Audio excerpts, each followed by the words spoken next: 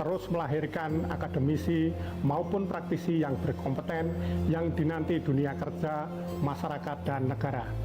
Serta semua komponen sivitas akademika, alumni terus berkarya, berinovasi sehingga berkontribusi mewujudkan pembangunan nasional.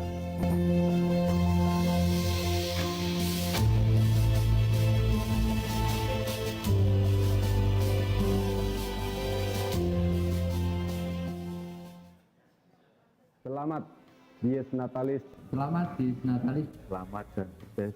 Selamat ulang tahun. Selamat ulang tahun. Selamat ulang tahun.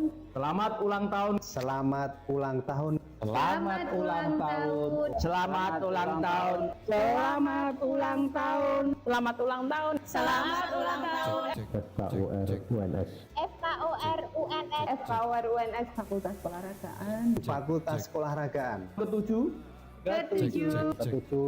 Semoga di bawah arahan Profesor Dr. SAPTA Purnama MPD beserta jajaran pimpinan fakultas semakin kokoh dalam prestasi, kaya dalam inovasi, dan luas kontribusinya bagi masyarakat serta bangsa.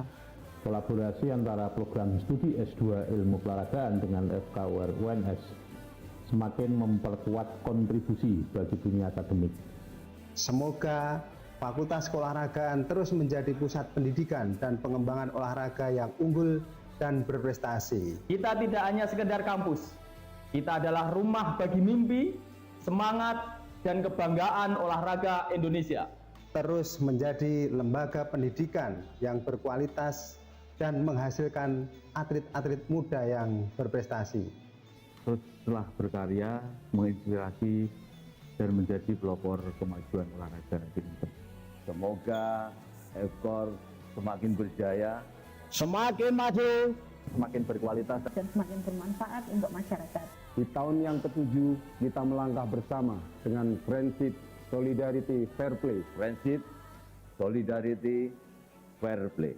Prinsip solidarity dan fair play. Prinsip Solidarity. Fair play. Sekali lagi, selamat ulang tahun untuk FKOR UNS. Salam olahraga. Salam olahraga. Salam olahraga.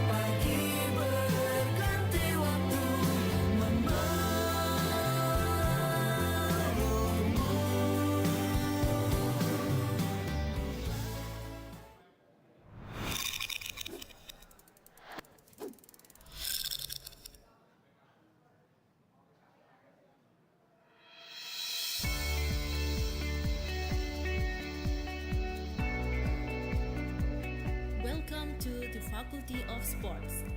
Established on 13th August 2018, the Faculty of Sports is the youngest faculty in Universitas 11 Maret. With the jargon long life learner and exerciser, Faculty of Sports offers high quality education and training programs at bachelor, master, and doctoral level. Fakultas Keolahragaan Universitas 11 Maret atau FKOR UNS diresmikan pada tanggal 13 Agustus 2018. Visi dari Fakultas Keolahragaan ini adalah menjadi pusat keunggulan keolahragaan dengan layanan iptek yang profesional, dengan spirit friendship, solidarity, dan fair play. Adapun misi dari Fakultas Keolahragaan Universitas 11 Maret adalah satu, melaksanakan dan mengembangkan pendidikan di bidang iptek keolahragaan yang inovatif. Kemudian kedua, melaksanakan penelitian untuk mengembangkan iptek keolahragaan. Ketiga, melaksanakan pengabdian kepada masyarakat berbasis penerapan iptek keolahragaan. Dan keempat adalah melaksanakan pembinaan sivitas akademika agar menjadi warga negara Indonesia yang baik, kompeten, dan profesional.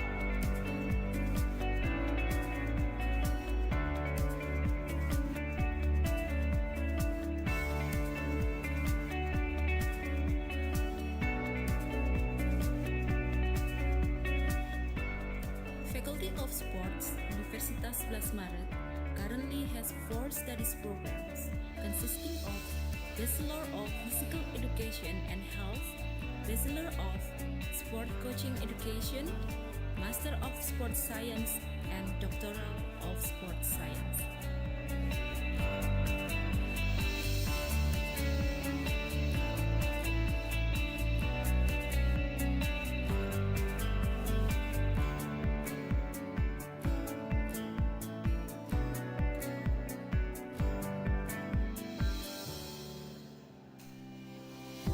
Fakultas Keolahragaan Universitas 11 Maret Surakarta mengelola 4 program studi, yaitu 1. Program studi S1 Pendidikan Jasmani Kesehatan dan Rekreasi, 2. Program studi S1 Pendidikan Kepelatihan Olahraga, 3. Program studi Pasca Sarjana S3 Ilmu Keolahragaan, dan keempat, program Pasca Sarjana S2 Ilmu Keolahragaan.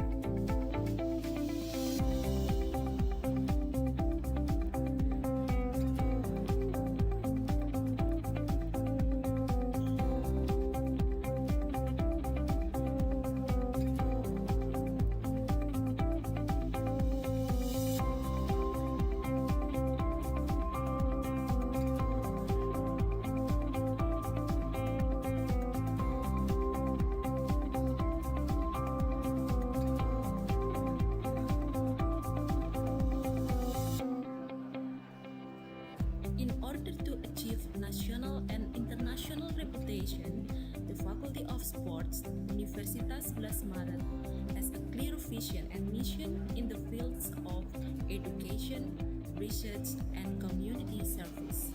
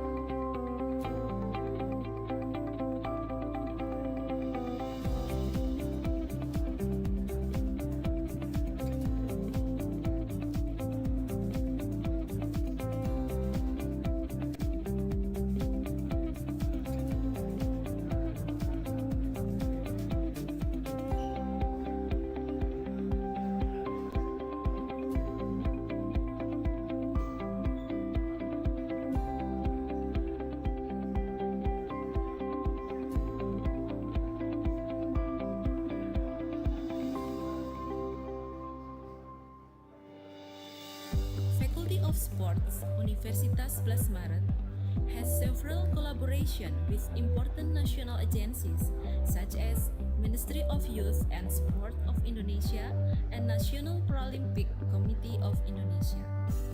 Faculty of Sports, Universitas 11 Maret, has contributed in supporting Indonesian athletes in international events such as Asian Games and ASEAN Para Games, ASEAN Games and ASEAN Para Games, and also Olympic and Paralympic Games.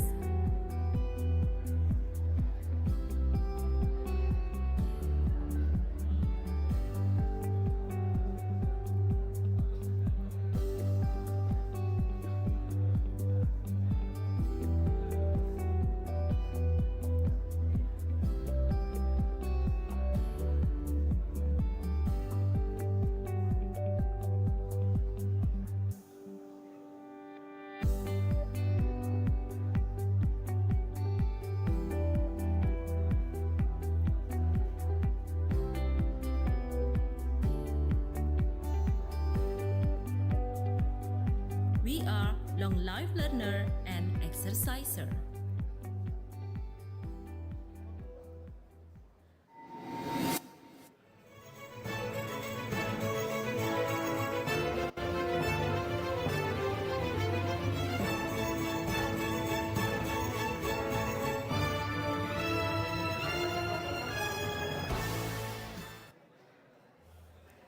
7 tahun lalu, sebuah langkah kecil memulai cerita besar. Dengan fasilitas yang sederhana, tenaga yang terbatas, namun ada satu hal yang tak pernah terbatas, semangat kami.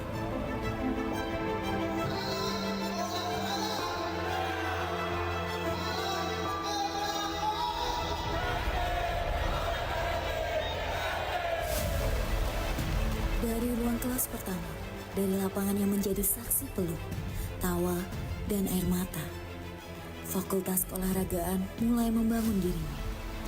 Mahasiswa, dosen, dan tenaga kependidikan berjalan berdampingan, menata mimpi, menorehkan prestasi.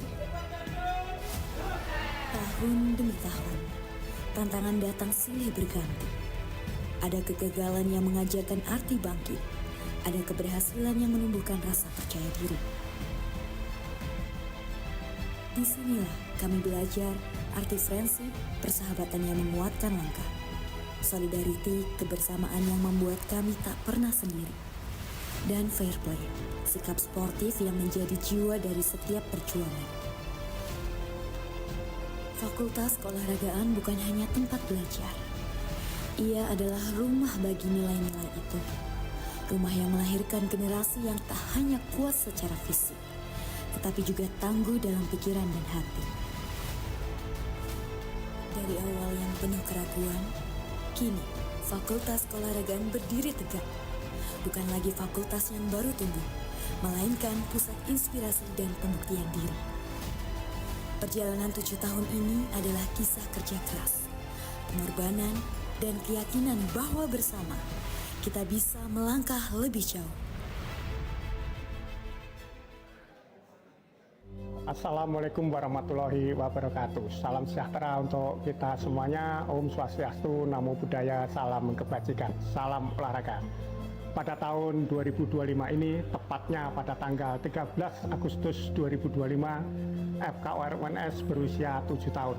Harapan kami, FKOR UNS semakin jaya, semakin unggul dalam bidang keolahragaan, serta terus melahirkan akademisi maupun praktisi yang berkompeten yang dinanti dunia kerja, masyarakat, dan negara. Serta semua komponen sivitas akademika, alumni terus berkarya, berinovasi sehingga berkontribusi mewujudkan pembangunan nasional.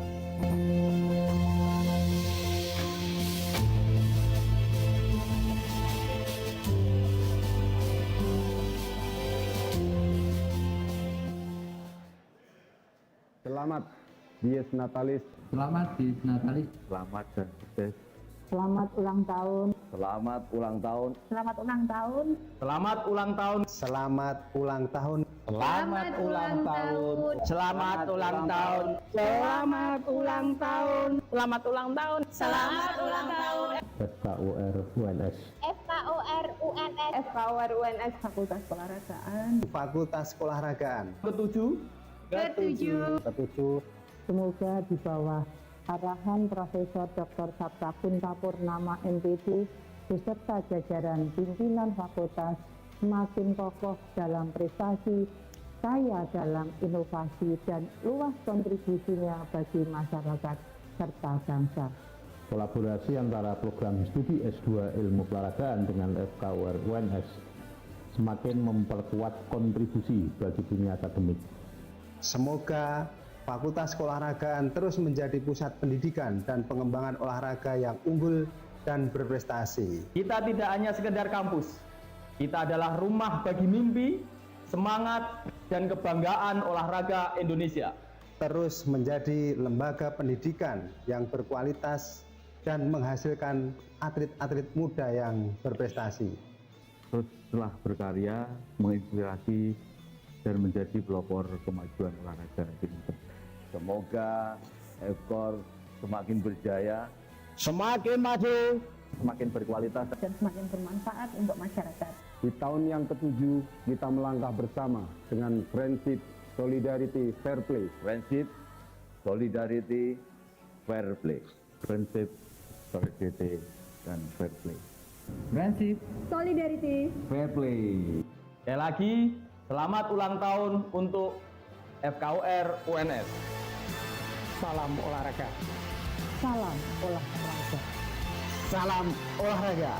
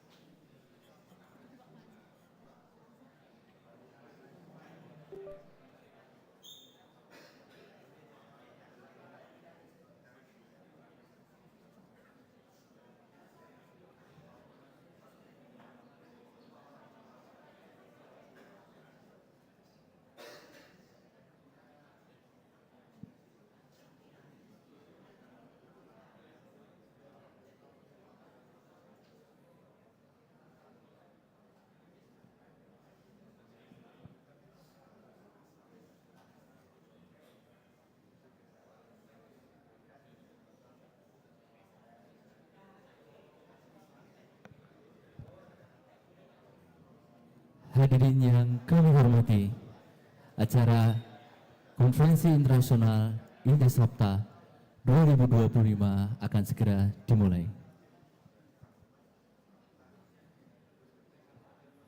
Hadirin dimohon berdiri. Pimpinan fakultas dan pembicara utama memasuki ruang konferensi. Ladies and gentlemen, please rise. The keynote speaker is now entering the conference hall.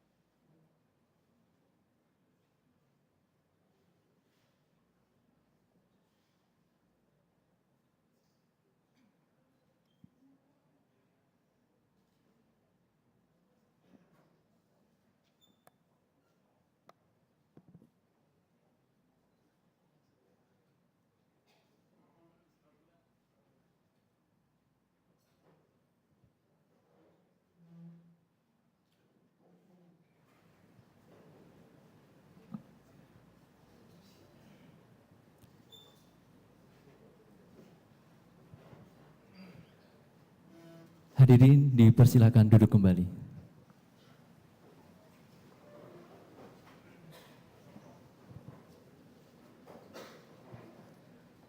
Assalamualaikum warahmatullahi wabarakatuh.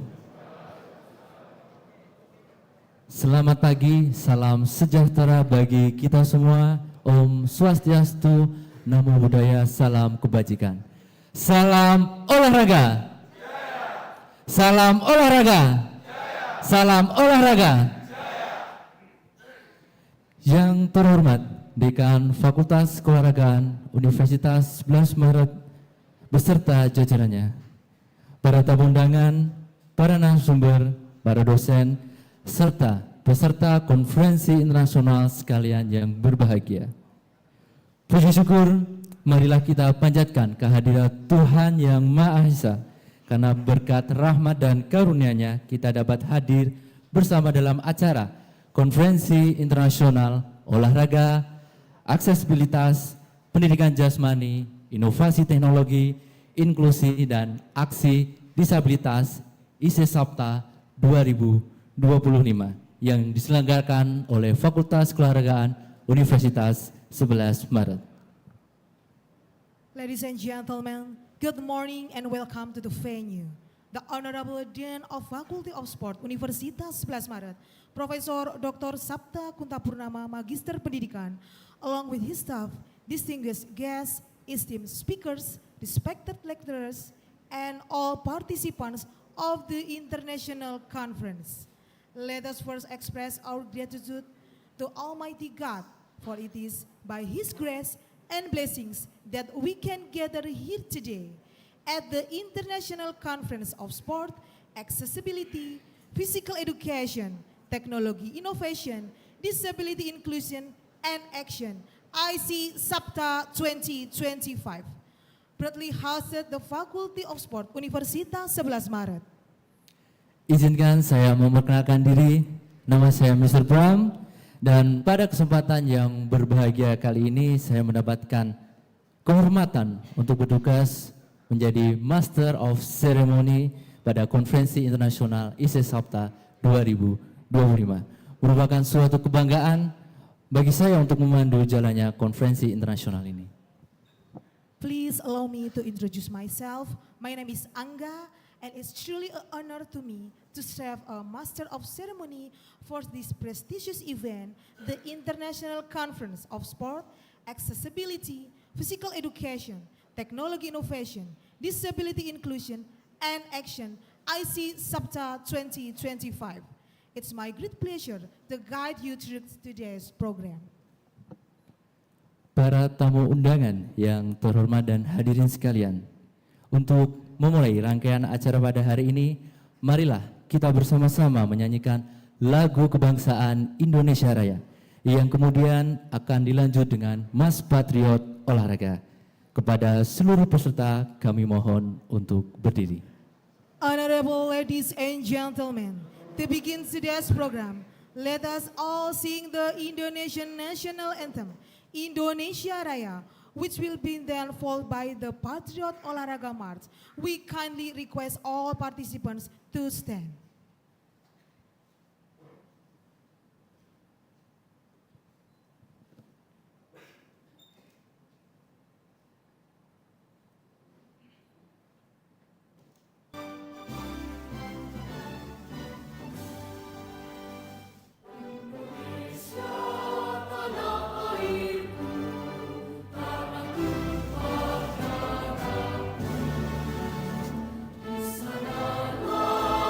Aku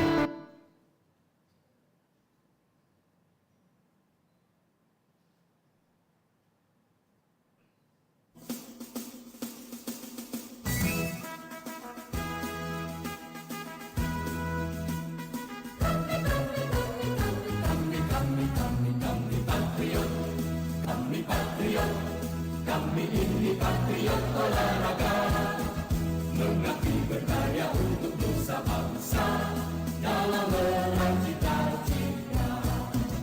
Kami patriot, kami ini patriot olahraga, di dalam berjuang di medan laga, berbakti untuk Indonesia. Kesetiaan adalah kebanggaanku, disiplin satu-satunya nafasku. Demi jayanya sang merah putih, kehormatan adalah segalanya. Gemetar tulang mendidih darahku, semangat berapi membakar batinku. Tuhan adalah kekuatanku, sejatuh hadapi lawanku. Kami patriot, kami ini patriot olahraga. Biar mata dunia memandang Indonesia, kita dahsyat dan perkasa. Biar mata dunia memandang Indonesia, kita dahsyat dan perkasa. Kami patriot. Terima kasih, hadirin dipersilakan duduk kembali. Thank you. Please be seated.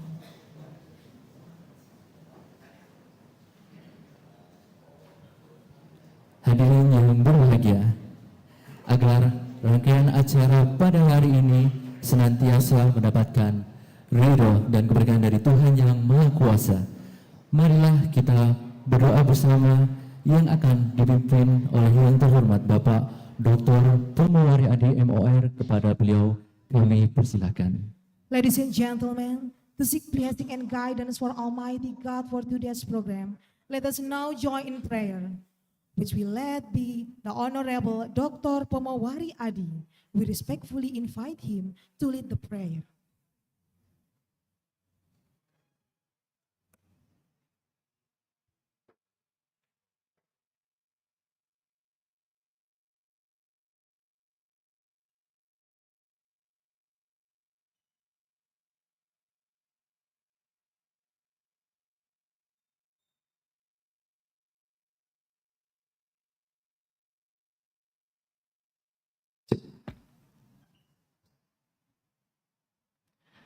Assalamualaikum warahmatullahi wabarakatuh.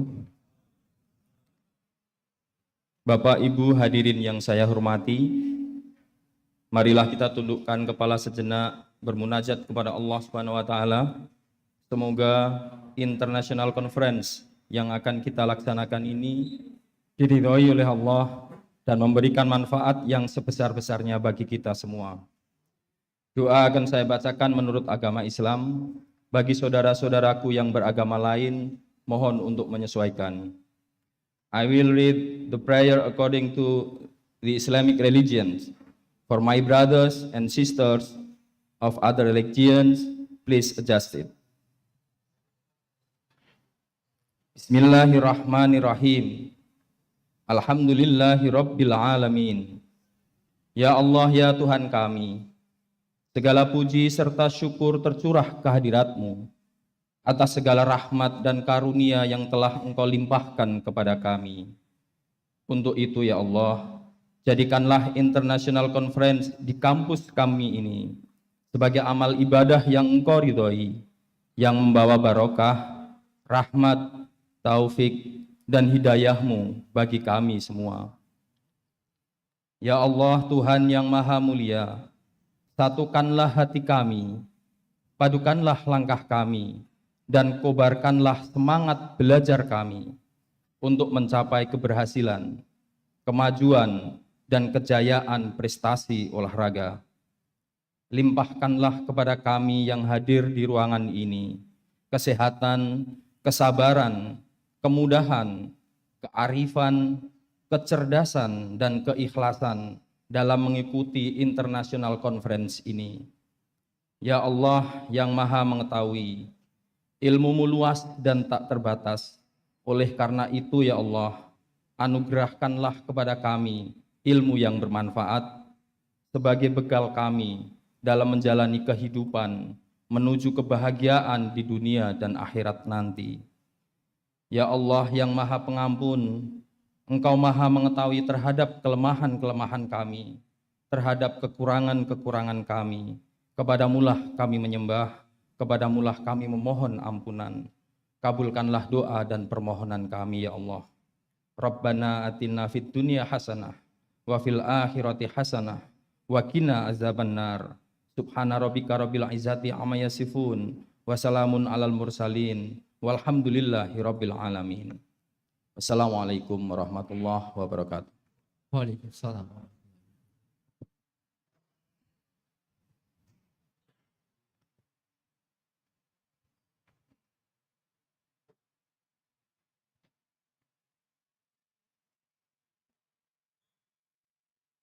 Hadirin yang terhormat dan berbahagia, tibalah saatnya kita pada penampilan seni yang akan mempersembahkan keindahan budaya dan ketangkasan olahraga tradisional.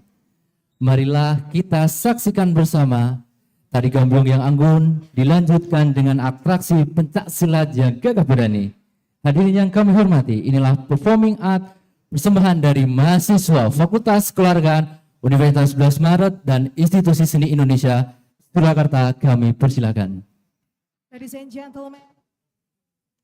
and gentlemen, we have now come to the artistic performance that will showcase the beauty of culture and the excellence of traditional sports. Please join us in enjoying the graceful gambyong dance, followed by the powerful and spirit pencak silat performance. Distinguished guests, this performing arts is proudly presented by the student of the Faculty of Sport Universitas 11 Maret in collaboration with the Indonesian Institute of the Arts, ISI Surakarta. Please welcome the performance.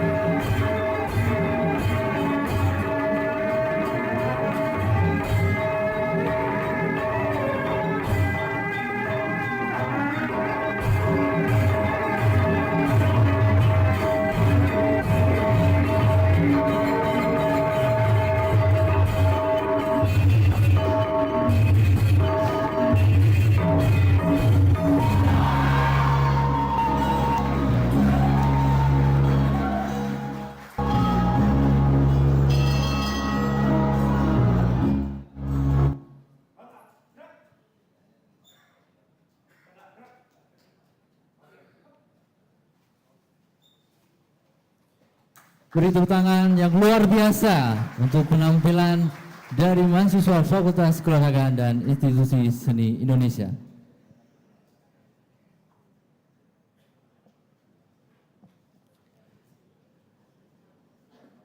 Hadirin yang kami hormati, tibalah pada acara berikutnya, yaitu laporan kegiatan Konferensi Internasional SAPTA 2025 yang akan disampaikan oleh Ketua Konferensi Internasional Dr. Roni Saifullah MPD.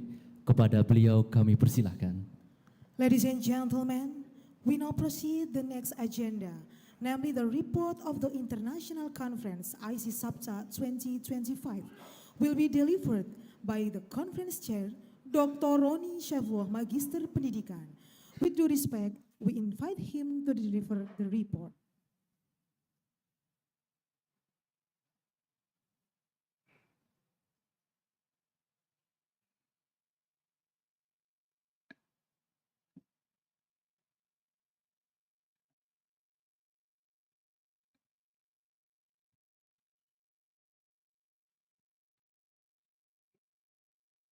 Sebelum saya menyampaikan laporan, saya ingin mengajak teman-teman untuk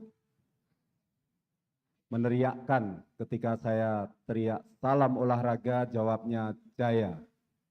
Kalau salam FKOR, Friendship, Solidarity, Fair Play.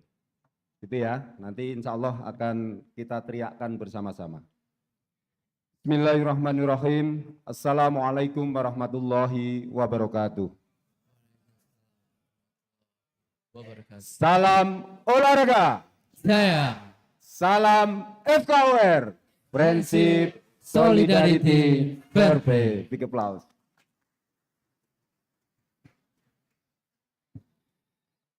Good morning, ladies and gentlemen, distinguished guests, respected colleagues, and dear participants.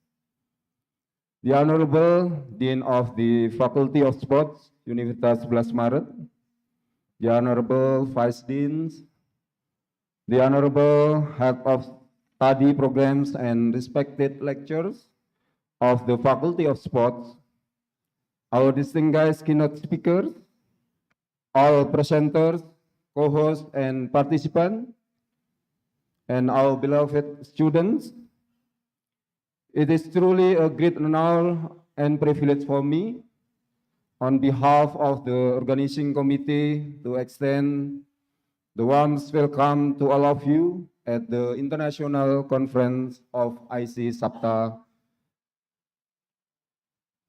We are gathered here today with a shared purpose to exchange knowledge, to strengthen collaboration, and to contribute to the advancement of science, sport, health, and education.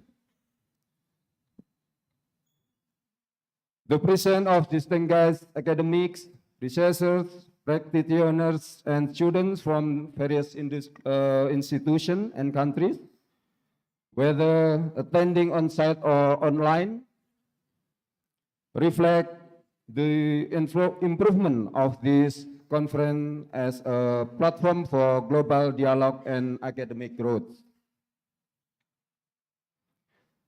This conference is not only designed as an avenue for presenting research, finding, and sharing scientific insight, but also as a space for building meaningful discussion, fostering innovation, and creating new opportunities for collaboration that many benefit both the academic community and society at large.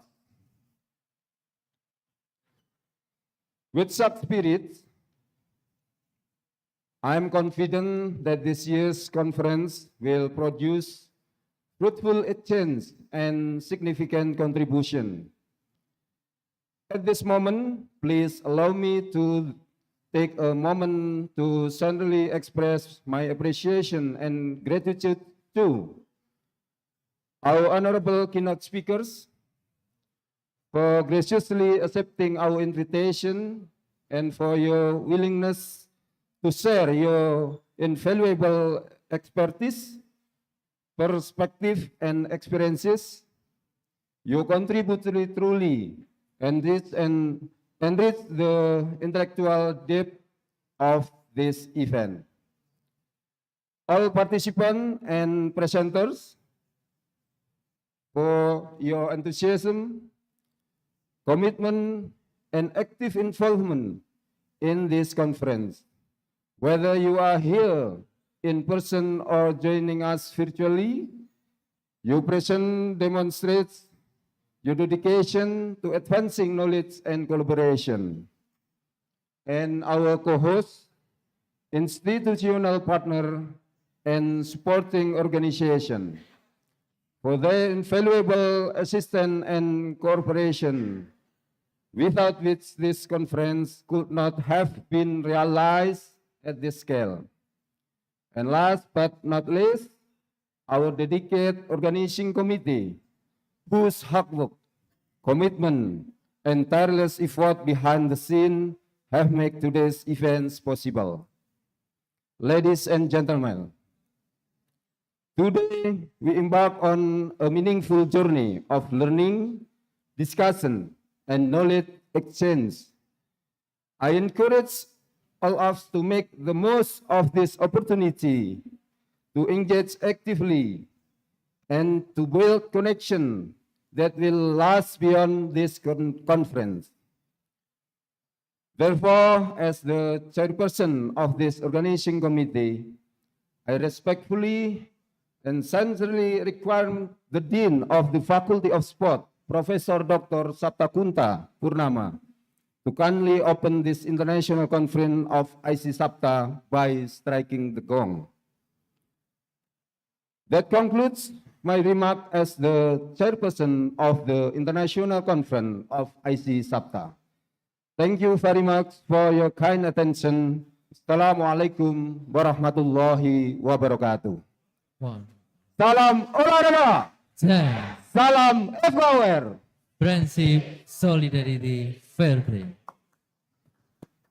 Terima kasih kami ucapkan pada Dr. Roni Saifullah MPD atas laporan yang telah disampaikan. Thank you to Dr. Rani Shefwa for the report he has just delivered.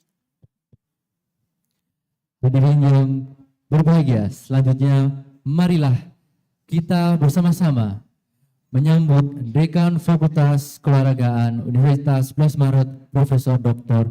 SAPTA Kunta Purnama MPD untuk berkenan membuka secara resmi Konferensi Internasional IC SAPTA 2025. Ladies and gentlemen, next let us warmly welcome to the Dean of Faculty of Sport Universitas 11 Maret, Profesor Dr. SAPTA Kunta Purnama Magister Pendidikan, to graciously officiate the opening of the International Conference IC SAPTA 2025. Pembukaan ini akan didampingi oleh Ketua Konferensi Internasional Dr. Roni Saifullah MPD dan jajaran pimpinan Fakultas Keolahragaan Dr. Haris Nugoro MOR dan ditandai dengan pemukulan gong.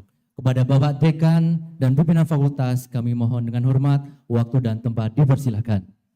This opening ceremony will be accompanied by the chair of the International Conference, Dr. Roni Saifullah, along with the faculty leadership, will be the marker by the striking of the gong.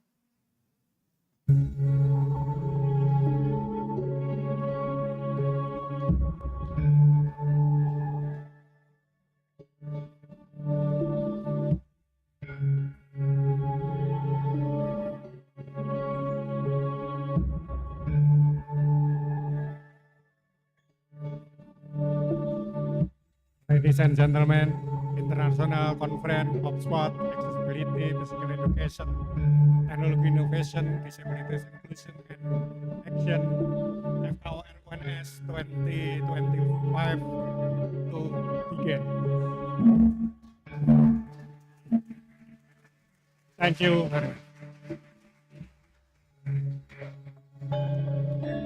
Kami persilakan pada Bapak Dekan dan jajaran pimpinan untuk foto bersama dengan para peserta.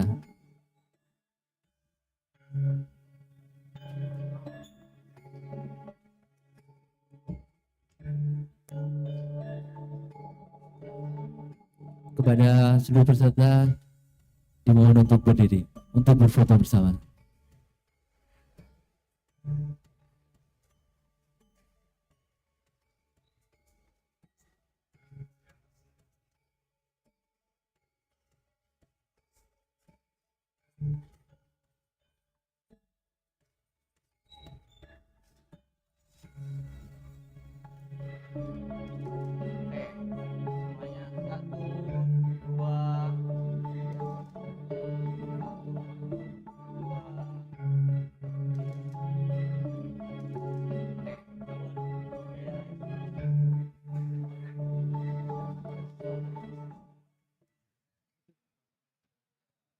Kami ucapkan terima kasih kepada Dekan Fakultas Keolahragaan Universitas 11 Maret yang telah berkenan membuka konferensi ini. Dengan demikian, Konferensi Internasional IC SAPTA 2025 secara resmi telah dibuka. Thank you very much. Thus, the International Conference IC SAPTA 2025 is officially open. Para hadirin yang saya hormati, kini kita beralih ke agenda berikutnya, yaitu sesi paralel Konferensi Internasional IC SAPTA 2025. Pada sesi pagi ini, para pembicara utama yang terhormat akan menyampaikan wawasan serta kontribusi berharga di bidang keilmuan masing-masing. Untuk memandu dan mengarahkan jalannya sesi penting ini, merupakan suatu kehormatan bagi saya untuk memperkenalkan moderator kita pada kesempatan kali ini. Izinkan saya terlebih dahulu membacakan profil singkat beliau. Distinguished guests, we now move on the next agenda, namely the parallel session of the International Conference IC SAPTA 2025. In this session, our esteemed keynote speakers will deliver the insightful perspective and valuable contribution in their respective fields. To guide and lead the important session, it's my great honor to introduce our moderator. Allow me to briefly present his profile. Beliau adalah seorang akademisi dan peneliti yang berdedikasi dengan keahlian bidang yang kuat pada bidang sains dan matematika, serta telah memberikan kontribusi luar biasa dalam dunia pendidikan dan penelitian ilmiah. Hadirin yang berbahagia, marilah kita sambut dengan hangat Bapak Nuktov Arfawi Kudi, SSI, MSc, PhD, yang akan bertindak sebagai moderator dan memfasilitasi jalannya sesi paralel konferensi ini. Dengan penuh hormat, kami persilahkan Bapak Nuktov untuk memimpin sesi ini. He is a dedicated academic and researcher with strong expertise in science and mathematics. He has made remarkable contribution to education and scientific research. Ladies and gentlemen, please join me in warmly welcoming Mr. Nutho, PhD. We will serve as the moderator and facilitator for this parallel session on the conference.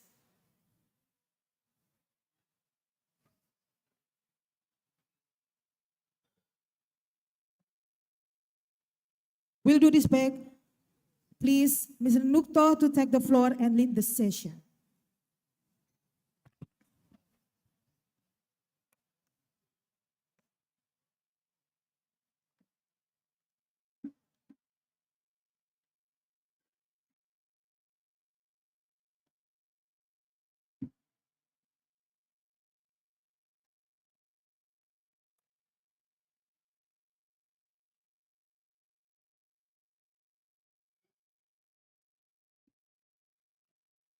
Bismillahirrahmanirrahim. Assalamualaikum warahmatullahi wabarakatuh. Thank you to the MC for the time, and good morning ladies and gentlemen. First of all, please allow me to welcome you all to the first session of the International Conference IC SAPTA 2025.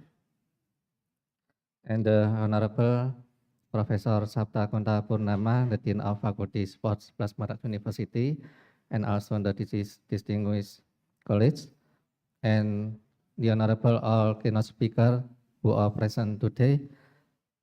Today we are here to discuss important and new topics in sport and physical activity. as we continue to face challenges in health accessibility and inclusion. This conference provides us with a great opportunity to learn from experts, share ideas, and work together to create positive changes in these areas. In this session, we have 5 distinguished keynote speakers. Dr. Rachid Nair from VIT Bhopal University, India, Professor Dr. Gunavetan from University Pendidikan Sultan Idris, Malaysia, Prof. Ubaidillah MSc PhD from 11 Maret University, Dr. Maslina binti Mahmud from Institut Pendidikan Guru Kampus Sultan Mizan, Malaysia, and Dr. Supandi Manilo, PhD from Taksin University, Thailand. Each speaker will share valuable knowledge in their field, and I'm sure their presentation will be both insightful and inspiring.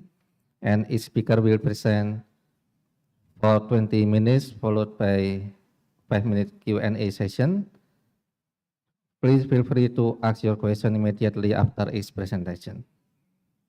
Our first speaker today is Dr. Rachid Nair.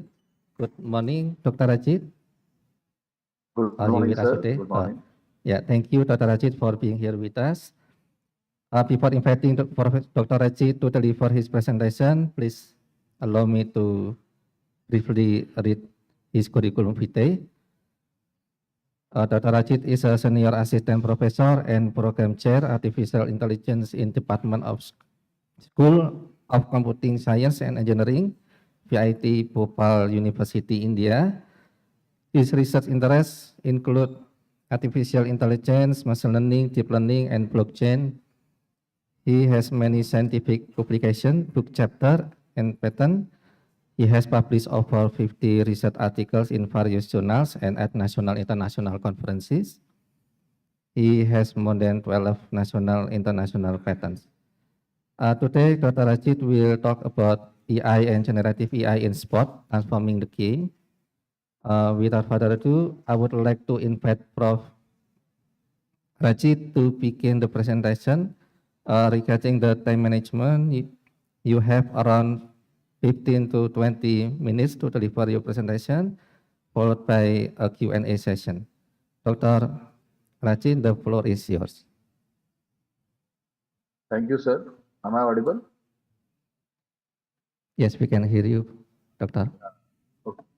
Very good morning to the Honorable Dean of the Faculty of Sports, University Stabilis Merit, the Honorable Vice Deans, the Honorable Heads of Study Programs and respected lecturers of the Faculty of Sports, our distinguished keynote speakers, all presenters, co-hosts, and participants, and the beloved students. Again, a warm good morning to everyone. Today I'm going to give my special session on the artificial intelligence and generative AI in the field of sports. So, sir, first of all, I am having one request. Can I share my PPT? Actually, I have changed it. Is it okay for you, or you should keep the same PPT which I have shared with the? Yeah, you can try to share your slide presentation. Okay, I can share now. Fine, fine. Okay. I will share my PPT. Actually, I have done some changes in that. But Dr. Rachid, is it visible, sir? I've changed it. Yes, we can see the presentation. Yeah, fine. I will.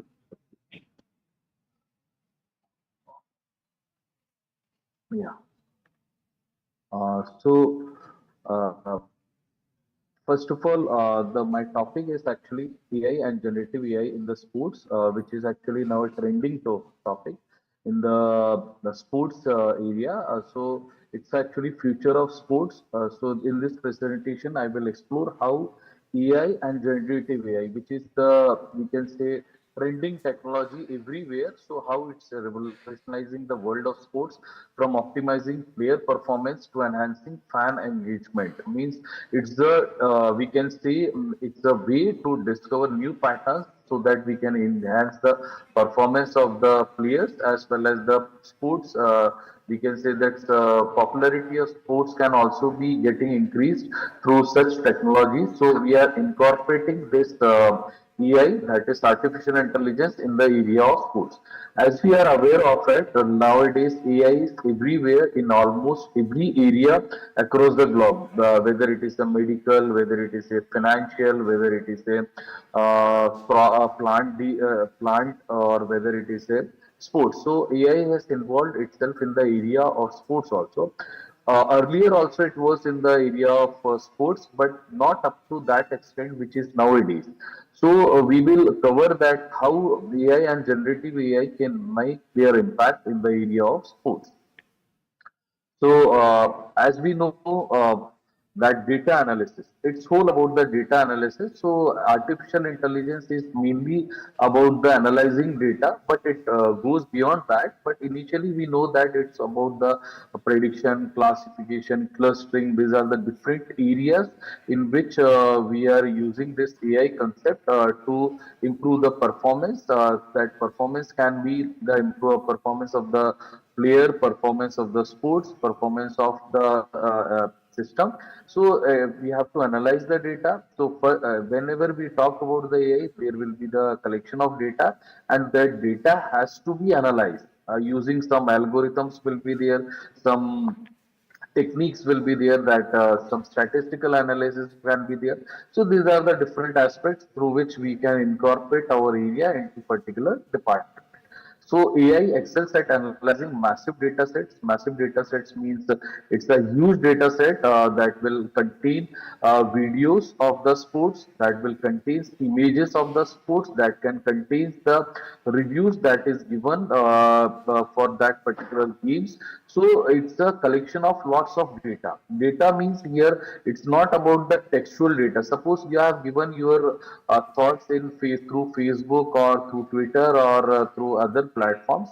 So it's a collection of data. So data has been collected. Suppose you have shared the image of any player, you have shared the image of any particular sport. So that but the sports images should be analyzed so that this can improve the performance of the sports, as well as about the gaming, about the planning. Everything will be analyzed. So with the help of AI only. That is why AI has taken its many deeper impacts in the area of sports also.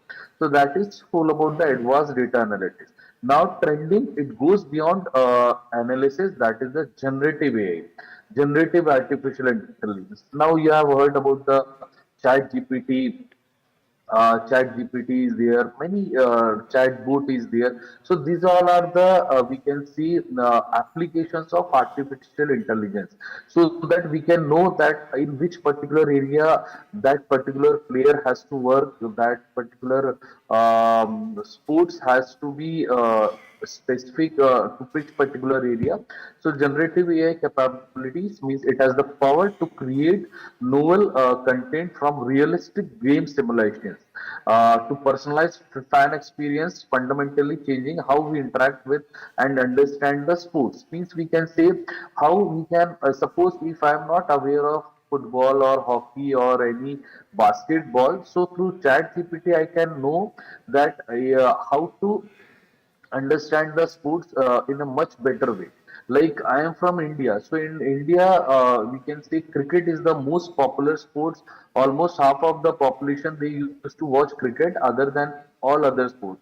So it's about the cricket is more popular in Asian countries. If it comes to the India, Pakistan, Sri Lanka, Afghanistan, these are the major countries who their main focus is on the cricket only, other than not on the other sports. Like if we take a football, so football is very much popular across the world, across the Europe or Britain. All these countries are actually we can say more popular towards the football. But in our India, AI, cricket is there. So to understand like the function, how the other sports are going on, so I can use the capabilities of generative AI. It will help us to understand that particular sports in a much better way.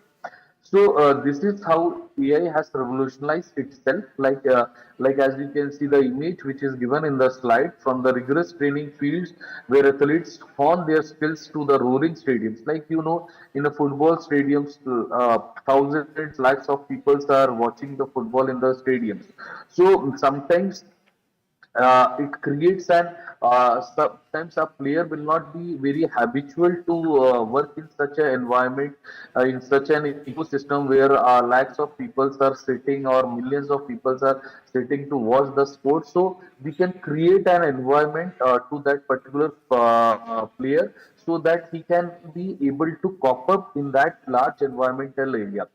So AI provides such an environment to the player, so he can feel comfortable when he will get involved in the actual ground, or when he will come in the interaction with the physical ground. Actually, see, whatever the environment that is created by the AI, that is a virtual environment, but it gives you the experience. It gives you the experience of the real time environment. So once an sportsman or a player should not feel uncomfortable when he walk into the real stadiums. So this is how the sports. Then key application across the sports, as you can see, I have shown some player and team analysis and game simulation strategies. So player and team analysis, like suppose there is a football team and it consists of players are there. So I have to analyze them, that what are their mental strength, and I can track the movement.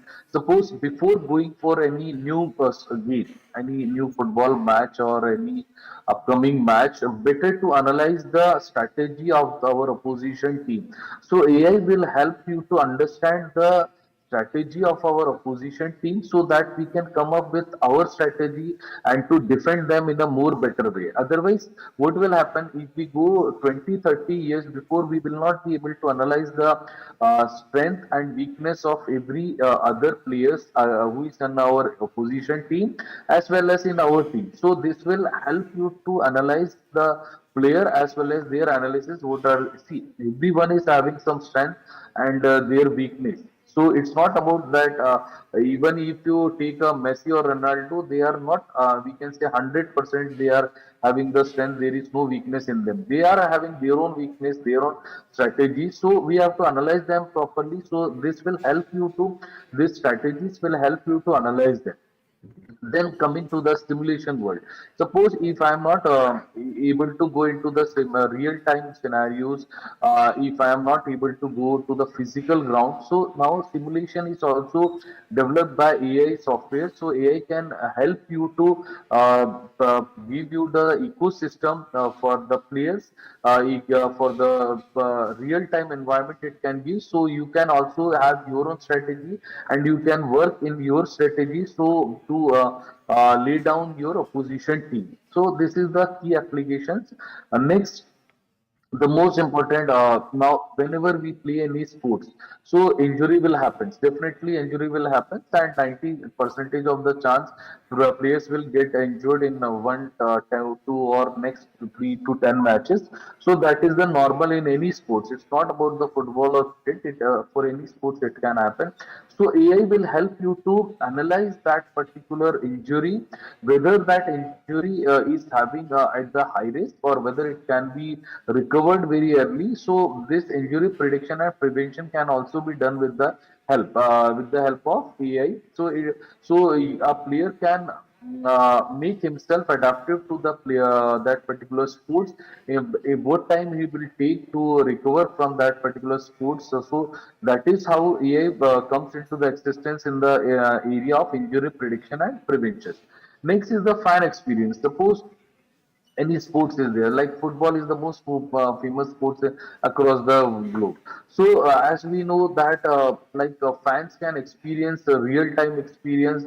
Suppose he might not be able to involve himself into the that particular yard or that particular playground. I'm not talking about the stadium. Even player can consider himself into the that particular playground, and he can consider himself as a player, and he can have a virtual experience with the AI. It means he can be the one of the player in that particular team, and he can also play, but it will be a virtual. It will not be a real time. Sir, please stop me once the time is over. Actually, I will be in a flow, so I will not be able to. You have to inform me about the time. Yes, sir. So next, that is AI in action. We are having system, different types of systems are there. Like as you can see, Sports View and Kinexon, Sparta Science, Hawkeye Technology, Sophie Stadium. So View and Kinexon, this system utilize advanced optical tracking. Like see, whenever we will apply any AI into any particular system, there will be a major role of the sensors, because sensor is something we can consider it as like a camera. As you might have observed in your university, there will be having CCTV, so that is capturing the images, that is capturing your movement. Everything is captured with the help of your that particular sensor. So sensor is something that is capturing images at every second, so that we can analyze it later. So this system utilizes advanced optical tracking and sensor technology to capture every movement of player and the ball in the basketball and the saucer. Means it's mainly we use this system to track the player activity with the help of sensor in the basketball and the football. Next is the Sparta Science that employs AI for the creation of highly individual injury prevention programs focusing on specific imbalances. Means we should be uh, able to know about the strength as well as about the weakness, so that we can optimize accordingly, we can change our strategy. So for that, Sparta Science. And Hawkeye technology, it might be a little new for you if you are not a very cricket, if you are not a cricket lover. Hawkeye technology means something like which is mainly used in case of cricket. There is one way to get out the batsman. Like in cricket, there is a bowler, batsman, and fielders are there.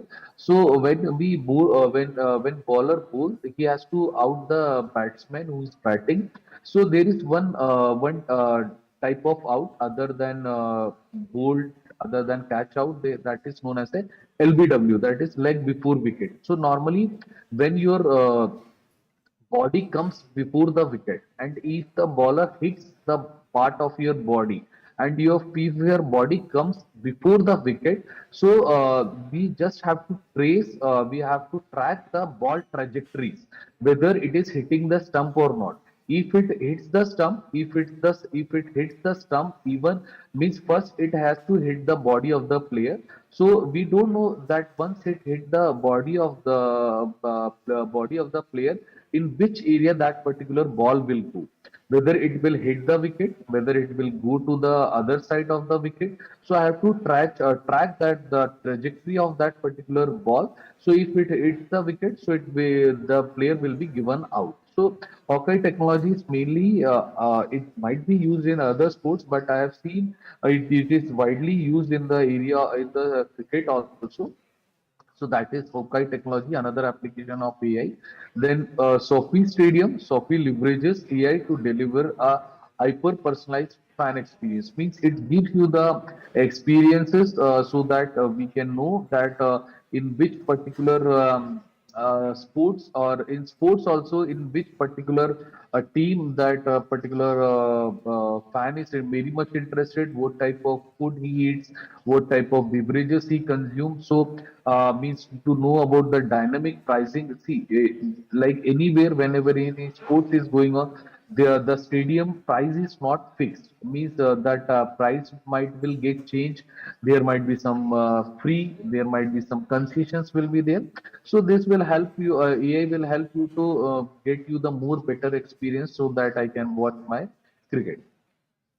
Next, generative AI programming in sports. Generative AI is something that is, see, normally people think AI is just about the prediction or classification, something like that. It's not about the prediction, or it is not about always analyzing the past details and then something that will give you the content for the future purpose. It's not about the case. It will come up with new ideas that will help you to give you the new content. It will also help you to give you the new direction. Means suppose you are having some data, and you are not getting idea that how I should enhance my skill, how to enhance the player's skill so that he can improve the performance. So one way is to, it will help you to, when you will use some generative AI platforms. So when you give your input, your strategy, so it will easily, it will generate some new path for you so that you can improve the your performance. So something that is very much in, we can say that is the future of sports. That is generative AI. We can say that even you don't have to apply your idea. You have to give your input, and it will target your. It will show your weakness. It will show your target, and it will also give you the way so that you can improve, overcome from your weakness. Whether it is any sports, it's not about football, cricket, or basketball, and in any sports, it will help you to enhance the performance. So whenever we talk about the AI or generative AI, we need some data so that we can work on. That data can be data can be your sports images, your posture, your body movement. Anything can be there so that it can be analyzed in the with the help of some tools. So tools can be like it's like I am from computer science, so there are various different types of tools are there through which we can analyze. Like it can be a Python, it can be a TensorFlow, it can be a PyTorch. These are the trending tools which is mainly used for analyzing the motion as well as the content generation and predictive modeling. Motion analysis means how your body is working and what should you do so that you can get the better result. Sophisticated content generation means it will help you to come up with a new idea. So it's how these training tools will work.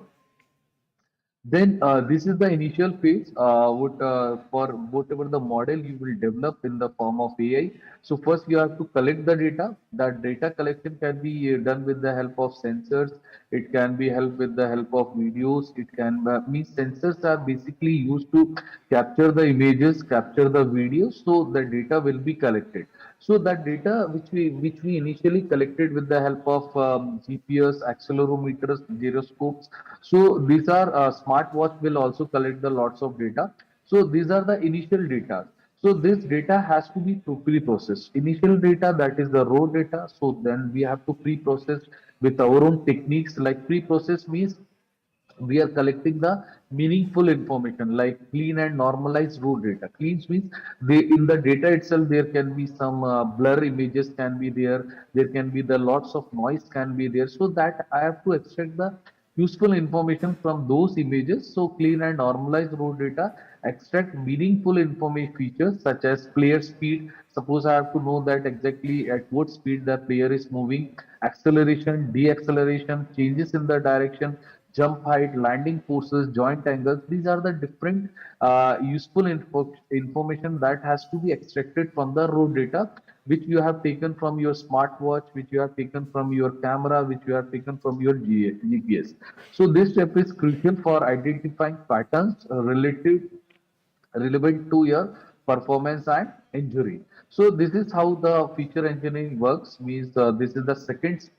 Whenever we develop any model, then training will be done. Means to develop a model, we should come up with like what exactly we want. Whether we have to go with prediction analysis, whether we have to go with the regression analysis, whether we have to do some clustering. So accordingly, we will generate a model. We will apply those model on that data.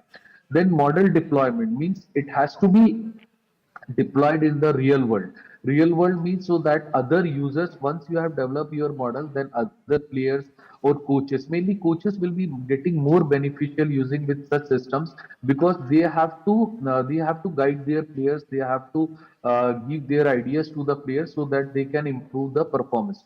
Because coach is someone, coach, or you can call him as a guide or anyone who has to who is having the responsibility to improve the performance of the sportsman or the players. So this allows coaches and athletes to receive immediate feedbacks, offering actionable insights for training adjustment, load management, and personalized interventions to prevent injuries. See, coach has to means player or any sports, we should be very much possessive about injuries. Means we have to keep prevent ourselves from injuries. There should not be any type of injuries. So this will also help you to prevent the injuries from the sports. Then I don't know how much time I have taken so far. Am I audible? Hello. Yes, yes, Dr. Rashid. You still have 5 minutes. Can I continue, or should I start with some question and answer sessions? Okay, I will bind up soon with some more applications. Like future. The future impact, that is smarter, safer, more engaging sports, means it will AI driven training protocols, like whatever the model will you have developed with the help of algorithms or your statistical analysis. AI driven training protocols will significantly reduce the incidence of injuries, means up to some extent. We cannot say 100% injuries can be prevented, but some incident the player will be able to know that, but through what movement he might get affected, so he will be careful while while the sports. This will not extend athlete careers, but also enable them to perform at their peak for longer, redefining professional longevity. Then unparalleled fan experiences. Fans will enjoy hyper personalized content streams. They can know exactly both in the stadium as well as remotely. Suppose if I am not able to go into the stadium, I can have the same experience which is in the stadium with the help of AI. Strategic superiority. Coaches and analysts will gain unprecedented depth of insight into opponent strategies, player tendencies. See, the main thing is the the strategies of your team and the opposition team. So it will give you more valuable insight, so that you can somewhat you will get a more better strategy, so that you can defend your opposition team. So AI will serve as an invaluable co-pilot, enhancing human decision making with data driven foresight. Then inclusive and sustainable ecosystem. The integration of AI will foster more inclusive sports environment by tailoring experiences to diverse audiences and potentially identifying untapped talent. It will also contribute to more data-driven and sustainable sport, optimizing resource allocation. Actually, AI will also help you to reduce with if you need resources in high level, but AI will somewhat it will reduce the resource allocation, as well as it will reduce your time, means your time wastage will become less with the help of AI, so that you can analyze the sports in a more better. Then unlock new levels of excellence, means how what will be the future, that AI literacy will be there. Understand the fundamentals of generative AI. This knowledge will empower you to identify opportunities, critically evaluate new tools, and lead innovation in your respective fields within the sports. Then programming, that is somewhat, I don't think so that it might be in your interest. Like when as a computer science engineer or as a AI expert, we are more concerned about the programming skills. So in that case, through which we can able to develop a model. So even a foundational understanding of programming language, you can develop a model. The main thing is the foster collaboration, connect with AI experts. Like suppose you are having your sports university, or you need some AI expert also, who can give you more insights about your players as well as your sports. So you can come up with new innovations, you can come up with your new strategies. So collaboration with AI experts will be more beneficial for you, so that will help you in the future also. So future is about AI only. Next, AI in the sports biomechanics. Biomechanics means something you will be through AI. You will be able to know the how the what will be the movement of the player, whether that movement will create any impact or any injury in the near future. So somewhat that player can change his movement up to some extent. So that should not impact its performance, that should not reduce his performance. But sometimes our posture will be like, in India there is one famous bowler is there, Jasprit Bumrah. He is currently the number one bowler in cricket in across the world. So his posture is something that will not help you to make him a long run for a future, although he's a number one bowler in the world. but somewhat his posture is not his posture is not correct. If he plays in that way only, so he will not be able to play till 35 or 36. He has to shorten his career, because that posture will somewhat create injuries that will impact his body. So through analysis, through if you apply your AI in sports biomechanics, somewhat it will help you to help you to change your body movement, so that body movement will give you more better performance, as well as it will enhance your career also. Means it will somewhat it will extend your career. Suppose if you will not be able to, if you will not be able to go for 2 3 years, but through that changing the posture, it will extend your career to next 4 to 5 years. So this is how AI in sports biomechanics. Ultimately, AI enables a data-driven approach to training, helping athletes achieve their peak physical readiness. Then it's like, as you can see, I have shown a football diagram. A football picture is there. So one coach is who is using the tablet, another player who is playing the sports, playing the football. So its role extends beyond training. A coach is nowadays not about just giving them training. It's all about to check the mental health of the player, like whether that player, so whether that player is in a mental state, so that he can deliver the performance. So sometimes this happens, like player is having some mental issues. He might be in some stress due to his family issues, due to his colleague issues. There can be different issues for anyone. It's not about for me or you. It can be related to. So if he is in some stress, if he is in some stress, so he will not be able to deliver his 100%. So our coach is having the responsibility. He can analyze the, before going for any particular game, he has to analyze the mental strength of that particular player. So if he analyzes the mental strength of that particular player, he will be able to know that whether he can whether he can play in a better way or not. If he is not in a mental strength, he is not having some stress issues, so he will not be able to deliver. That is 100% sure. Whoever the player is, everyone is having their issues. So this will also help you to analyze your stress and analyze your weakness, analyze your movement. Everything can be analyzed so that you can perform in a better. So that is whole about AI. I am having some more content, but we are running short of time. So I am stopping my lecture at this particular moment. So if you have any query, you can WhatsApp me, you can call me, you can mail me. I have displayed my mobile number. You can, whenever you I am comfortable, you can call.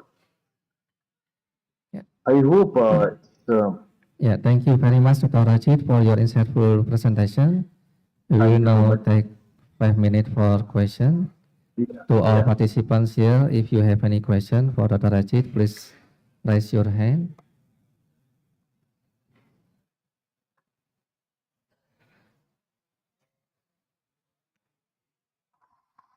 Yes, please mention your name and then ask the question.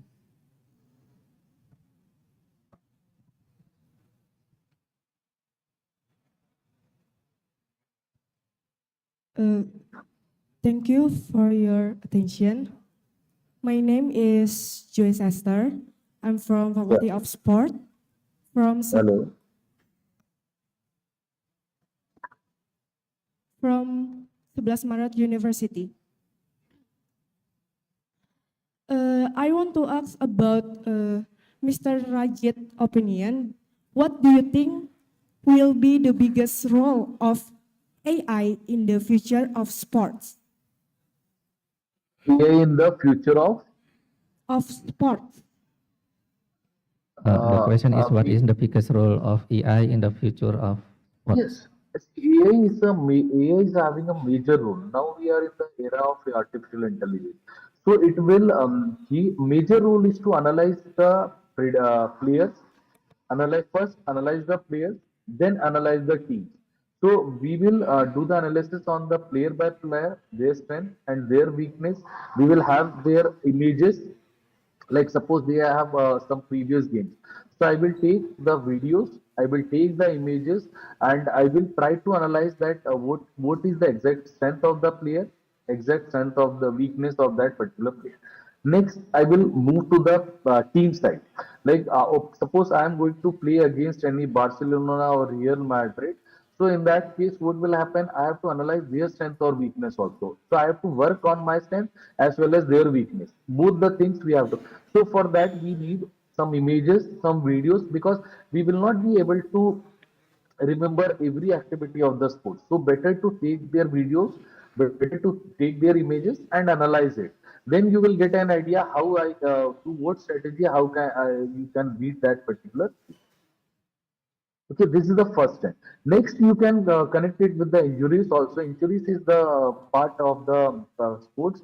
So you can come with analyze that injuries, whether it is very big injury or it's a small injury that can be recovered within a short span of time.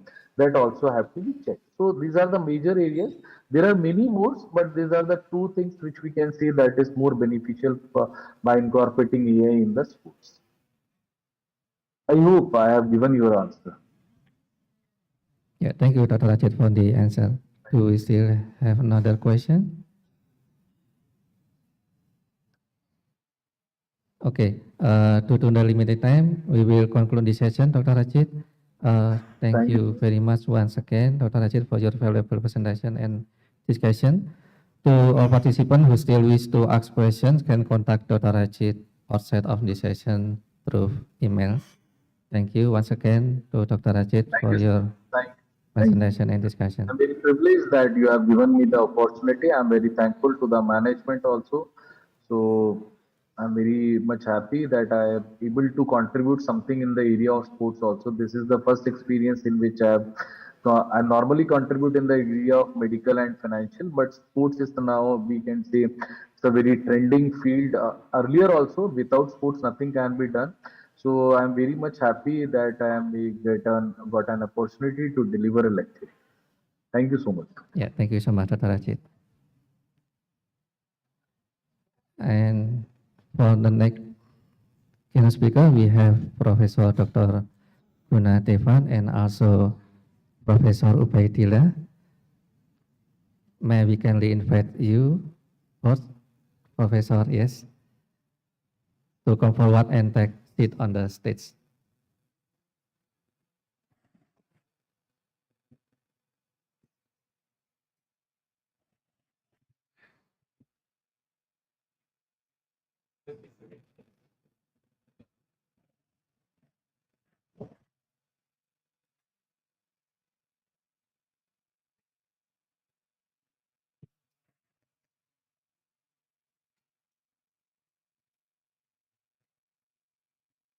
Okay. Next, we have Professor Dr. Guna Devan from University Pendidikan Sultan Idris, Malaysia.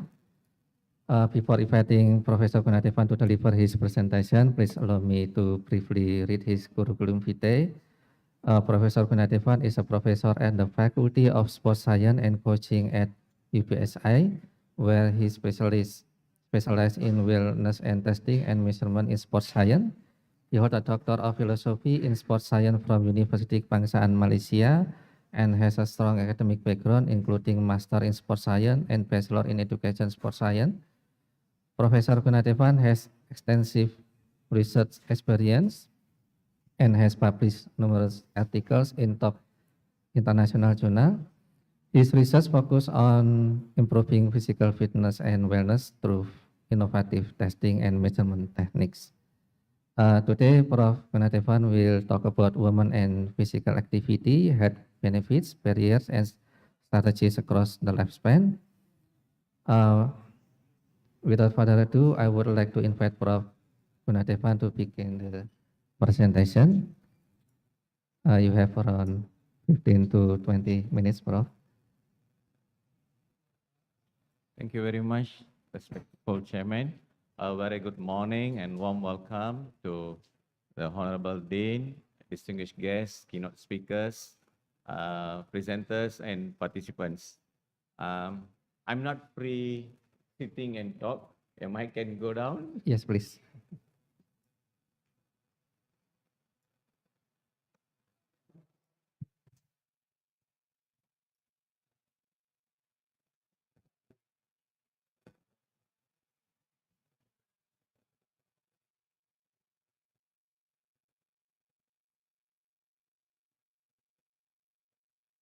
Minta izin di depan ya Pak. Okay. A very good morning to everyone. Today I'm going to lecture, not going to lecture, but we will share some knowledge together. So always we are talking about physical activity, physical education, leisure activities among human beings. Today I'm going to share some knowledge about the unique creation of the God in participating in physical activities. That's our spouse or women in the world. The most unique insan, okay, in the world. Kita akan sharing sedikit pengalaman, knowledge tentang insan yang paling istimewa di dunia ini adalah wanita. So, kita lihat bagaimana ya. Biasanya WHO, World Health Organization, sudah pun mensasarkan bahawa kita harus melibatkan diri dalam aktiviti fizikal. Okay, we must involve in physical activity at least 150 minutes per week, at least. Okay, and men and women same category. And the current statistic from WHO says that women in the comparison between men and women in participating in physical activity, penglibatan dalam aktiviti fizikal antara laki dan perempuan masih lagi berbeza. In Malaysia, the men always become the champion compared to women. Okay, and in Singapore also same, the men. Okay, and in Thailand, in Japan, in Australia, the men are more involved in physical activities, but the ladies always less than the men because the nature of life, their responsibilities as a mother, wife, okay, and so on, as an employer and so on. But I really respect the women in Indonesia. You are great. WHO declared that the women in Indonesia are better than men in here. I don't know why, but whatever it is, I really respect you. Okay, in Indonesia. But maybe this statistic in the main cities or in urban areas. They never go to the rural areas because Indonesia is a very huge country. So maybe when we go down and see in the rural area, the statistic might be same or different. Okay, next please. And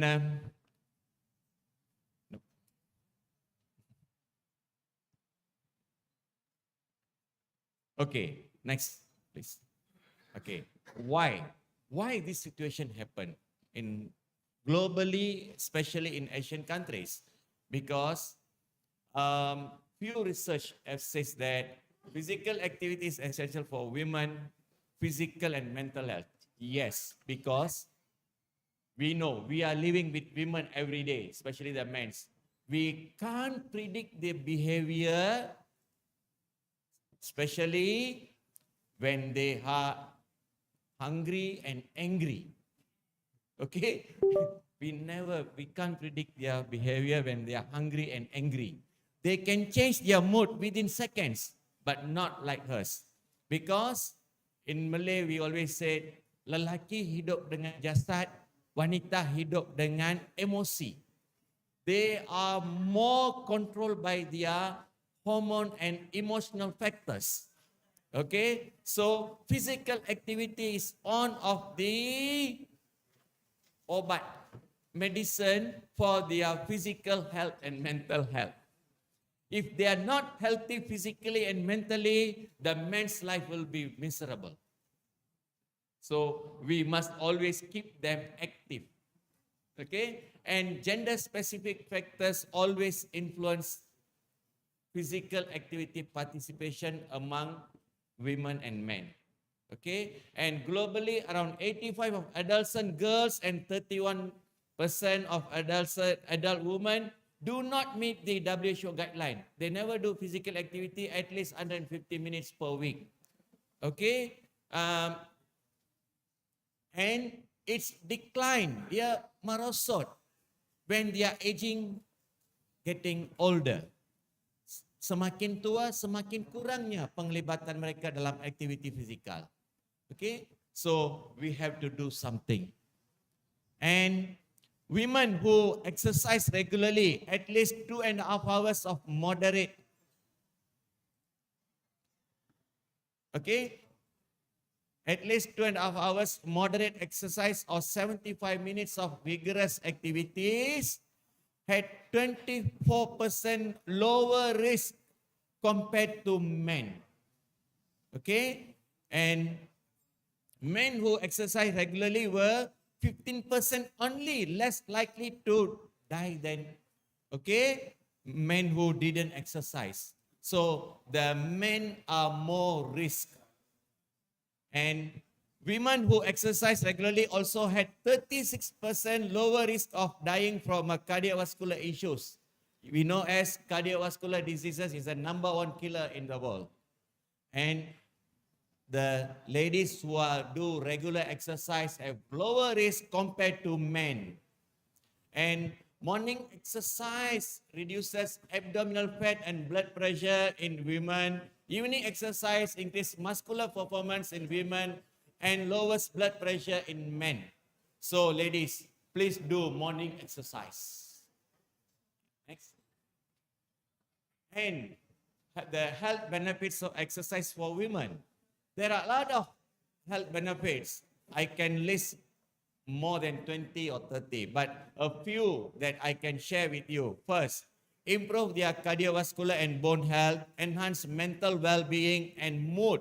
This is most important for you, ladies, please. Okay, and supports weight management and disease prevention. We always talk about I'm fat, I'm obese. How to reduce? Go for exercise. Yes, go for exercise, but exercise only is not enough. We must also control our diet. Diet influence 80% of your reduced weight programs.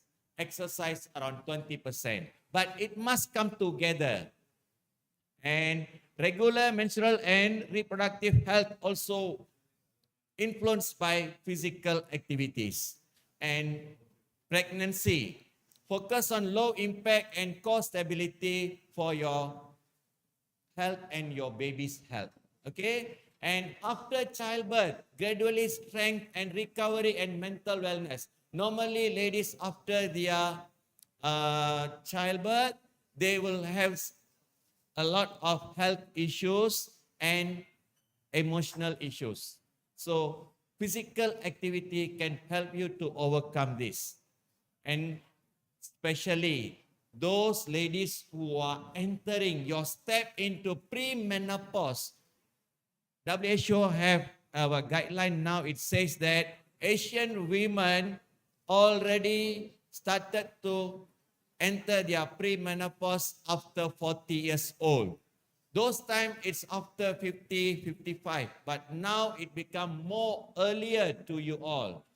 But if you are active physically, you can overcome this problem, because once you enter premenopause, your mood will be swing, okay? Your mental health will be in danger and so on. And older, elderly women, you must go for physical activities. At least you walk few kilometers per day. It will help you. And it's also help the elderly women or men from falling. Because the statistic of fall among elderly people in Asian countries is increasing day by day. The moment you fall, you will get, you will be in more danger. Okay, next. And the consideration, female specific consideration, how we are educators.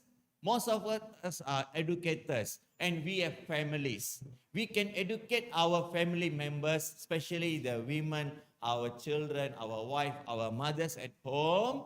Okay, how this physical activity can help them to enhance their fitness level, their lifestyle, and also a healthy life for a lifelong. Okay, especially it can allow flexible participation, like the activities, stretching, skill drill instead of high intensity works, encourage open communication without embarrassment. When you have your menstrual cycle, 7 days in a month, 9 days in a month, you must go for physical activities. And then growth and menstruation changes. Modify activities to suit changing condition, coordination, and body composition. Okay, avoid body shaming. Okay, emphasize skill mastery over performance comparison. Okay, don't look for your body shaming. Please look for your fitness level. Okay, and then pregnancy or after childbirth. Okay, postpartum needs. Provide low impact options, walking, yoga, light resistant exercise. Ensure activities are medically safe and avoid abdominal trauma. You know, after your childbirth, you have abdominal trauma. So make sure the activities are suitable to your condition. And bone health, it's most important because when you're not physically active, your osteoporosis risk is very high. Okay, and then body image and self-esteem, foster a supportive, not judgmental atmosphere, avoid public comparison, highlight effort and improvement. Means this body, you are thin or fat, doesn't matter. Because in Malay we said, badan ini adalah anugerah Tuhan. Besar kecil bukannya masalah. It's not the issue. As long as you are active. Even I always advise my student, don't very embarrassed to become slim. When you become slim drastically, you are inviting more diseases into you. Especially ladies. So, berbanggalah dengan badan kita. Besar kecil apa masalahnya? What is the problem? As long as we are active and physically fit. Okay? And then gender stereotypes. Offer equal access to sports and skills. Encourage girls to try traditionally male-dominated sports. Memang, we have the gender biasness in sports. But nowadays, it's reducing. But still there. There are sports that the men conquer 100%. Okay? Especially in Asian countries. And then, clothing and modesty needs. Okay, provide uniform flexibility, long sleeves, sport hijabs, leggings, ensure comfort and cultural sensitivity. When we are become the trainers or educators, don't ever force them to wear the dress code that they don't like or it's not supported by the cultural or their beliefs. Okay, next. And then we first and very important, whenever we educate people to participate or do physical activities, make sure we educate them to prevent injuries. Because most people, especially when they are approached by their friend, go to gym at night, they are very embarrassed and they are very motivated. And they will do whatever they like. And they will get injured. And they have to rest for another 1 or 2 weeks. Resting 1 or 2 weeks will demotivate them and they never go. So we gradually encourage them. Okay, gradually encourage them and no injuries when they do physical activities. And nutrition and energy balance. Make sure that they have integrated lesson, healthy eating, and it supports their physical activity participation. Okay? And actively or activity variety. Offer multiple activity options. Don't every day go for jogging. One day jogging, one day cycling, another day in gym, another day some hiking, some diving, swimming. As we know, swimming is the best activity for cardiovascular endurance. Second is cycling. Jogging is third ranking. But we always encourage, come we go for jog, come we go jog. Why don't you bring them for swimming? And I know most of the universities in Indonesia, you have swimming pool and you're open for public. Very good, which never happened in Malaysia. Okay, so use the facilities that have. And then next. And another thing, ask them to record their achievement. Recording is very good for them to enhance their physical fitness. Okay. This is a special info on physical activity of women after childbirth. Okay. Birth to 12 months for 1 year. Okay. First, make sure you have time for yourself, not only carrying your baby and your husband. You must have time for yourself. Okay? And then reduce worries and depression. And then it also improves your fitness, helps to control weight and return to pre-pregnancy weight. Physical activity is the only thing that can help you to return to your pre-pregnancy weight. And then improve your tummy muscle, okay? And then normally women who are after their childbirth, their tummy will become bigger. Yes or no? How you will control? Physical activity is the source. And then it will improve your mood and also improve your sleep. We must sleep at least 6 to 7 hours per day. The women always, especially the working women, you will sleep late, get up early. You will prepare everything for your husband who never do anything at home. You will prepare everything for your children who never help you. So everything by the mother. Even want to take a cloth also, mother, where is my cloth? Mother, where is my cloth? Everybody will seek for the mother. The mother will be very busy early morning. And then she also working. She also prepare herself for her work. And then rushing to the work. Come back in the evening. Nobody helps her. She have to do cooking, washing, sweeping, and so on, so on, so on. And we know that the ladies are multitasking, but don't torture them. Okay? So the ladies have to plan your life. You must have some time for it. Okay? Next. So barriers to exercise for women, social and cultural. Okay? And then environment and safety. Most of the women, they are scared of their safety when they do physical activities.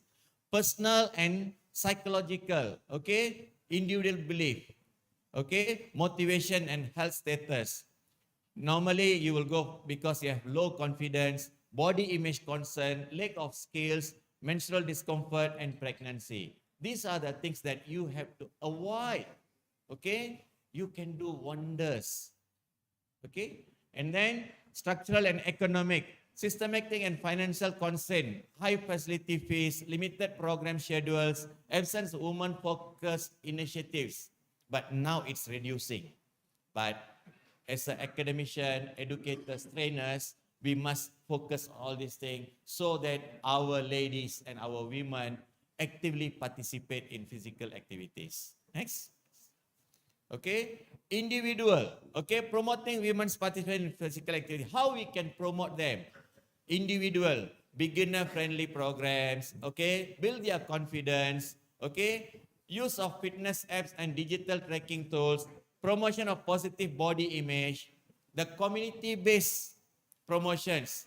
Women-only classes and safe spaces. Sometimes the women don't like to mix with men, especially in gym activities, gymnasiums. So we have Women Day. On Wednesday is a Women Day. So nobody can enter our swimming pool in my university because Wednesday is a Women Day. So we try to classify like that. And then childcare support during sessions. The husband must help the wife. Today, you go for physical activity. I will take care of the children at home. Family and community engagement. Role models and peer monitoring, mentoring. Okay? Whenever you do individually without any friends, always the fail rate is very high. But if you have a partner, the success rate is very high. Because the partner will always motivate us. Okay? And then social support groups, walking clubs. Join some clubs. Jogging club, walking club, swimming club, gym club, any whatever club you wish for, you name it yourself. Okay? The club doesn't mean 100 people, 1,000 people. No. 5 people, 10 people is good enough to create your own club. Physical activity club, fitness club. Okay? And then policy and environment, this one more to our government. They must support. Okay? Next. May I apologize, Prof. There are 3 minutes remaining for the Thank presentation. you. Okay, and these are some physical popular activities. Okay, next. Okay. Okay, next. Okay, please, previous one. Okay. Remember, we always participate in physical activities. We go for hiking, recreation, swimming, whatever. But keep record. Keep record, measure yourself, the improvement every month, your weight, but don't do like this, please. Okay? Okay, measure your obesity level, measure your weight level.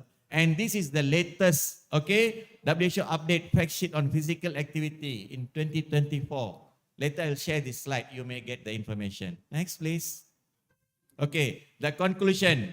Physical activity is vital for women's health, fitness, and overall well-being.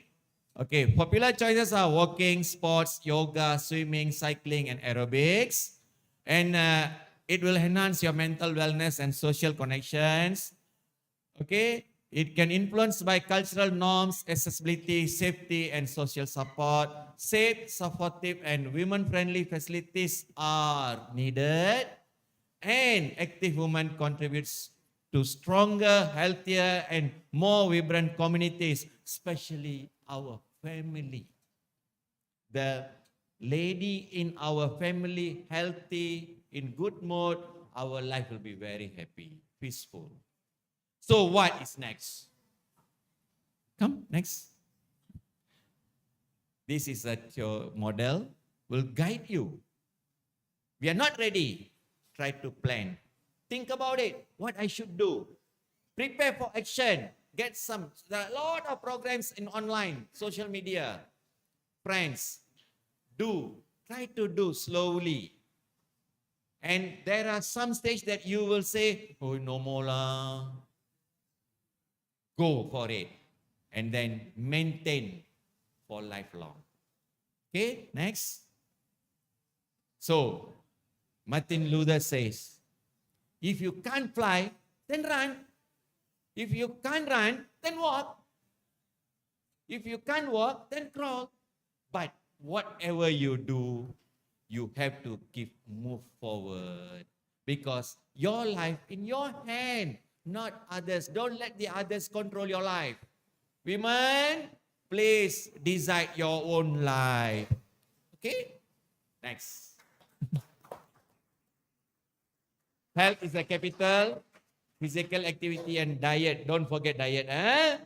Your energy expenditure 300 kilocalorie, your intake 1000 kilocalorie. No. Okay? So make sure you calculate your energy expenditure and intake.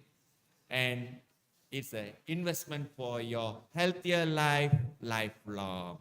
Thank you very much.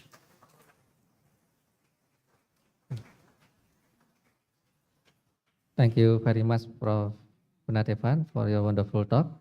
Before the Q&A session, next we have Professor Ubaidillah from 11 Maret University. Prof. Ubaidillah is currently a professor in Mechanical Engineering Department, Universitas 11 Maret. He was awarded as PhD from University Technology Malaysia, and his research interest is focused on the synthesis, characterization, physical and mechanical properties evaluation, as well as development of magnetorheological solids. He has worked in many research areas of magnetorheological devices, including synthesis, device design, characterization, and related application. He also experienced in fabrication of composite material based on natural fiber reinforced polymer. Today, Prof. Ubaidillah will explain about magnetorology and how this technology is used in sport and disability to improve performance and inclusion. To Professor Ubaidillah, the floor is yours.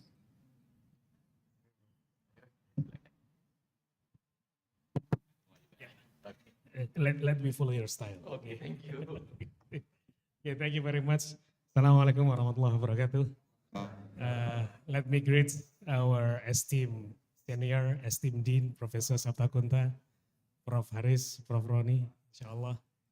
And esteemed guests from several university, right? Not only UNS, tidak hanya UNS ya. Maybe some parts of my presentation will be in bahasa. It's okay because all of us is the same race, Melayu, ya, Melayu. So I'm very proud and also honorable to be invited here because I believe that in front of me, you all are esteemed or maybe very expert in the field that is not mine, because my own is mechanical engineering. So since 2018, I think, I'm working with my sincere friends, my colleague, Dr. Iqbal, and also Dr. Nukta also, developing several technologies related to sport technology and also disability. And now I would like to share only, Prof, share about our experience. And I hope that I'm looking forward collaboration for the next future.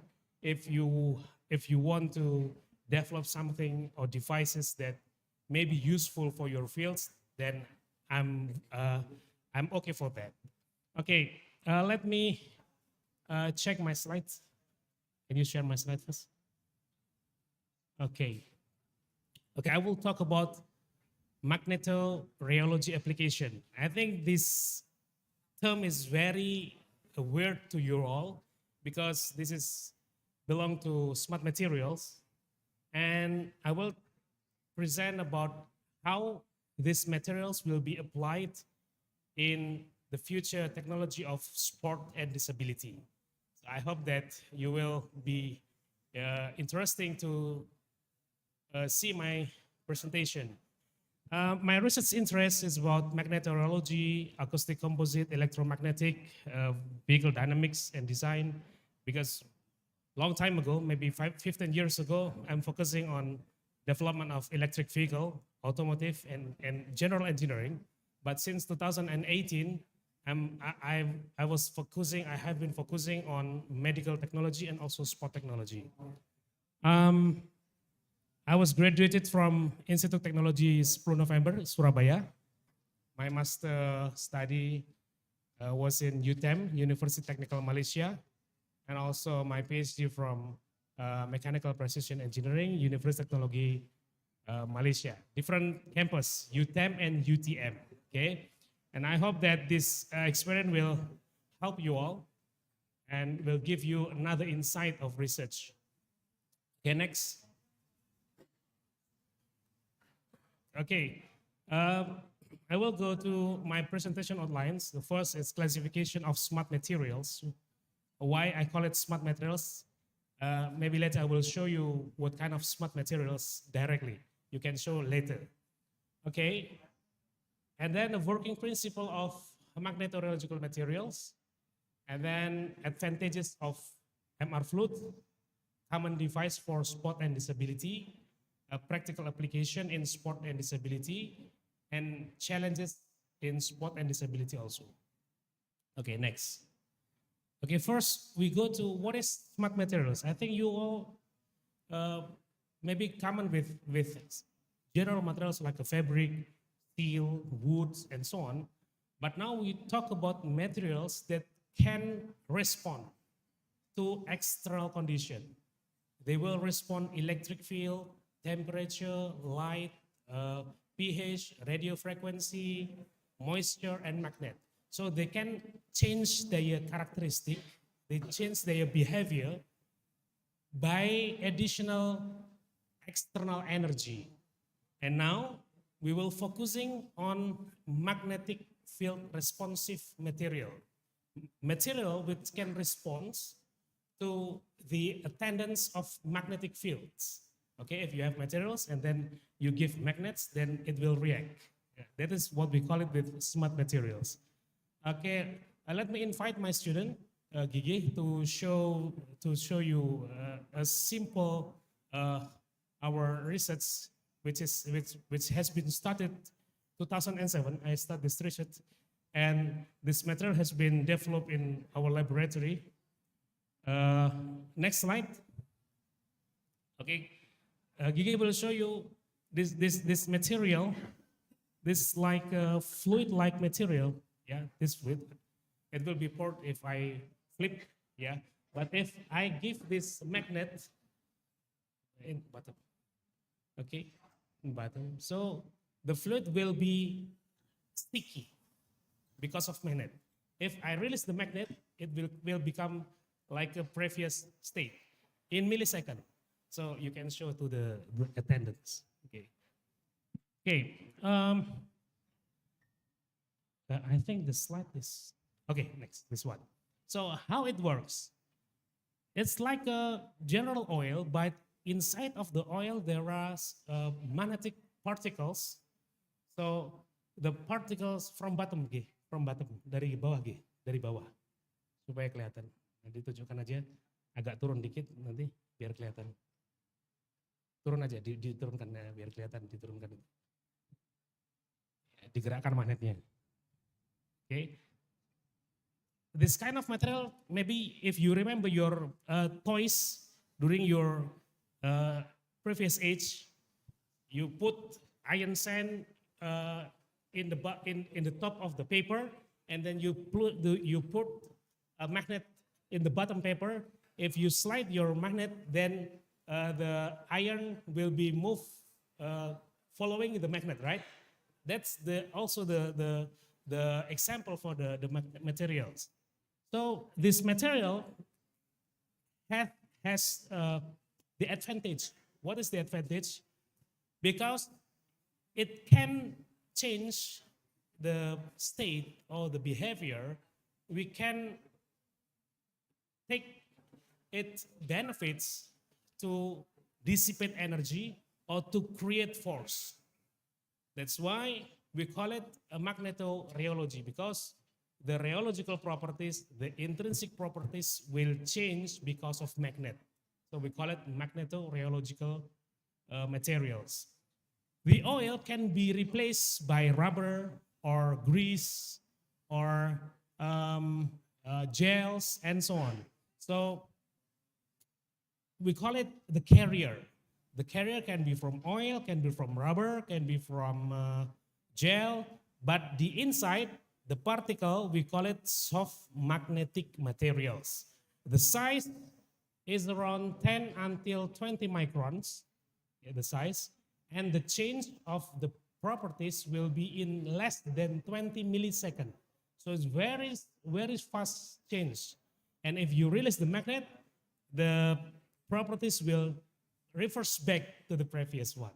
So that's what we call it smart material. Next. So the advantage of magnetorheological fluids, first is fast response. Like I said before, the response will be less than 10 milliseconds. And then high yield stress. If you apply the MRF for the damping or the force generator, usually this kind of fluid is applied in automotive, in shock absorber.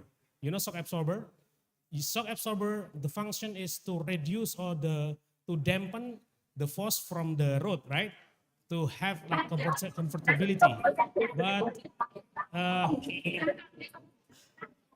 for the conventional shock absorber, it cannot change the characteristic.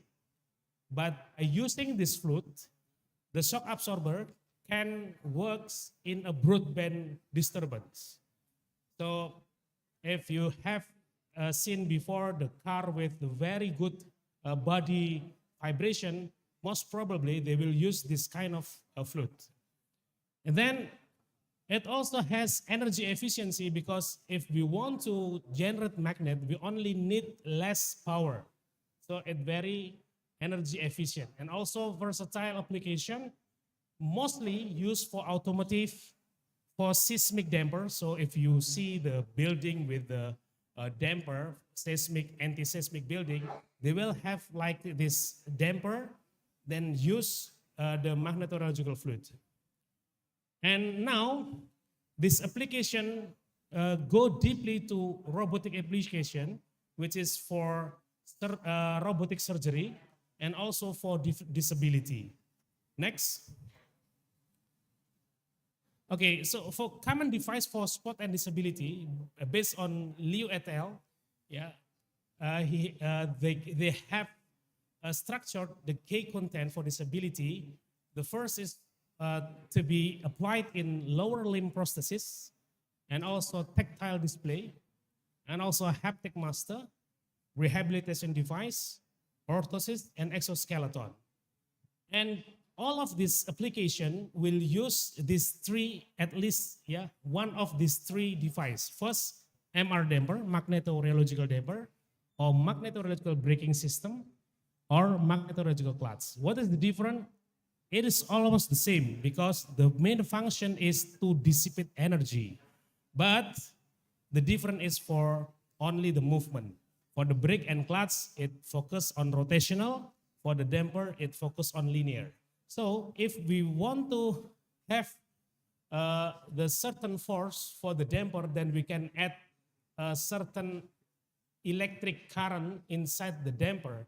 So the force of the damper, the pulling force or the push force, can be controlled. So imagine that your,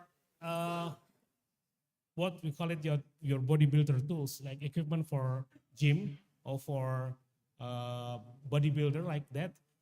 You don't need to have to set the load manually, but only by twisting the tuner, giving electricity, then you can have 100 kilogram, 101 kilogram, 102 kilogram. Because nowadays, for all devices in a manual device, the load will be district from 5 kilogram, 10 kilogram, 15 kilogram, but you can set from 5, 6, 7, 8 by using only this load. So this damper can be used as the load for the device. That's why for the future, the equipment will be more compact and easy to use. Next. So this is for lower limb prosthesis. So the lower limb prosthesis is a tool to help the disabled person, which has amputee before limb, the lower limb, and by using this device, he or she can walk or run smoothly without feeling like a pain in the amputee, because the device can absorb the energy from the ground. And also for the exoskeleton, it can help the movement, adding the force for certain body. And also the last for the orthosis, to provide strength and desired locomotion for knee and also maybe for head. Next. The other one for rehabilitation device, my 3 years ago research, we developed a device to post-stroke rehabilitation. So because of foot drop for the patient, post-stroke patient, we designed a slipper or a shoe by adding the magnetorheological brake. The foot drop can be stopped by using the brake.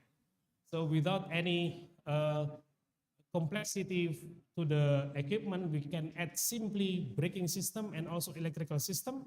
Then it can control the movement of the foot to ignore or to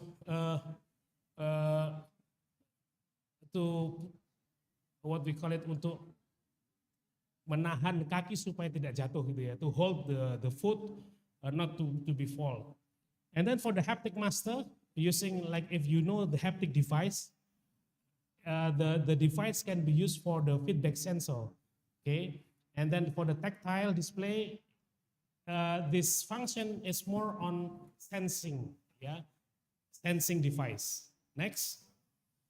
Okay, this application for sport and rehabilitation for disabled. So for the next, maybe, yeah, most hopefully, all of disabled person, special person, will be helped by this kind of device.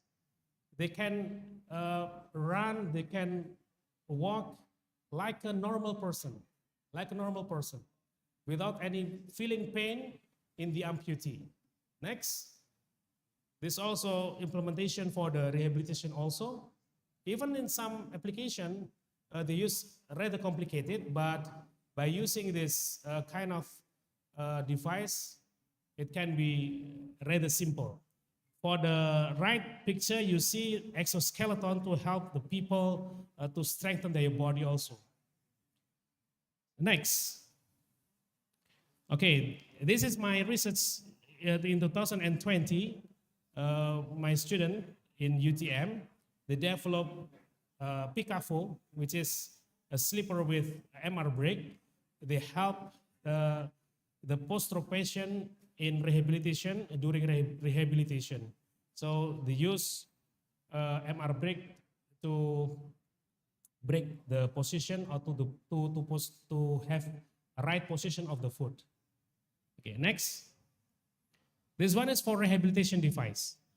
So the rehabilitation device, usually MR brake is used for loading, ya, loading, because during rehabilitation device, saat orang di rehab itu biasanya dia perlu ada kenaikan load, ya, kenaikan load yang tidak drastis.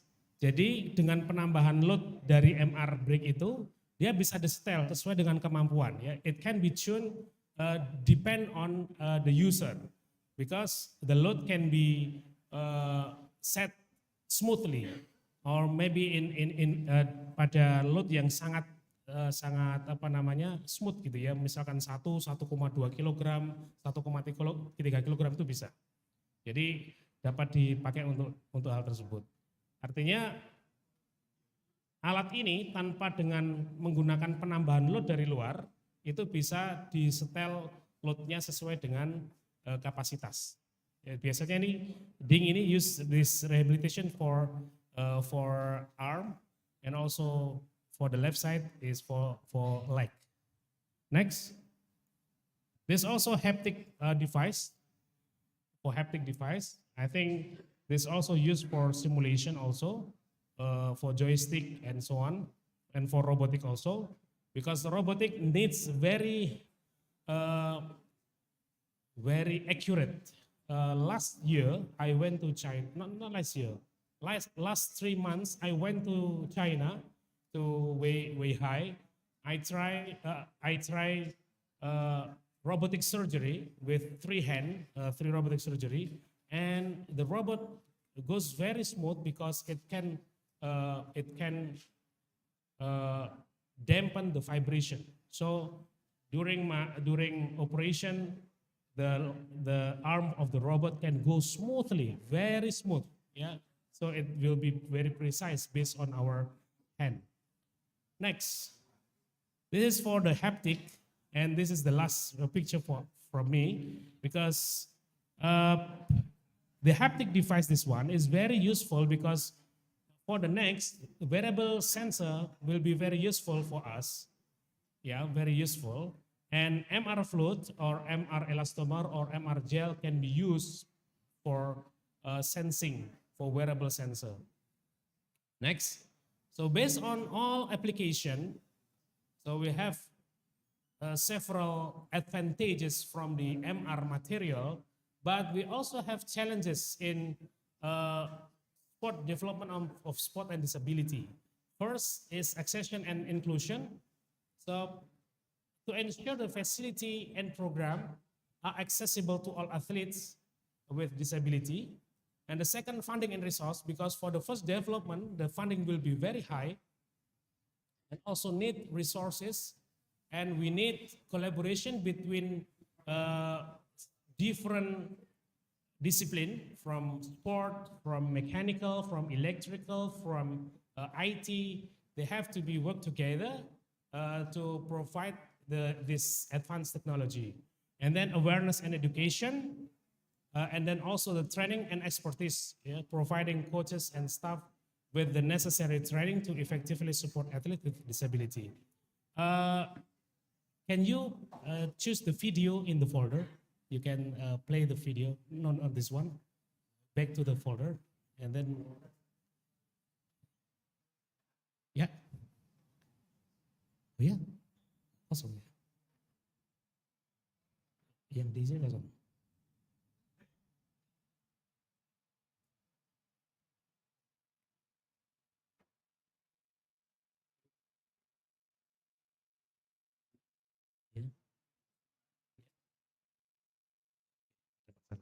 Okay, that's problem, but it's okay. And actually, I will show you our latest finding with Dr. Iqbal. We made previously blind chess. Blind chess, the training device for blind person. They use magnetological elastomer in each square, becoming the replacement of the assistant. So if we put or place the pion or bidak gitu ya, the timer will start and stop. That's why it can help the assistant to calculate the time for the user, for the disabled user. But unfortunately, there is a technical problem, so I cannot show you the video. Okay, thank you very much. That's all my presentation, and I hope that if you want to collaborate with me to develop technology for sport and so on, you can directly call me or email me, because I provide you my email and also WhatsApp number in my slide. Thank you very much, and Assalamualaikum warahmatullahi wabarakatuh. Waalaikumsalam.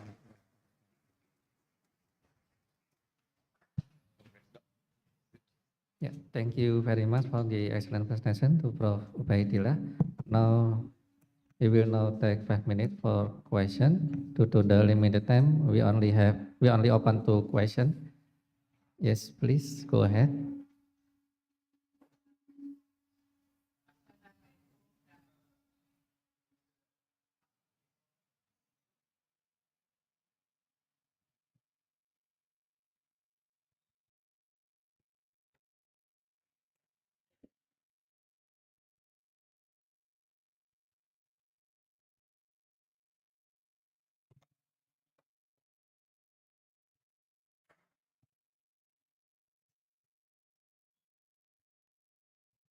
Okay.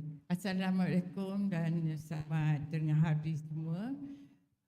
Tadi I'm very interested about you said just now that you can you design for the food drop. Yes, food drop. Yes. Food drop. But now I am using AFO untuk food drop. Yeah. Jadi what is your invention untuk your you punya mesin ke or everything ke yang boleh atasi masalah food drop yang lebih efficient lagi. Pasal saya now I'm using food drop yang very simple. I bought from the Shopee, but I have also AFO, using AFO that from the hospital to design for me. Tapi it's so heavy, then I walk like a robot. Yes. Of course. Jadi, what is your suggestion kami untuk football syndrome ini. Yeah. Thank you. Okay. Thank you very much, Puan. So, because the previous AFO designed by hospital is actually passive one. Passive. It means that it cannot be active. That is the advantages of our previous equipment developed 3 years ago. We have active device. It means that it can follow your position, the foot position, but it can correct. It can correct if the position of your foot is fault, then it can stop at the certain position. That's why we can say that it's semi-active. It means that it can place the right position of the foot. Dia dapat pada waktu berjalan dia dapat bagi position yang tepat untuk kaki supaya dia tidak jatuh. Tapi berbeda dengan yang konvensional AFO, dia mesti akan terus seperti ini. Jadi terasa seperti robot. Tapi dengan menggunakan EFO yang semi-aktif, dia boleh turun, boleh naik, boleh fleksibel. Even kita menggunakan motor yang kecil, sebenarnya dia tidak terlampau berat sangat. Hanya mungkin yang berat itu battery dia. Mungkin battery, tapi that is also our challenge also because we are struggle to provide the AFO with light weight. Yeah, we focus on the selection of material and also make the device smaller and smaller, but have the same performance. That's our challenge now, actually. Yeah.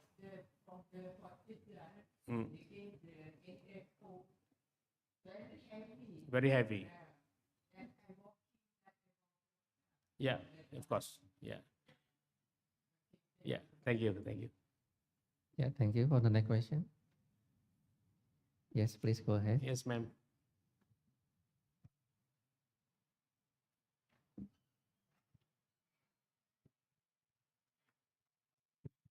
Yes, thank you. I got 2 questions for 2 speakers. The first one to Professor Kuna. I do agree when culture and stereotype is one of the thing that affect women in physical activity. Do you think role model as well can affect them? Because for me personally, as a woman, sometimes when we see the role model, I'm going to be her, something like that. What do you think about this? And for the Professor Ubay, it's quite hard for me, honestly, talking about the MR flute and MR prick. Yes. It's based on my experience. I got an athlete that using or wearing a prosthetic leg. Yes. She experienced a pain when she walked quite long journey. Yeah. So it's the 2 things, or I mean, because you said that it's reduce pain, reduce pain with these things.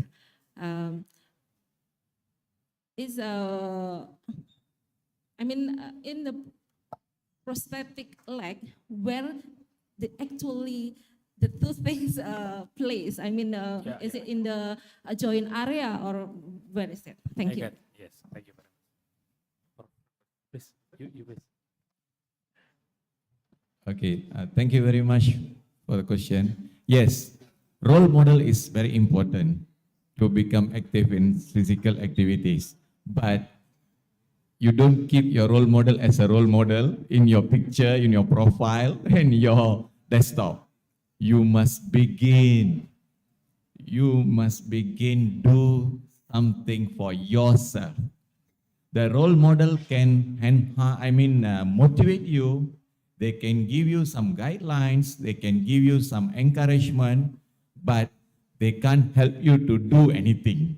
We must move on our own. Yes, role model always plays a major role in our healthy life.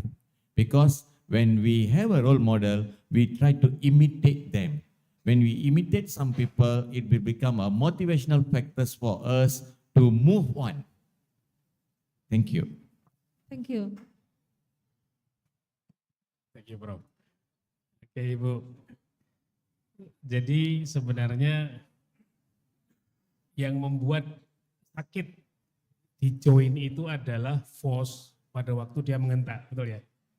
During stance or during walking, the force will be transmitted from floor until the amputee, from the joint and also from the structure. But it can be reduced. The force can be reduced by the damper, because additional damper can reduce the force rising from the ground. That's why this equipment, I claim that it can reduce the pain. But also the design of the socket also very important instead of reducing the force. So we place, now one of my PhD student also playing on socket itself by designing a metamaterial for a better socket, and then also the other student, they place on the MR damper to reduce the force from the ground. So that's why this device will be very beneficial for the disability, for the lower limb amputee. But unfortunately, the price is very high. You know, the price is very high. But I claim that my other student now trying to reduce the consumption of the fluid. You know that the fluid that's shown you before, the price for the fluid, 1 liter is about $800 US, 1 liter. But now we want to reduce the consumption of the fluid itself, so that for the small damper, we need also small volume, but it can generate high force from lower force until high force because it's adaptive. So the needs of the energy reduction also different between during walking and also during running, right? The different needs, and the device have to be adaptive for that situation. That's why we need control system for that. Automatically control, not adjustable, but automatically control. During running, during walking, it can adjust based on the needs. I hope that you understand with my explanation. Yeah, thank you. Yeah, thank you very much, Prof. Gunadevan and Prof. Baitila. Due to the limited time, the participant who still have many questions can ask directly to Prof. Gunadevan and Prof. Ubaidillah outside of this session. And thank you once again, Prof. Gunadevan and Prof. Ubaidillah.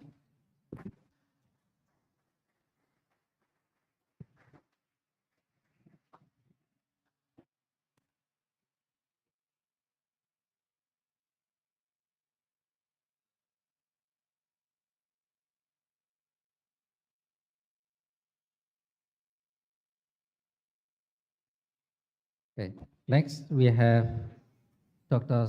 Supandi Manelo, PhD from Tasin University. Good morning, Dr. Supandi. Are you with us today?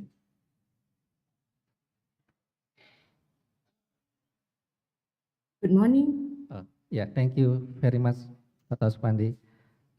Yeah, we hear me clearly, right?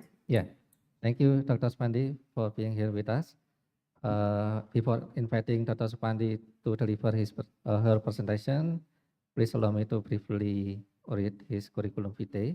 Dr. Supandi is a lecturer in the Department of Industrial Hygiene and Environmental Health, Faculty of Health and Sports Science, Taksin University, Thailand. His research interests include material science and nanomaterials, electrochemistry, environmental chemistry, physical and chemical processes in water and wastewater treatment, environmental sciences, and ventilation system. Today, Dr. Supandi will talk about social innovation in health and sports science for an aging society. Without further ado, I would like to invite Dr. Sapandi to begin the presentation. Regarding the time management, you have around 15 minutes to deliver your presentation, followed by a Q&A session. Dr. Sapandi, the floor is yours. Yeah, thank you, everyone. My name is for the moderators. I'm Supandi Maniro from Faculty of Health and Sport Science, Thaksin University. Today, I would like to thank you for the organizing conference to inviting me to share for the knowledge together that what we have done in my faculty. So today I'm going to talk about the social innovation in health and sports science for aging society. That what we have done in our faculty. So as you know, from the aging society right now is become very blooming because of the WHO expected that in 2050 we will have for the elderly people growing up around 22% for the elderly for the whole world. So that is become for our generation to think about. So what's going to happen next in 2050 or during the way to go to 2050? What we have to do, and also we have to prepare for ourselves as well. That maybe we are the one of that those people we become elderly already in 2050. So for this, we know that we're going to have the problem because we have for the percentage of the elderly people growing up, and also for the young generation or working people, it's become for the percentage it's become decreased. So for this, we have to prepare. So what is the trend in the future to challenge for the silver tsunami? So for this word, for the silver tsunami, that is now we call for just represent for the elderly people in the future. So we find out that, okay, for this, it's become for the healthcare. So this for the healthcare is become very the crucial problem that is going to be happen. And also for the economy impact. Why the economy impact? It's because of when we become elderly, it's become with us, it's come with for the health problem. And then we have to pay with our own pocket by that time. And for this, that is mean for the healthcare cost is going to be expensive in the future. Is because of for the fixed rates or everything is so on. So the economic impact, that is very important as well. And also we need for the social support. For this, that is mean we don't leave the elderly people to stay alone or to just stay at home. They don't have any activity. So for this, we need the social support, and also we're looking for the mental health for the citizen. For this, because when you get retired or retirement already, so you don't need to work, you want to stay home, and now it's become for the how to say that the new trend for the young people that they want to early retirement, So for this, and then when they don't have anything to work or to do, they need some people to respect them. Or sometimes when they work a lot and they become with a high position, and one day they could not have to have work, they don't have that position, how that they're gonna survive because they feel like they lose the power or everything. So for this, that we have to prepare. And when we look back for all those children in Thailand, we found out like for the first one that apologize, Dr. Supandi, we are still on the first slide. That you see the by slide? Yes. Is my slide is show for the audience? Yes, we can see in the presentation, but it's still on the first slide. Let me start the new sharing. Let me share this. It's moving now? Yes, it's moving now. Thank you. Oh, thank you. Sorry about that. I don't know what happened for the technical for the computer.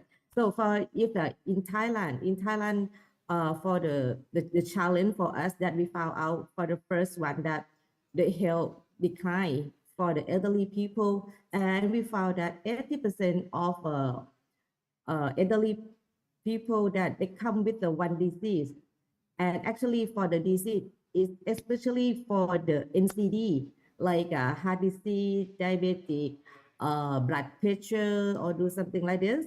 So for this we have to prepare for the healthcare, and also they have the problem about the mobility as well. Because of the bone density is become less and less.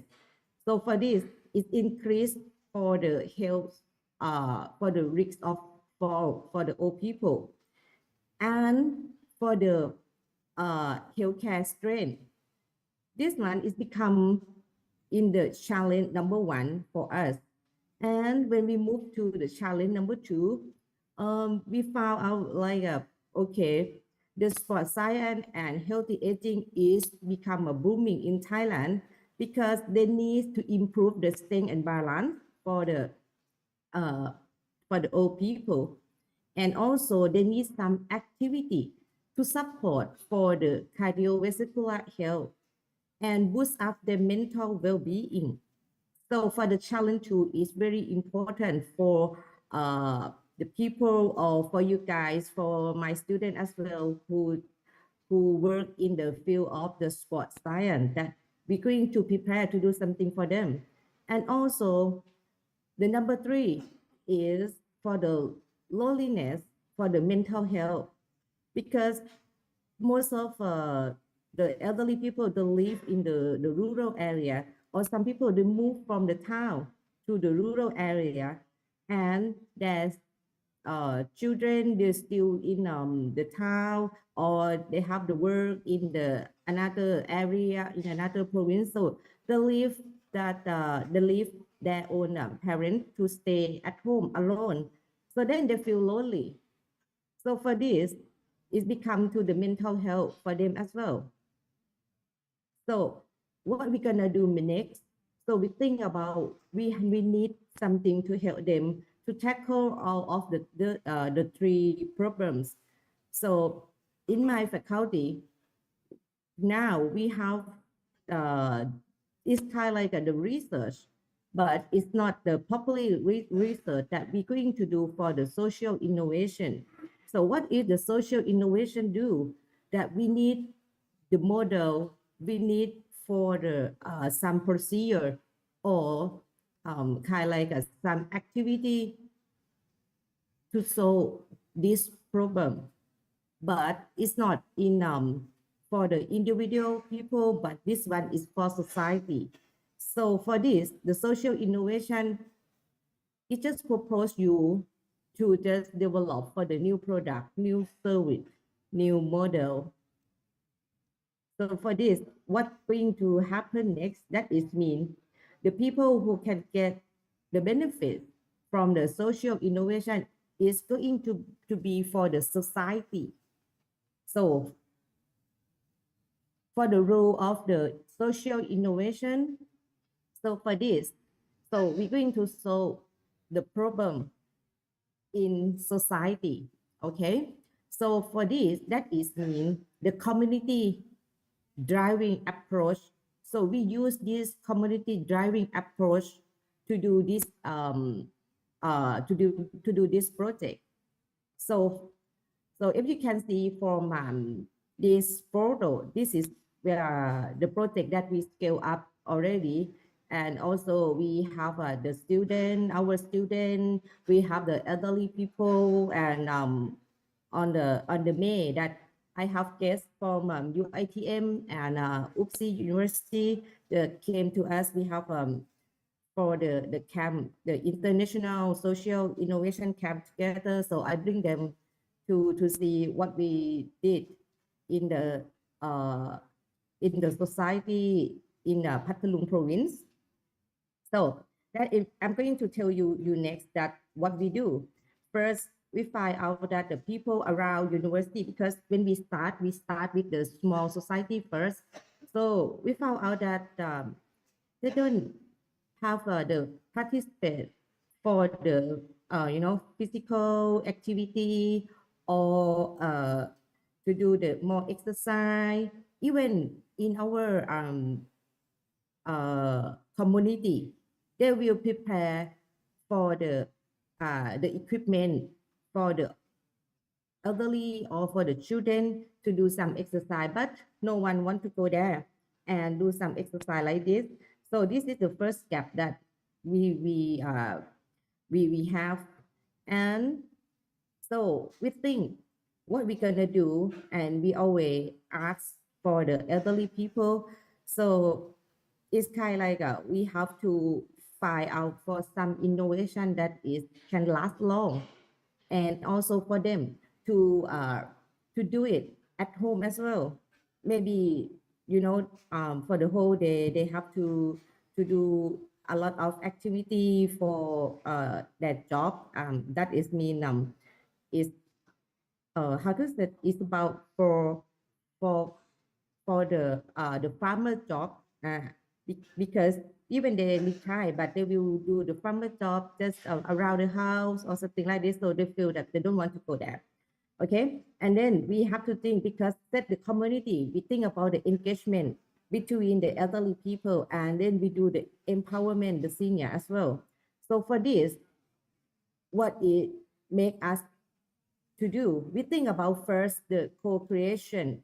So we think, oh, what the elderly people need is not our need, for them what they need. And the second, so they need the social. So we think about how to build the social together, because they might have some activity and they cannot come. So how do that we can link them together and do the network. And the third one, we think about from the root cause to the problem. So we just think, so but the real problem, what is it for the elderly people? And for our model have to last long to do like the sustainable. So we set the framework, we identify for what the elderly want first, and then we have the engagement, and then we try to do some activity together. So from this, because of, like I said, we start with the small community around our university first, that you can see from the first photo, that we bring our students to the community to ask for the elderly what they want. And now we scale up to have the school already. So that I'm going to tell you how that our faculty do it. And first, we do the survey. Our students go to the community and they do the survey, or sometimes they do the focus group for the health screening, for the physical activity, what they want. Okay, so at the middle of the photo, that is when we do the small scale, but the photo in the left hand side and the right hand side, this we scale up already. So first we do the survey first, and after that, how that we can collaborate the old people or the senior together. So then we try to set the time for them, and also we have the meeting for them. They are represent for the some people they can come, some people they could not come, but finally that they talk each other what they want. We just get back to them, and then we tell them that when we do the survey, what is the real problem in your community for the elderly, what you want. and then we do the voting. And then the elderly that they do the voting, and now we have the activity that they want to improve themselves. And then we know, then we set the curriculum. We set the curriculum or we set the activity. When our faculty, we do for the small community around the university, we set for the activity first. They feel like, okay, they have the fatigue, they have the problem about for the blood, high blood pressure, or some people that they have the diabetes. They want us to teach them for the nutrition, how to eat, how to do the exercise. Some people they have the problem about the low back pain, something like that. And then we get back to just set for the curriculum or the activity for them. And after that, we go back again. We go back to them again, and then we teach them how to do all of those activities to solve the problem.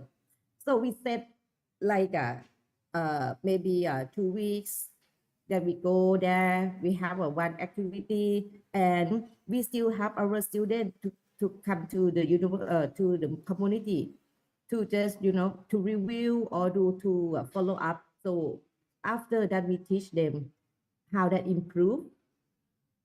So, and for them, when when they have the student go there, they feel like okay, they is not just alone, and also they have for the young children, for the young student to go there and then talk with them, they feel better. I can show you for the something.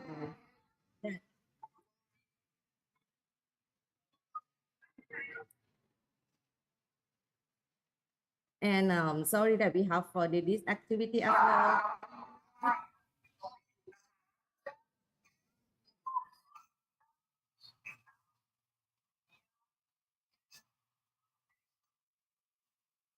Yeah. So for this activity is the when the student from UITM and Malaysia join us. So this is quite it's a good activity together, and also for this we think that we should expand for the our model from the small one to the pilot one. So then we move to the Kautia sub district that you can see for the old people. They have the uniform like a student that they're quite happy that when we said something like this for them. And also for the scale model that we have like the policy with the government together that we set up for the 18 school at the Kautia sub district. So for this, what we learn from them, so we have the community-based workshop. We have a lot of workshop. So for for the individual activity, it's come from the elderly people. So for them, they need some, like I said before, the nutrition, for the medical, sometimes they just talk together.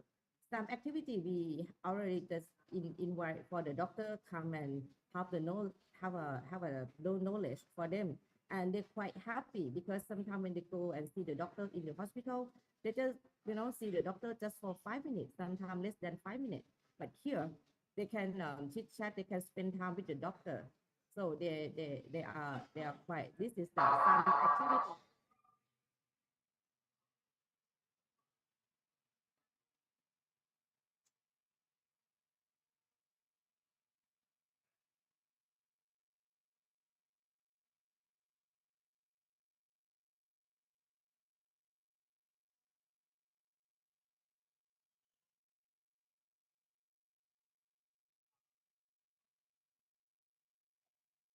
And also the students from Malaysia is they quite happy as well. It's kind of like the good activity, and they said they're going to do some the eating school in Malaysia, like we do in Thailand. And for this, what we learn for the lesson learned that we can build, and we scale up to the from the small community around the university, and now it's become the responsibility for the government in for the sub district.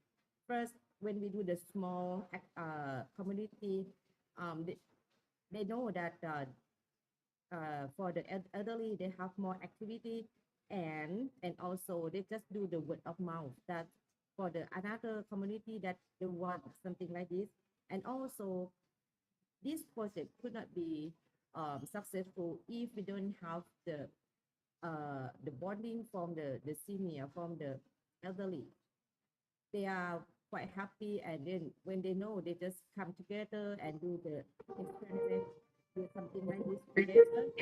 And for the partnership, is because sometimes that when we do that, we need the money, the budget. So for the partnership, that is very, very important. Sometimes we have to ask the sponsor to come and support when we have something like this. So for the culture, elderly school, when we do, and then they set this to the policy for the government in Pathalung province for the health promotion or do everything, and for the physical activity as well. So for the key message, to take home message for you, maybe in Indonesia, maybe you will have something like this already, but I think, or if you want to build up like us, the good, the important thing is for the engagement people, for the elderly people, that how to bring them together and do some exercise or do some activity for them to help them to improve their health together. And finally, that for this, we could not be success that without the supported from our dean. And this picture, that is just the last picture that when they finish for our curriculum. So thank you everyone for your attention. Yeah, thank you, Dr. Sapandi, for your wonderful presentation. We will now take 5 minutes for question. If to all participants, if you have any question, please raise your hand.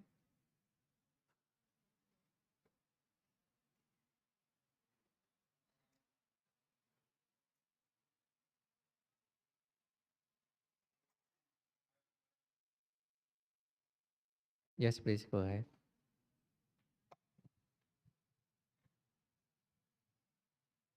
Hello. A very good afternoon to everyone. My name is Ganesan. Okay, doctor, thank you for your presentation. It was a great presentation, and the idea was really appreciated. But my question is based on, it's not easy to convey elderly people's mindset, to convince them into this kind of activity. So I seen some of your level or steps how to bring them into it. But can doctor explain which level and how do you convey them to participate in this kind of activity, doctor? Thank you very much. Thank you. For the first that we start with we take the student to do the community first, and now and then our students just walk to see the elderly just for the home by home to do the survey, and then they just explain to them for what we're going to do, what we're going to help them or something like that, and we just persuade them that okay, if we do this activity, would you like to come and join us, something like that. And also in Thailand we have for the primary care hospital.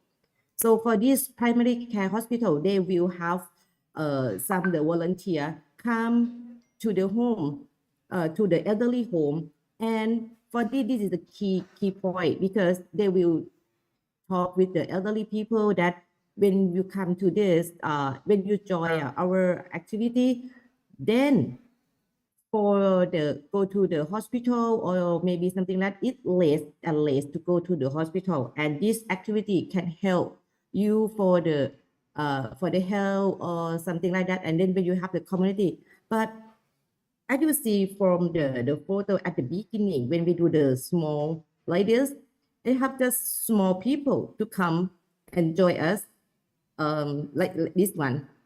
This one, you see, they have the with the my student with the blue shirt. This just we start with the small community first. Like I said, when this community success, we have like a word mouth, word to mouth, and then they come to us to say, oh, the dean or lecturer, could you just do like what we did with the last community for us?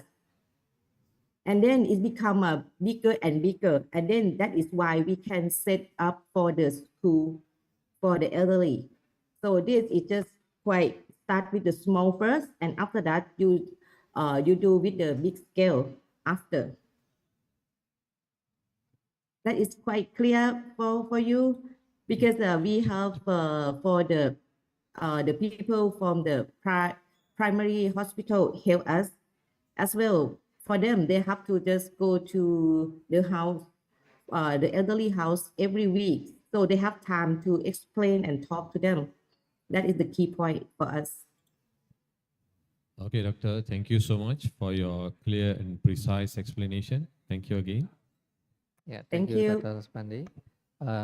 Unfortunately, due to the limited time, we have to conclude this session with Dr. Sapandi. Thank you very much once again, Dr. Sapandi, for your insightful presentation and discussion. Participants who still wish to ask questions can contact Dr. Sapandi via email. Thank you once again, Dr. Sapandi.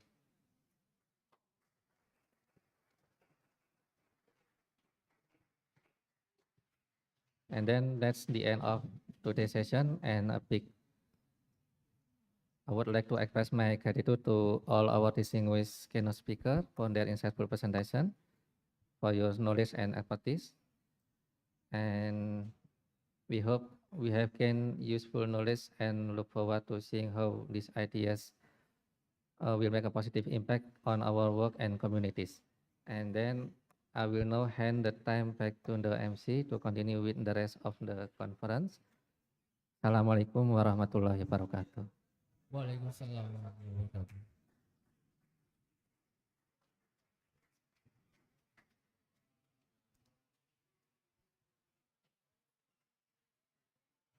Terima kasih.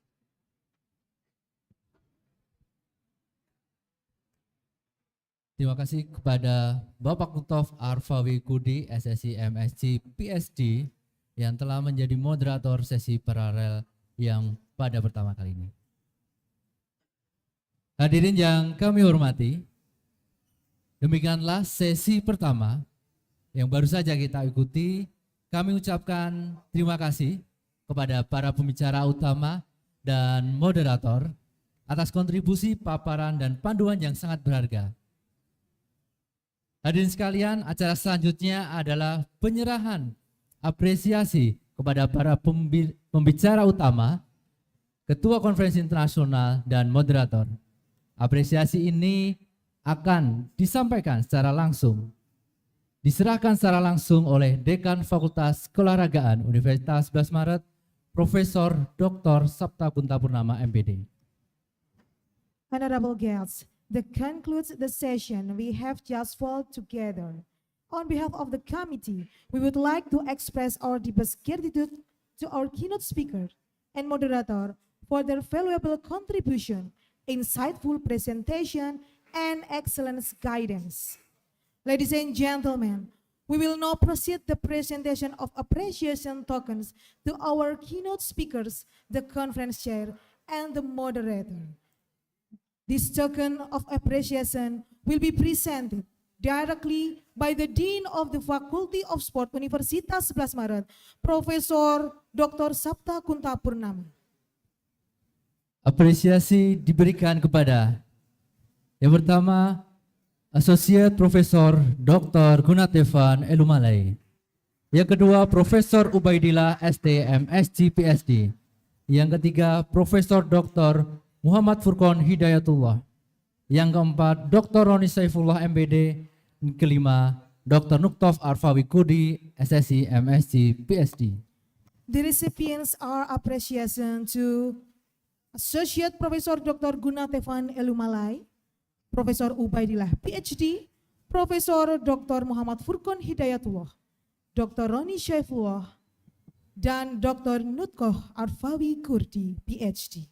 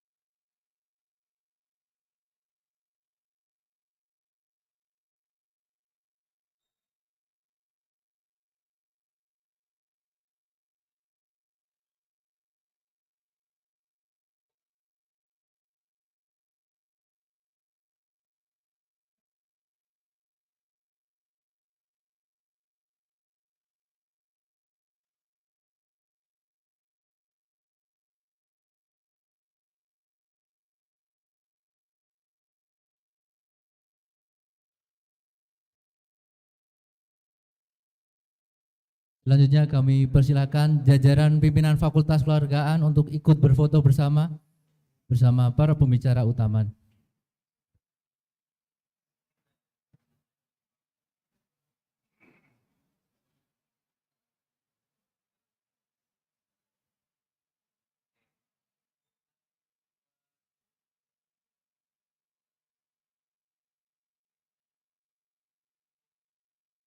Kita beri tepuk tangan sekali lagi kepada para pembicara pada sesi pagi hari ini.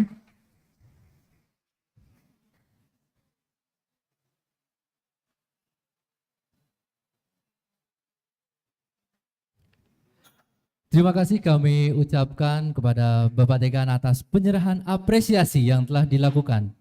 Hadirin yang berbahagia, tibalah saatnya kita memasuki waktu untuk istirahat, makan siang, dan isoma. Thank you to the Dean for presenting the token of appreciation. Dear participants, we have now arrived at the lunch break session. Kami persilahkan kepada seluruh peserta untuk selanjutnya bisa menikmati santap siang yang telah disiapkan pada acara Konferensi Internasional ISE SAPTA 2025 akan dilanjutkan kembali pada pukul 13.00 waktu Indonesia Barat. Kami mohon kehadiran Bapak, Ibu beserta sekalian bisa tepat waktu untuk mengikuti sesi selanjutnya. Terima kasih. We invite all participants to enjoy the lunch that has been prepared. The conference will resume at 1 p.m. We kindly request your punctual presence for the next session. Thank you.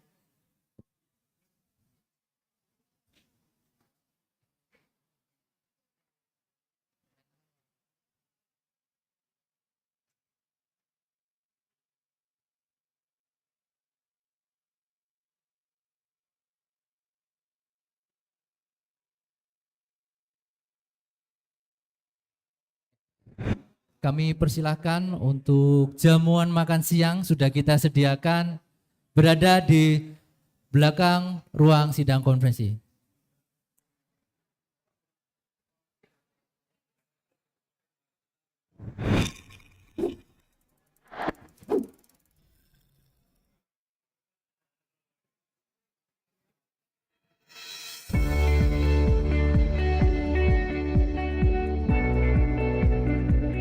Welcome to the Faculty of Sports.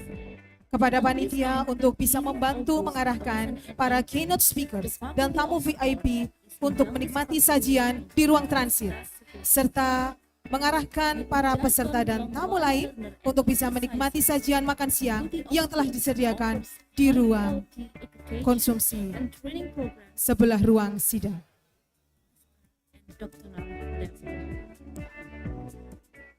Fakultas Keolahragaan Universitas 11 Maret atau FKOR UNS diresmikan pada tanggal 13 Agustus 2018.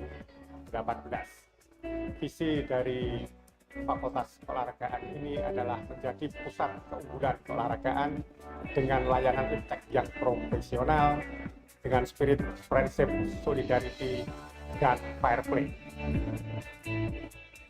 Adapun misi dari Fakultas Keolahragaan Universitas 11 Maret adalah satu, melaksanakan dan mengembangkan pendidikan di bidang iptek keolahragaan.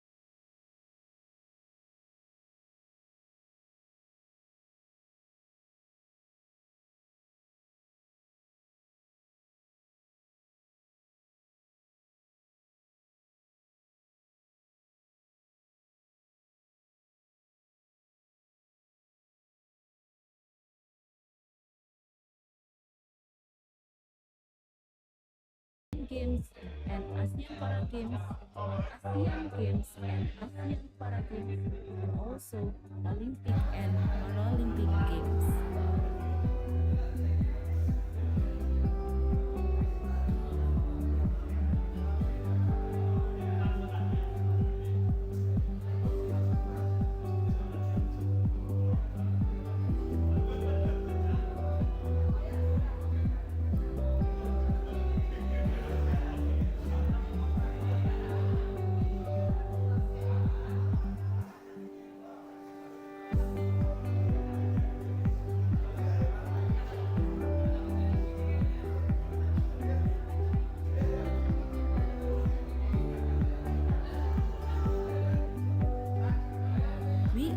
long life learner and exerciser.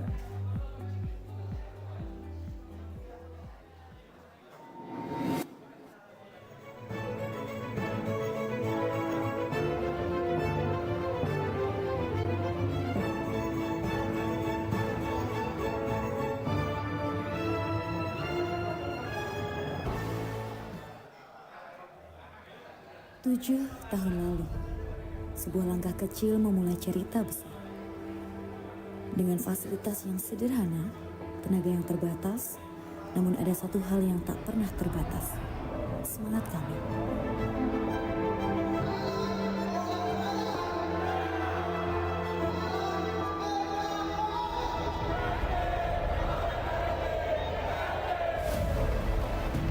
Dari ruang kelas pertama, dari lapangan yang menjadi saksi peluh, tawa, dan air mata, Fakultas Keolahragaan mulai membangun dirinya.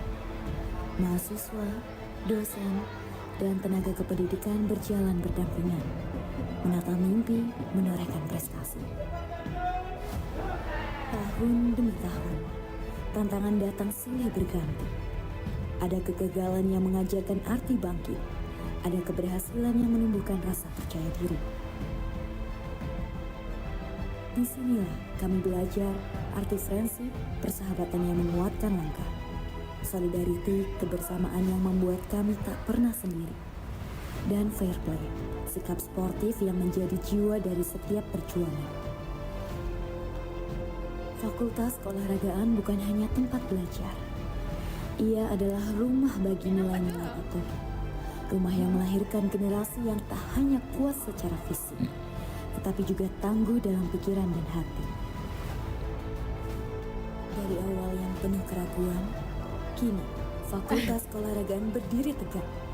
Bukan lagi fakultas yang baru tumbuh, melainkan pusat inspirasi dan pembuktian diri. Perjalanan 7 tahun ini adalah kisah kerja keras, pengorbanan, dan keyakinan bahwa bersama kita bisa melangkah lebih jauh. Assalamualaikum warahmatullahi wabarakatuh. Salam sejahtera untuk kita semuanya. Om Swastiastu, Namo Buddhaya, salam kebajikan, salam olahraga. Pada tahun 2025 ini, tepatnya pada tanggal 13 Agustus 2025, FKOR UNS berusia 7 tahun. Harapan kami, FKOR UNS semakin jaya, semakin unggul dalam bidang keolahragaan, serta terus melahirkan akademisi maupun praktisi yang berkompeten yang dinanti dunia kerja, masyarakat, dan negara. Serta semua komponen sivitas akademika, alumni terus berkarya, berinovasi sehingga berkontribusi mewujudkan pembangunan nasional.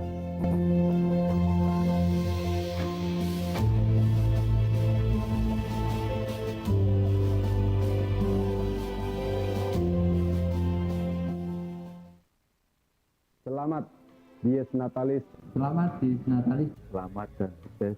Selamat ulang tahun. Selamat ulang tahun. Selamat ulang tahun. Selamat ulang tahun. Selamat ulang tahun. Selamat ulang tahun. Selamat ulang tahun. Selamat ulang tahun. Selamat ulang tahun. Selamat ulang tahun.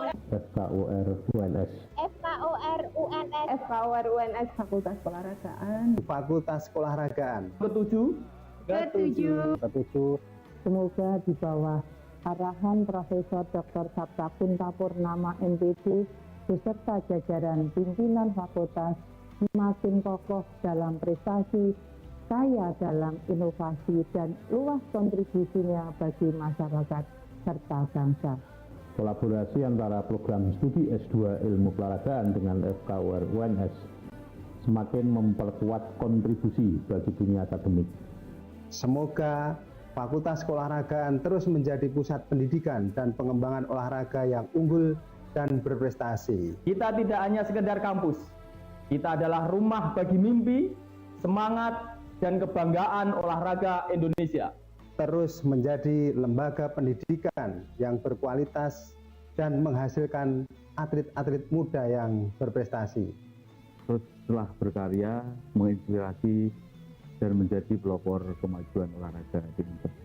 Semoga FKOR semakin berjaya, semakin maju, semakin berkualitas dan semakin bermanfaat untuk masyarakat. Di tahun yang ke-7 kita melangkah bersama dengan prinsip solidarity fair play. Prinsip solidarity fair play. Prinsip solidarity dan fair play. Prinsip Solidarity fair play. Sekali lagi, selamat ulang tahun untuk FKOR UNS. Salam olahraga. Salam olahraga. Salam olahraga.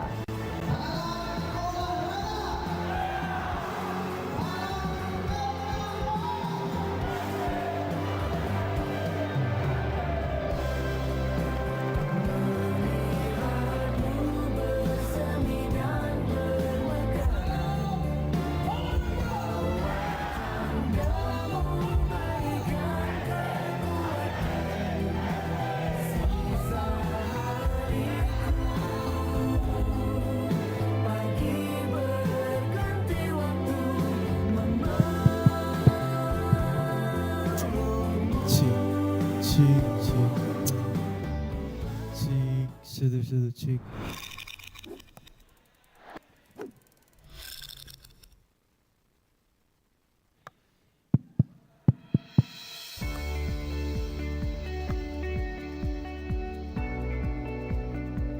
Welcome to the Faculty of Sports.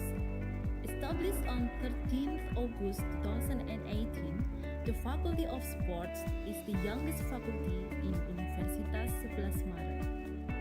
With a jargon long life learner and exerciser, Faculty of Sports offers high quality education and training programs at bachelor, master, and doctoral level. Fakultas Keolahragaan Universitas 11 Maret atau FKOR UNS diresmikan pada tanggal 13 Agustus 2018. Visi dari Fakultas Keolahragaan ini adalah menjadi pusat keunggulan keolahragaan dengan layanan iptek yang profesional, dengan spirit friendship, solidarity, dan fair play. Adapun misi dari Fakultas Keolahragaan Universitas 11 Maret adalah satu, melaksanakan dan mengembangkan pendidikan di bidang iptek keolahragaan yang inovatif. Kemudian kedua, melaksanakan penelitian untuk mengembangkan iptek keolahragaan. Ketiga, melaksanakan pengabdian kepada masyarakat berbasis penerapan iptek keolahragaan.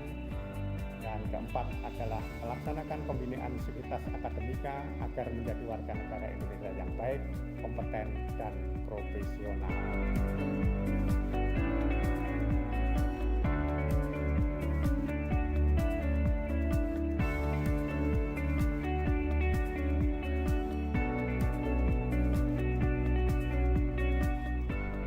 Faculty of Sports, Universitas 11 Maret currently has 4 studies programs consisting of Bachelor of Physical Education and Health, Bachelor of Sport Coaching Education, Master of Sports Science, and Doctoral of Sports Science.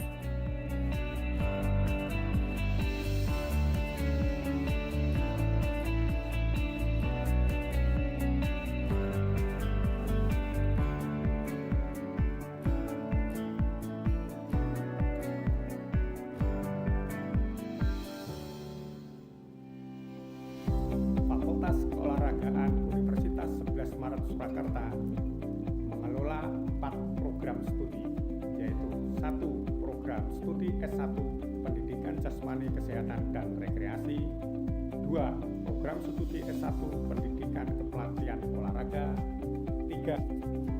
Program studi Pasca Sarjana S3 Ilmu Keolahragaan, dan keempat, program Pasca Sarjana S2 Ilmu Keolahragaan.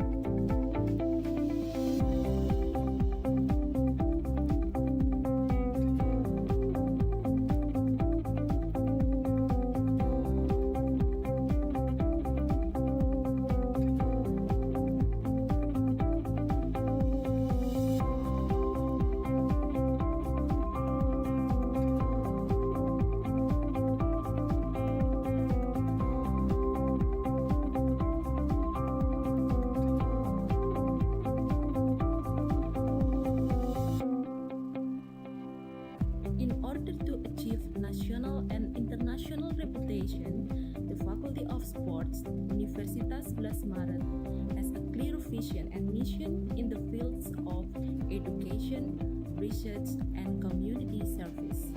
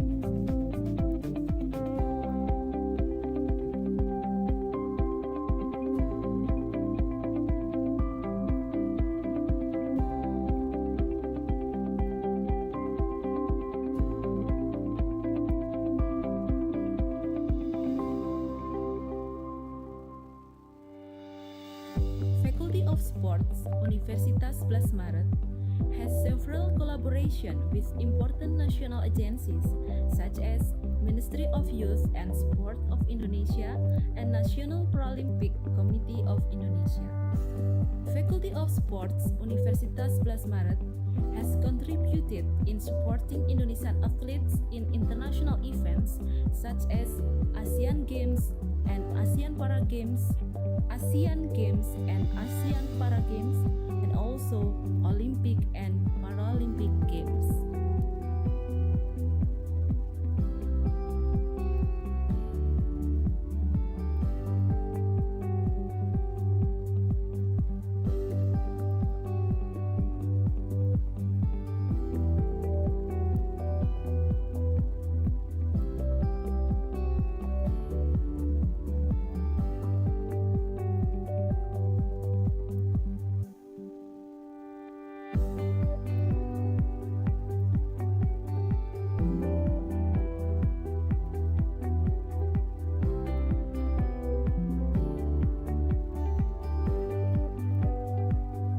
We are long life learner and exerciser.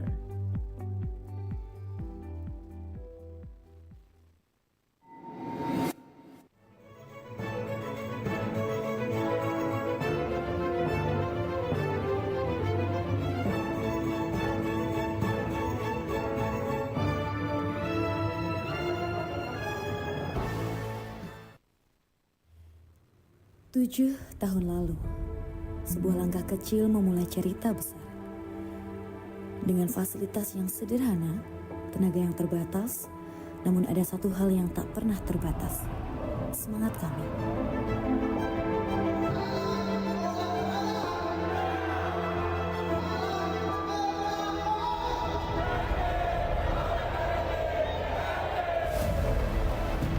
Dari ruang kelas pertama, dari lapangan yang menjadi saksi peluh, tawa, dan air mata, Fakultas Keolahragaan mulai membangun dirinya. Mahasiswa, dosen, dan tenaga kependidikan berjalan berdampingan, menata mimpi, menorehkan prestasi. Tahun demi tahun, tantangan datang silih berganti. Ada kegagalan yang mengajarkan arti bangkit, ada keberhasilan yang menumbuhkan rasa percaya diri. Disinilah kami belajar arti friendship, persahabatan yang menguatkan langkah, solidarity, kebersamaan yang membuat kami tak pernah sendiri, dan fair play, sikap sportif yang menjadi jiwa dari setiap perjuangan. Fakultas Keolahragaan bukan hanya tempat belajar, ia adalah rumah bagi nilai-nilai itu, rumah yang melahirkan generasi yang tak hanya kuat secara fisik, tetapi juga tangguh dalam pikiran dan hati. Dari awal yang penuh keraguan, kini Fakultas Keolahragaan berdiri tegak. Bukan lagi fakultas yang baru tumbuh, melainkan pusat inspirasi dan pembuktian diri. Perjalanan 7 tahun ini adalah kisah kerja keras, pengorbanan, dan keyakinan bahwa bersama kita bisa melangkah lebih jauh. Assalamualaikum warahmatullahi wabarakatuh. Salam sejahtera untuk kita semuanya. Om Swastiastu, Namo Buddhaya, salam kebajikan, salam olahraga. Pada tahun 2025 ini, tepatnya pada tanggal 13 Agustus 2025, FKOR UNS berusia 7 tahun. Harapan kami, FKOR UNS semakin jaya, semakin unggul dalam bidang keolahragaan, serta terus melahirkan akademisi maupun praktisi yang berkompeten yang dinanti dunia kerja, masyarakat, dan negara. Serta semua komponen sivitas akademika, alumni terus berkarya, berinovasi sehingga berkontribusi mewujudkan pembangunan nasional.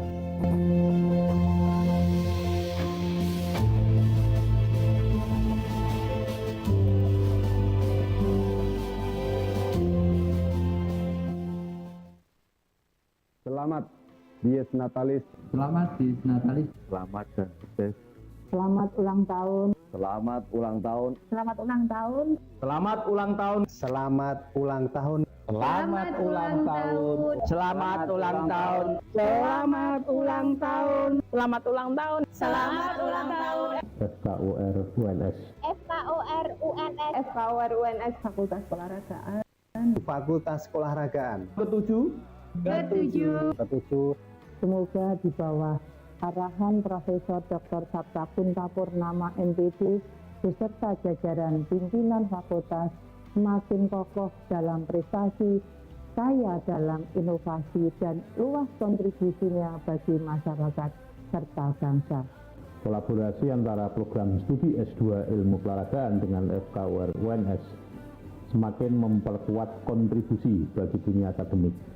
Semoga Fakultas Keolahragaan terus menjadi pusat pendidikan dan pengembangan olahraga yang unggul dan berprestasi. Kita tidak hanya sekedar kampus, kita adalah rumah bagi mimpi, semangat, dan kebanggaan olahraga Indonesia. Terus menjadi lembaga pendidikan yang berkualitas,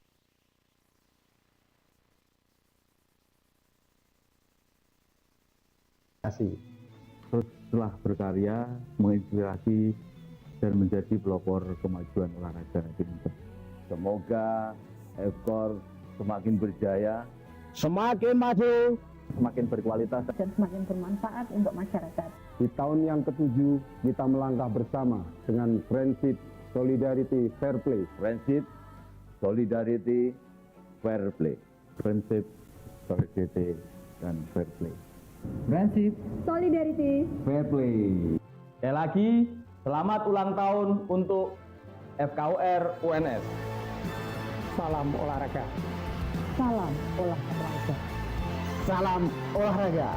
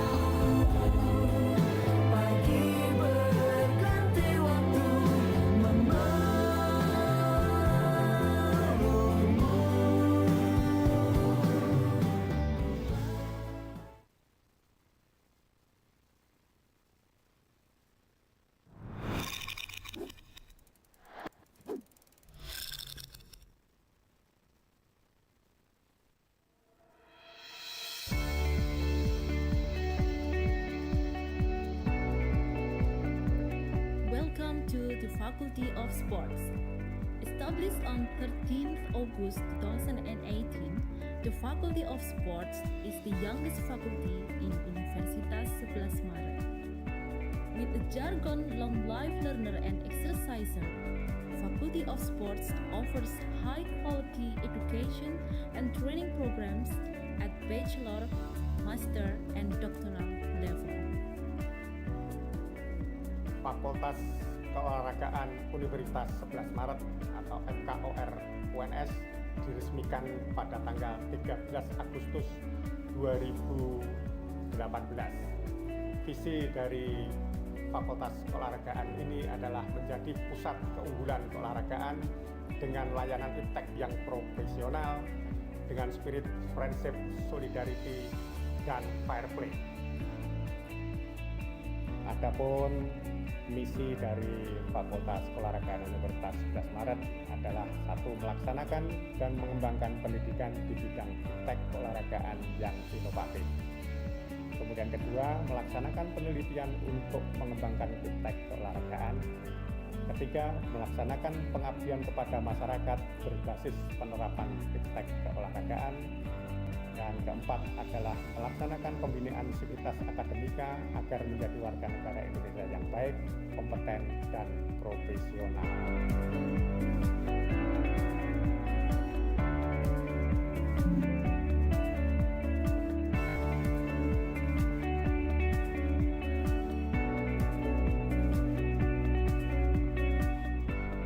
Faculty of Sports, Universitas 11 Maret, currently has 4 studies programs consisting of Bachelor of Physical Education and Health, Bachelor of Sport Coaching Education, Master of Sports Science, and Doctoral of Sports Science.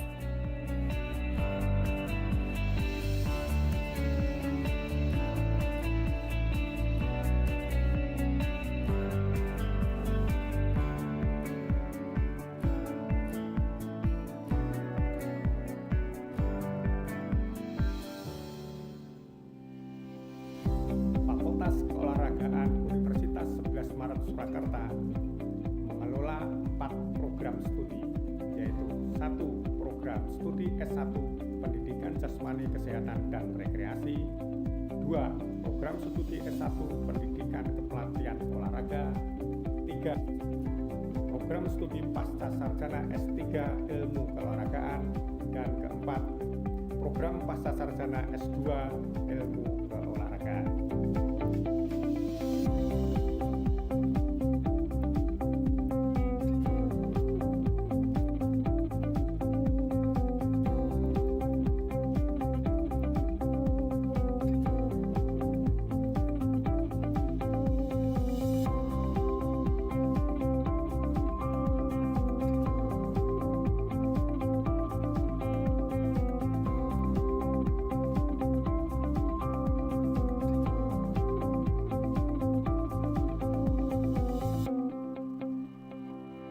In order to achieve national and international reputation, the Faculty of Sports, Universitas 11 Maret, has a clear vision and mission in the fields of education, research, and community service.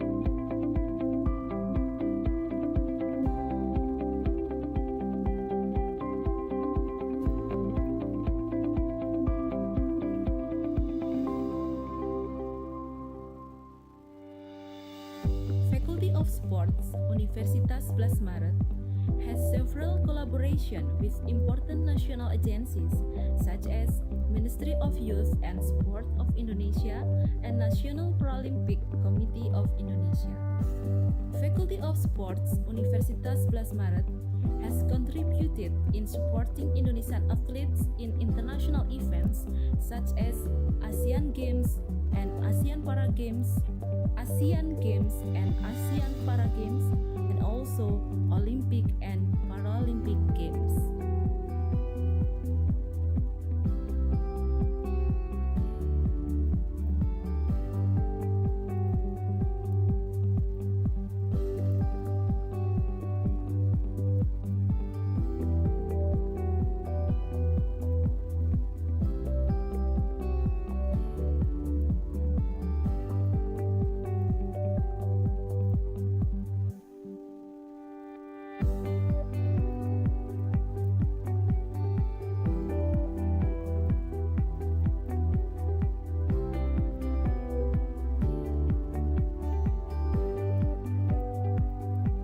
we are long life learner and exerciser.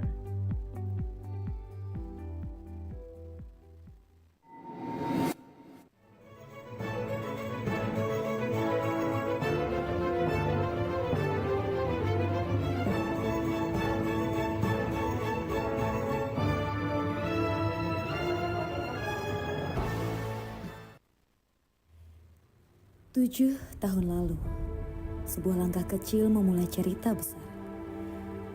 Dengan fasilitas yang sederhana, tenaga yang terbatas, namun ada satu hal yang tak pernah terbatas, semangat kami.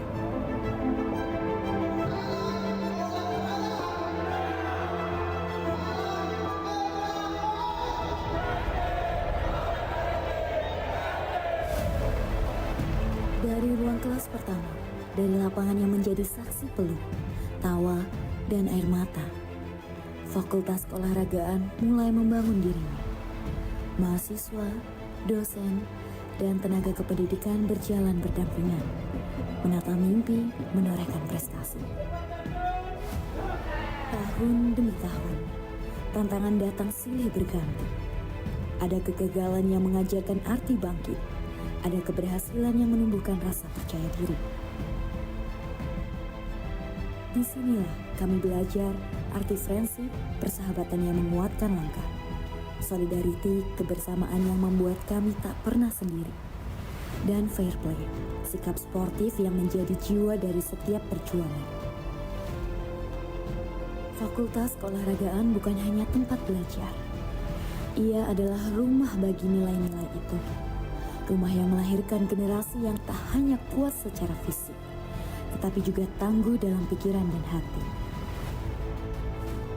Dari awal yang penuh keraguan, kini Fakultas Keolahragaan berdiri tegak. Bukan lagi fakultas yang baru tumbuh, melainkan pusat inspirasi dan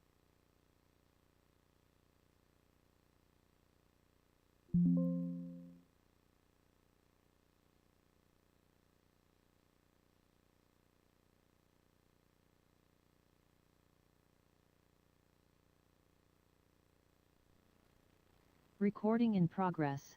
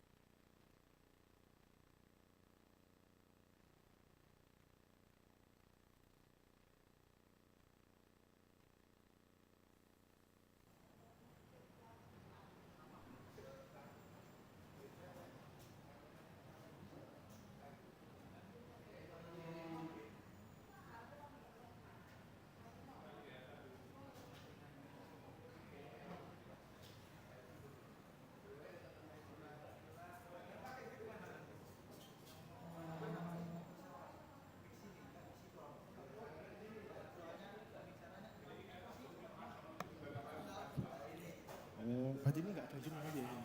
Semua. Cek tes sa c. Tetap didengarkan. Cuman Cek tes satu cek.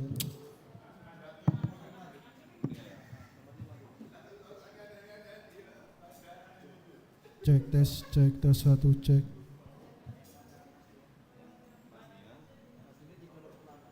Cek tes satu c. Cek tes satu cek satu tes sa. Cek satu cek satu cek tes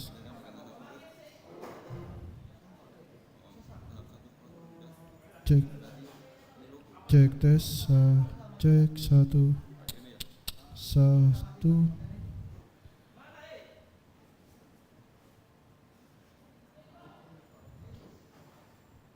cek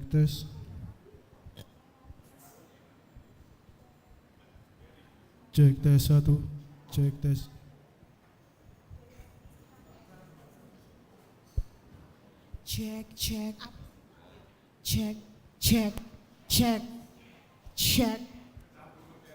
Check. Halo. Ladies and gentlemen.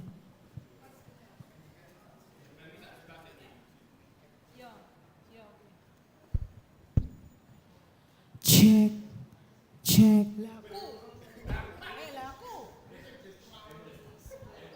cek satu tes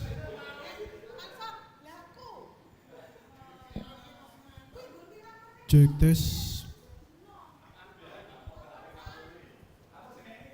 Check. tes 1 2 3 dicoba cek. Check. Thank you to the master of ceremony for the time. Assalamualaikum warahmatullahi wabarakatuh. A very good afternoon to all distinguished delegates, Check tes, speakers, satu, cek. and participants. Welcome to the second session of the Satu, International International cek. Conference SAPTA 2025. Cek Here, satu, tes, I am Galih Bayu si, Suseno, and it ca. is my pleasure to be your moderator for this insightful tes, satu, session. cek.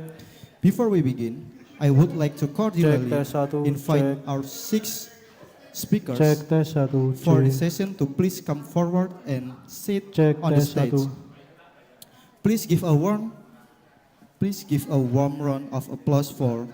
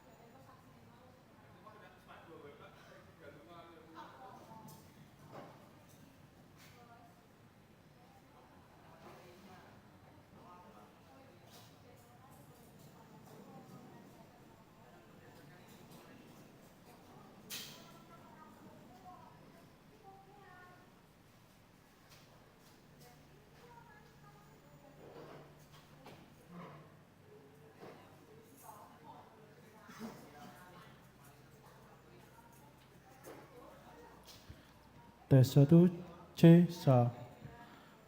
C1 tes. Cek sa. Cek 1 tes 1 C sa. Tes 1 cek. Tes 1 cek C sa. Cek tes 1 cek. Cek tes cek. Cek tes 1 cek.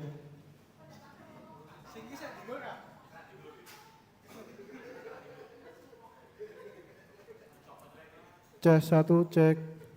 Tenan ra?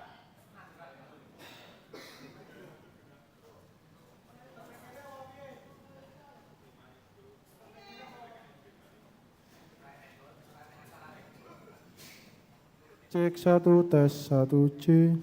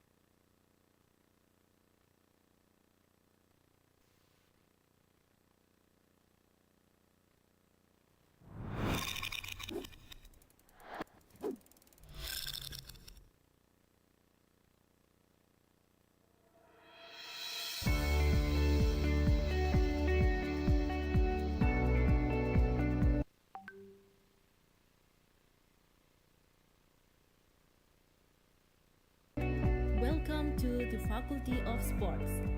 Established on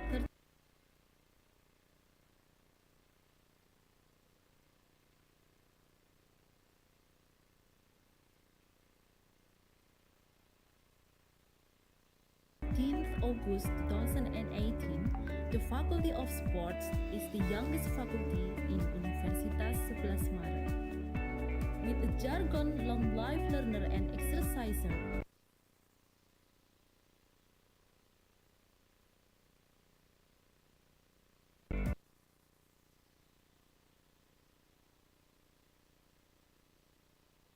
Faculty of Sports offers high-quality education and training programs at bachelor, master, and doctoral level.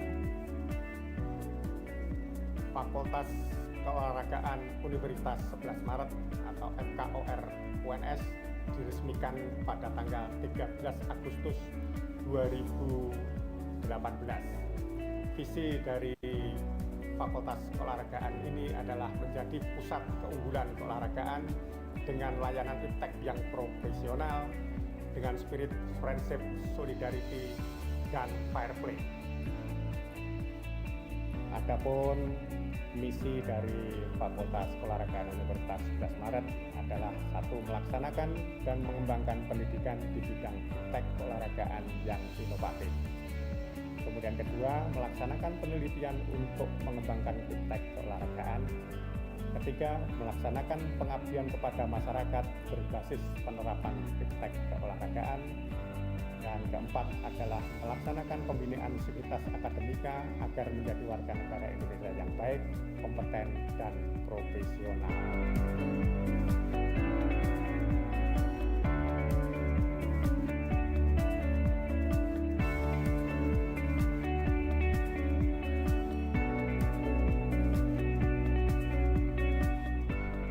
Faculty of Sports Universitas 11 Maret currently has 4 studies programs consisting of Bachelor of Physical Education and Health, Bachelor of Sport Coaching Education, Master of Sports Science, and Doctoral of Sports Science.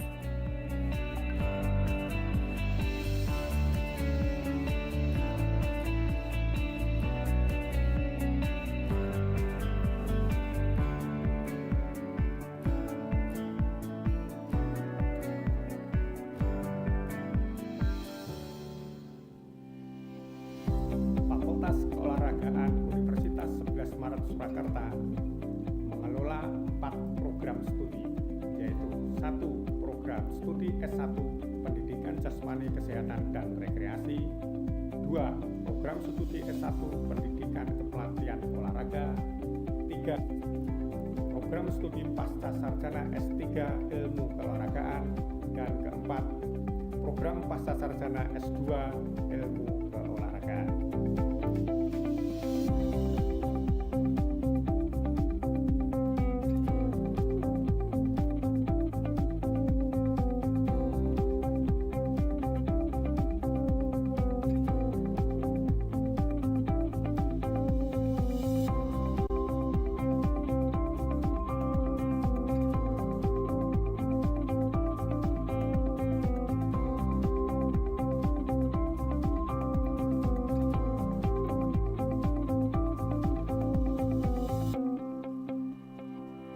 In order to achieve national and international reputation, the Faculty of Sports Universitas 11 Maret has a clear vision and mission in the fields of education, research, and community service.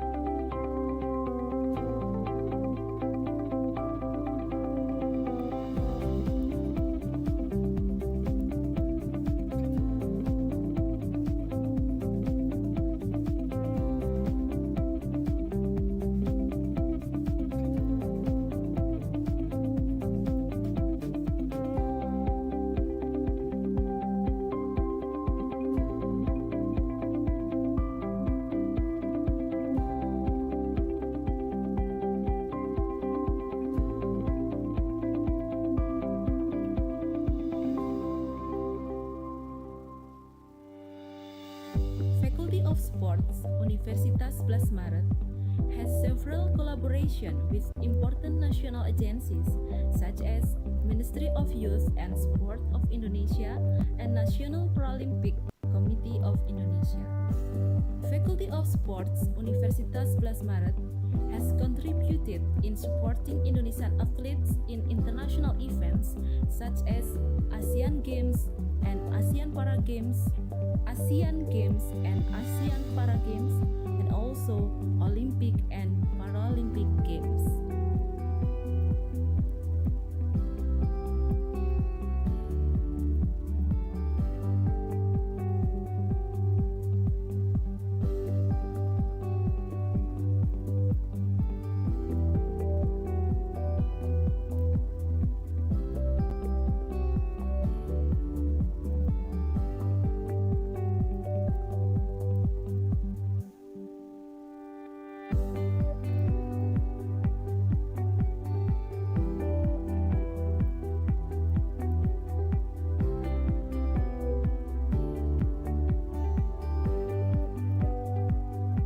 We are long life learner and exerciser.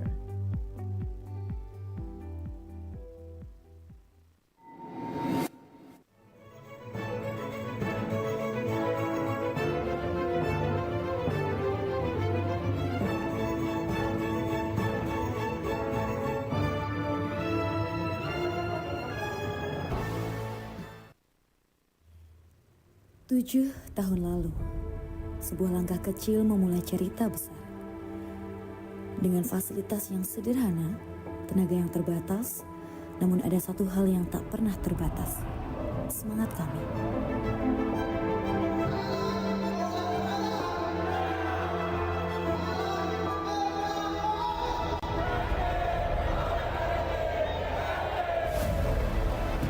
Dari ruang kelas pertama, dari lapangan yang menjadi saksi peluk, tawa, dan air mata, Fakultas Keolahragaan mulai membangun dirinya.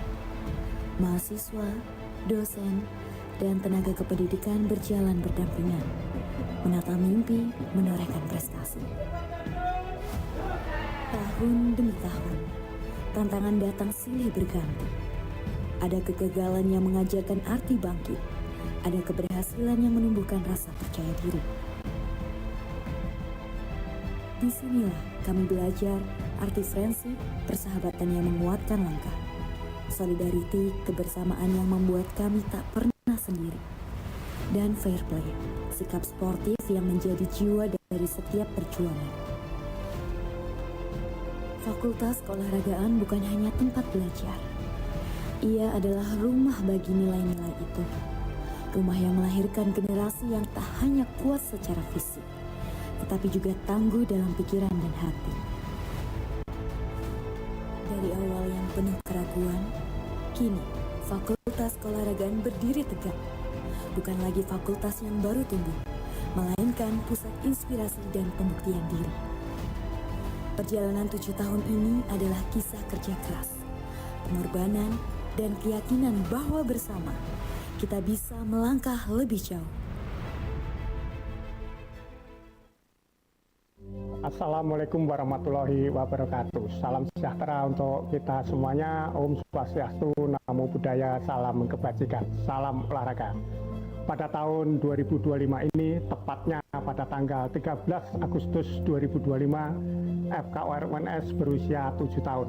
Harapan kami, FKOR UNS semakin jaya, semakin unggul dalam bidang keolahragaan, serta terus melahirkan akademisi maupun praktisi yang berkompeten yang dinanti dunia kerja, masyarakat, dan negara. Serta semua komponen sivitas akademika, alumni terus berkarya, berinovasi sehingga berkontribusi mewujudkan pembangunan nasional.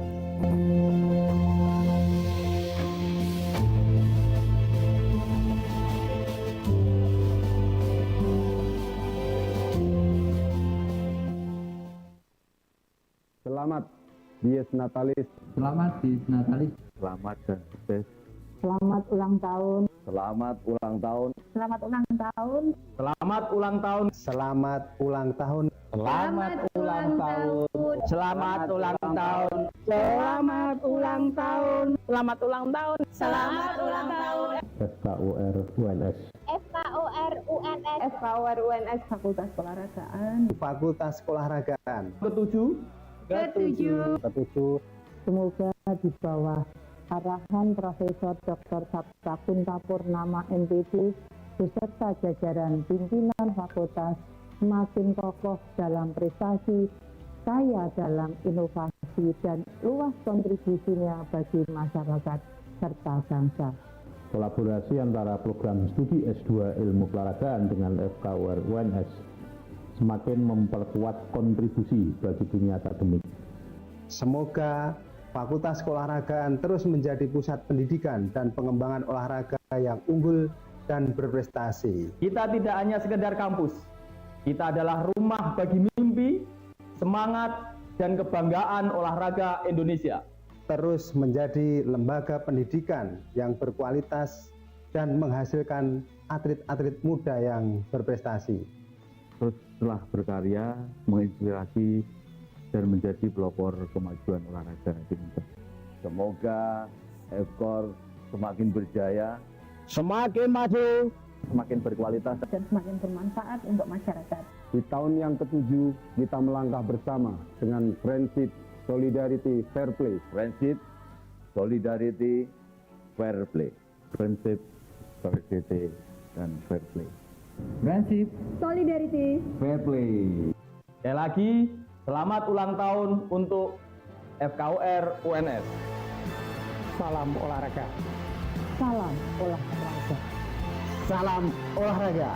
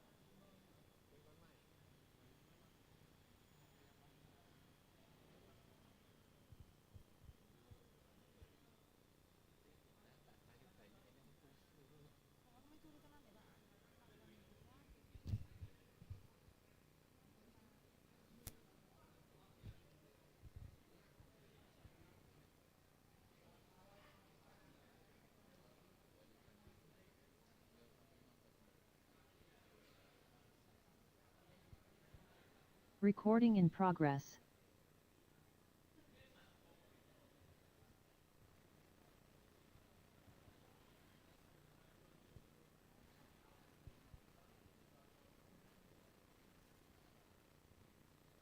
Cek.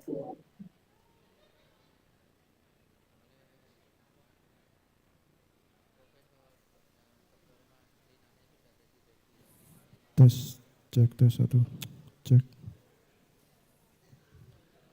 Cek tes.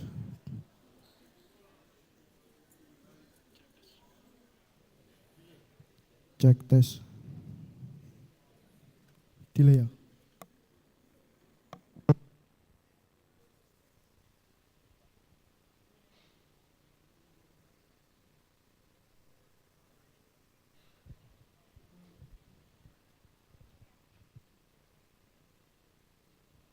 Cek, cek. Assalamualaikum warahmatullahi wabarakatuh. Selamat siang hadirin sekalian dan hadirin yang berbahagia. Kembali lagi kita di acara Konferensi Internasional SAPTA 2025. Dan setelah ini kita akan memasuki sesi konferensi yang kedua.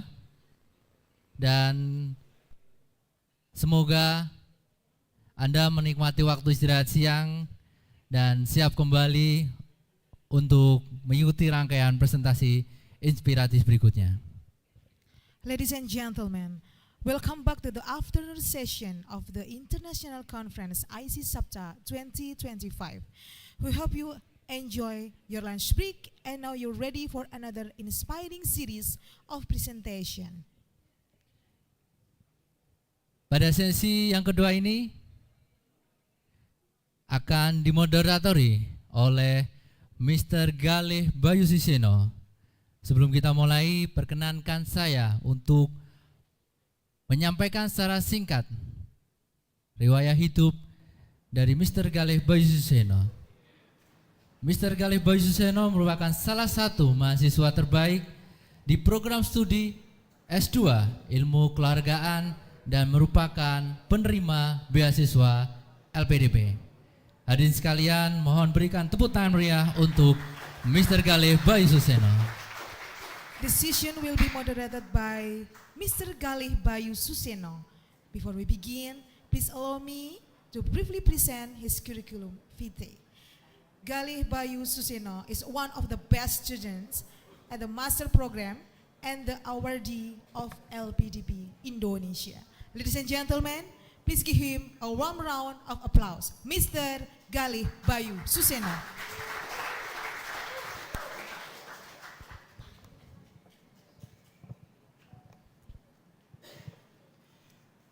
Thank you for the Master of Ceremony for the time. Assalamualaikum warahmatullahi wabarakatuh. Salam olahraga. Salam olahraga. Salam FKOR.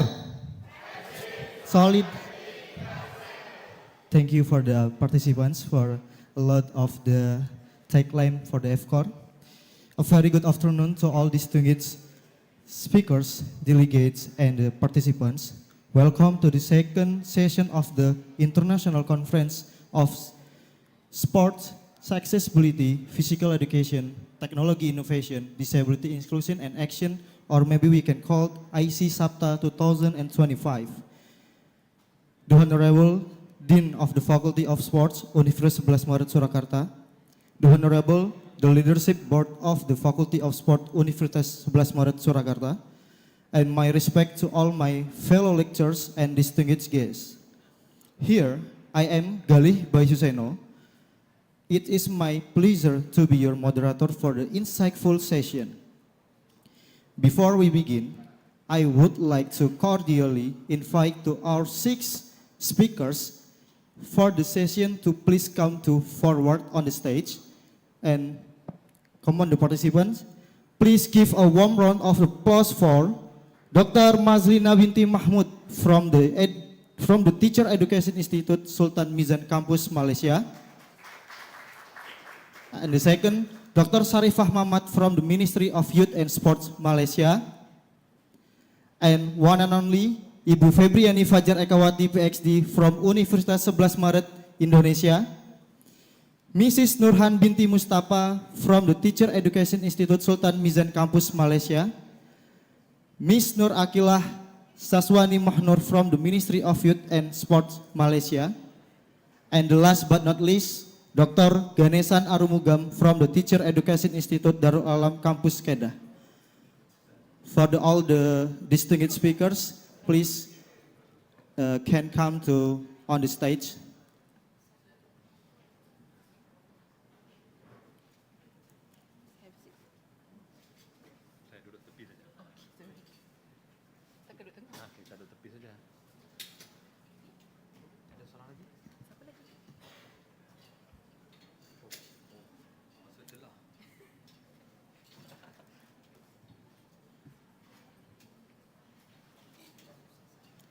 Thank you, esteemed speakers.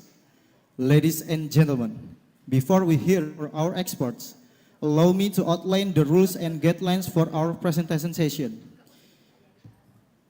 First, each our 6 speakers will be allocated in 15 minutes for their presentation. And second, I will provide a signal there are 2 minutes remaining in your presentation time. And third, as an important note, the Q&A session will be conducted as a panel at the very end. We have allocated 15 minutes for a joint discussion after all presentations are concluded. We kindly ask the audience to hold your questions until the end. Yep, those are the rules for our sessions, and I hope we will all gain valuable knowledge and insights. Alright, let's begin with our first speakers. She is Dr. Mazlina binti Mahmud, a highly experienced lecturer from the Physical and Health Education Department at the Teacher Education Institute Sultan Mizan Campus. With a PhD in sports management, her career spans nearly 3 decades in education. Dr. Mazlina research focused on physical activity, intervention for the sedentary adults, sports management, and the use of technology in promoting healthy lifestyles. She is also an active contributor to curriculum development and has presented her work at numerous national and international conferences. Today, she will present a topic entitled Meningkatkan Pergerakan Asas Murid Tahap 1 Sekolah Rendah dengan Intervensi MyLoco. To the Honorable Dr. Mazlina binti Mahmud, the floor is yours.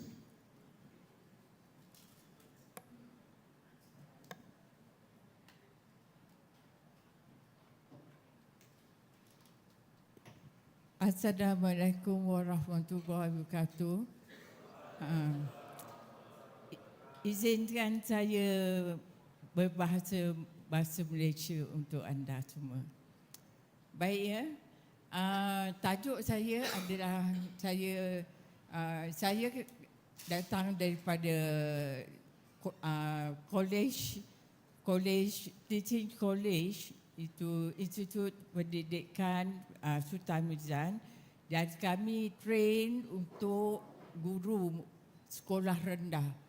Jadi tajuk utama saya adalah kepada pergerakan asas. Pergerakan asas ni sebenarnya pergerakan asas ini adalah satu perkara yang perlu diambil kira kerana dia adalah yang perkara utama sekali yang perlu ditekankan mulai daripada kanak-kanak hingga dia umur sampai 9 tahun. Kerana itu adalah basic untuk mereka mendevelopkan, kembangkan kemahiran mereka. Dan lagi satu, oleh kerana gaya hidup sekarang ini, kanak-kanak kita dia mengamalkan gaya hidup sedentary. Dan juga ledakan teknologi menyebabkan kanak-kanak kurang bergerak. Dan kerana kita tahu bahawa macam anda juga tak ada kerja, tengok handphone. Handphone. Jadi Ini menyebabkan berlakunya pergerakan asas yang kurang aktiviti dan juga menjadi aspek yang amat kritikal dan membimbangkan. Kita tahu bahawa pada umur muda hingga tahap 1, maknanya 7, 8, 9 tahun adalah waktu yang kritikal untuk mereka developkan kemahiran mereka. Kerana masa tersebut adalah dia punya koordinasi, dia punya imbangan, kemahiran semua adalah amat lemah. Jadi kita kena developkan dia supaya dia jadi seorang atlet untuk seperti anda yang berada di sini. Jadi kurikulum PJ juga perlu menekankan aspek pergerakan asas kerana itu adalah amat penting kerana ia melibatkan aspek awal untuk mereka developkan untuk mendapat prestasi tinggi. Dan juga pergerakan asas juga dipanggil selit fizikal yang membantu kanak-kanak belajar untuk yakin dan terkawal dan mempunyai kemahiran. Jadi kita tahu, anda tahu kerana masa sedentary menyebabkan dan masa screen dan juga bermain gadget akan menyebabkan mereka kurang bergerak. Sebab tu apabila disuruh lari skip, disuruh berlari, melompat, macam untuk lakukan lokomotor, non lokomotor dan manipulatif alatan, mereka amat lemah kerana mereka waktu tu pada usia tersebut mereka memang perlukan latihan untuk mendapat kemahiran yang tinggi untuk prestasi yang tinggi. Jadi sebab tu kemahiran lokomotor yang penting kerana lokomotor menyebabkan mereka berlari, melompat, berguling. Maksudnya dia bergerak dari one point to one point untuk mereka menguasai kemahiran asas dalam pergerakan. Dan non-lokomotor juga perlu amat penting. Seperti non-lokomotor adalah pergerakan yang tidak setempat. Dia tu one point di mana mereka akan boleh berpusing, boleh berguling, boleh melompat setempat, lompat satu kaki dan sebagainya dengan baik. Sebab tu pergerakan asas perlu dimantapkan supaya mereka apabila mereka umur meningkat, mereka akan boleh pergi kepada kemahiran multi skill atau multilateral untuk pergi kepada latihan prestasi tinggi. Jadi maknanya pergerakan lokomotor bukan lokomotor dan manipulatif alatan. Kerana manipulatif alatan amat penting. Kita tekankan masa mereka kanak-kanak lagi. Seperti dia main pundi kacang, baling pundi kacang, lambung, tangkap, guling dan sebagainya. Kerana itu semua adalah kemahiran asas. Okey, next. Jadi ini bermakna kita tahu oleh kerana sebab masalah pergerakan kanak-kanak sekarang makin kurang bergerak, makin kurang aktiviti, dan juga mungkin kerana keselamatan ibu bapa kurang mendorong anak-anak mereka bermain. Jadi mereka terkurung dalam rumah. Jadi itu sepatutnya perlu dikurangkan, seperti tadi Dr. Guna sebut, untuk mendapatkan kita punya kesihatan adalah beraktiviti sepanjang hayat.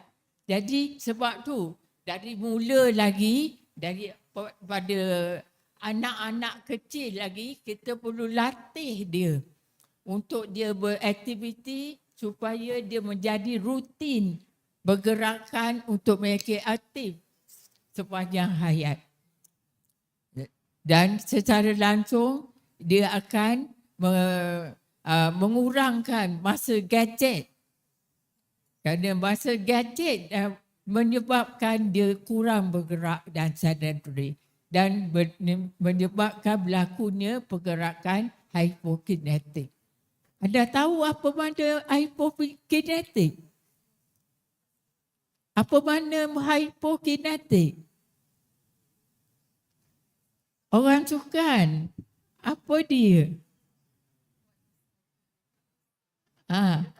Kenapa?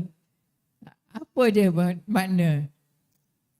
Maknanya dia tidak duduk saja depan TV seperti potato toast, dan duduk depan TV, duduk makan, minum dan main gadget dan tidak bergerak. Itu adalah dia menyebabkan dia kurang beraktiviti. Jadi next. Jadi tujuan kajian saya adalah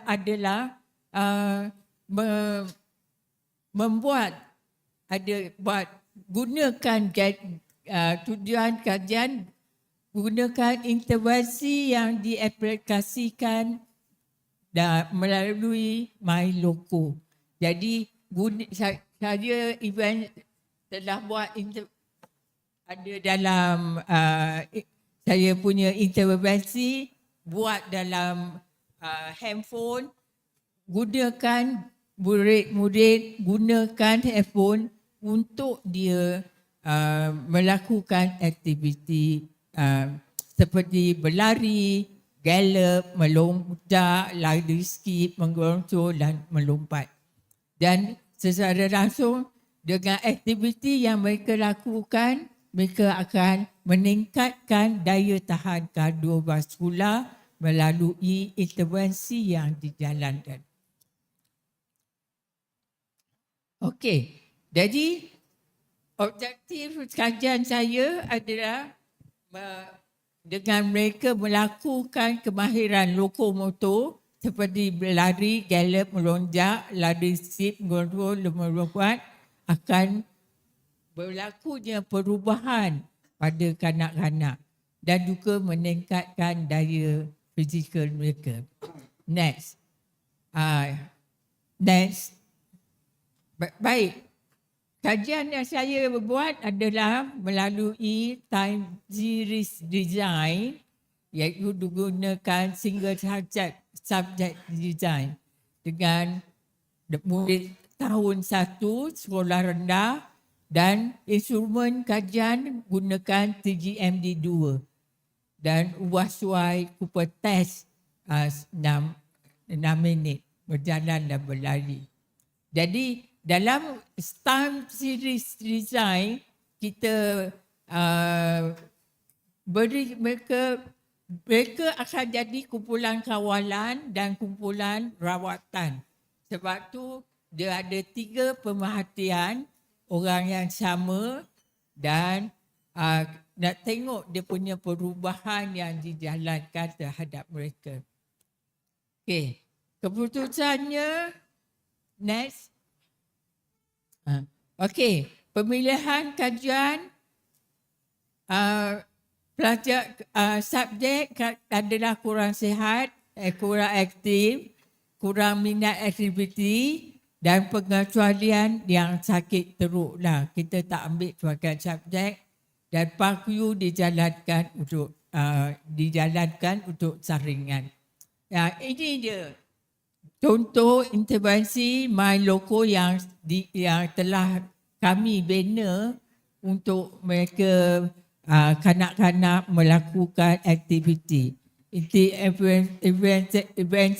Intervensi dijalankan selama 4 minggu bersemuka dan aktiviti bebas dan mereka boleh lakukan aktiviti di luar waktu akademik ataupun waktu PJ. Dan mereka boleh berlakukan pada bila-bila masa. Jadi next, dan dapatkan kajian menunjukkan berlaku peningkatan kanak subjek dalam aktiviti dia punya lokomotor dan juga dia punya daya tahan kardiovaskular. Jadi next. Okey. Itu tengok plot dia. Jadi secara pasal kita dah menilai dia gunakan instrumen TJMD 2. Jadi secara langsung dia dapat meningkatkan dia punya kemahiran lokomotor yang 6 lakuan tersebut dan juga akan meningkatkan kardiovaskular mereka. Dan next. Ini dia kardiovaskular dan next. Dan rumusannya elemen STEM. STEM, Science, Teknologi, Engineering dan Matematik dalam aktiviti dapat diaplikasikan di mana kanak-kanak dapat menerangkan konsep sains bagaimana melakukan aktiviti. Hayunan tangan, kaki bengkok dan sebagainya. Mereka akan belajar bagaimana untuk mendapatkan kemahiran yang betul untuk mendapatkan supaya mendapat postur badan yang baik. Dan konsep menyusun pergerakan lokomotor yang licin dan lancar berkoordinasi kerana kanak-kanak perlu pandai menyesuaikan diri dalam kelancaran pergerakan. Jadi memandangkan zaman sekarang adalah zaman digital dan gadget, murid berupaya menggunakan aplikasi Maroko untuk menyelesaikan masalah tugasan dalam aktiviti. Next, itu saja. Next. Jadi hasil ini akan memberi keberkesanan aktiviti dengan tempoh pembangunan STEM dengan menjalankan aktiviti dan tempoh 4 minggu dan meluaskan kemahiran pergerakan asas yang lain yang boleh diaplikasi dalam STEM. Dan teknologi juga dipelbagaikan mengikut masa terkini bagi menarik minat murid untuk bermain dan meningkatkan kemahiran penyelesaian. Dan konsep ini perlu ditekankan pada prasekolah lagi sehingga tahap di Malaysia kita ada tahap 1, year 1, year 2, year 3 dan tahap 2, year 4, year 5 dan year 6, 2 tahap. Jadi pada tahap yang 1 yang pergerakan asas tu perlu kita tekankan supaya mereka mendapat kemahiran batin skill yang diperlukan apabila meningkat umur. Dan yang penting sekali, guru perlu lebih kreatif dalam berdaya maju dalam meningkatkan pengetahuan dan kemahiran dalam menyediakan suasana pembelajaran yang kondusif dan seronok. Itu saja, sekian, terima kasih.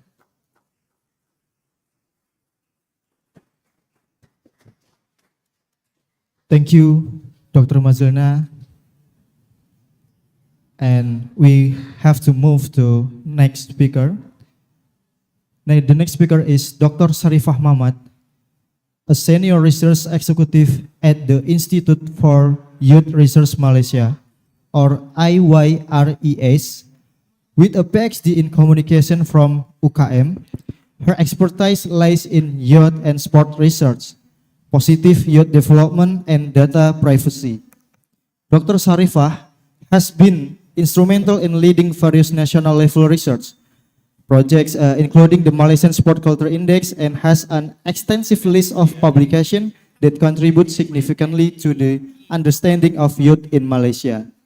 She will present her research entitled Sports Culture, Trends and Insight of National Participants in Malaysia. To the Honorable Dr. Sarifah Mamat, please process the presentation. Give the applause, please. Thank you, Dr. Guna.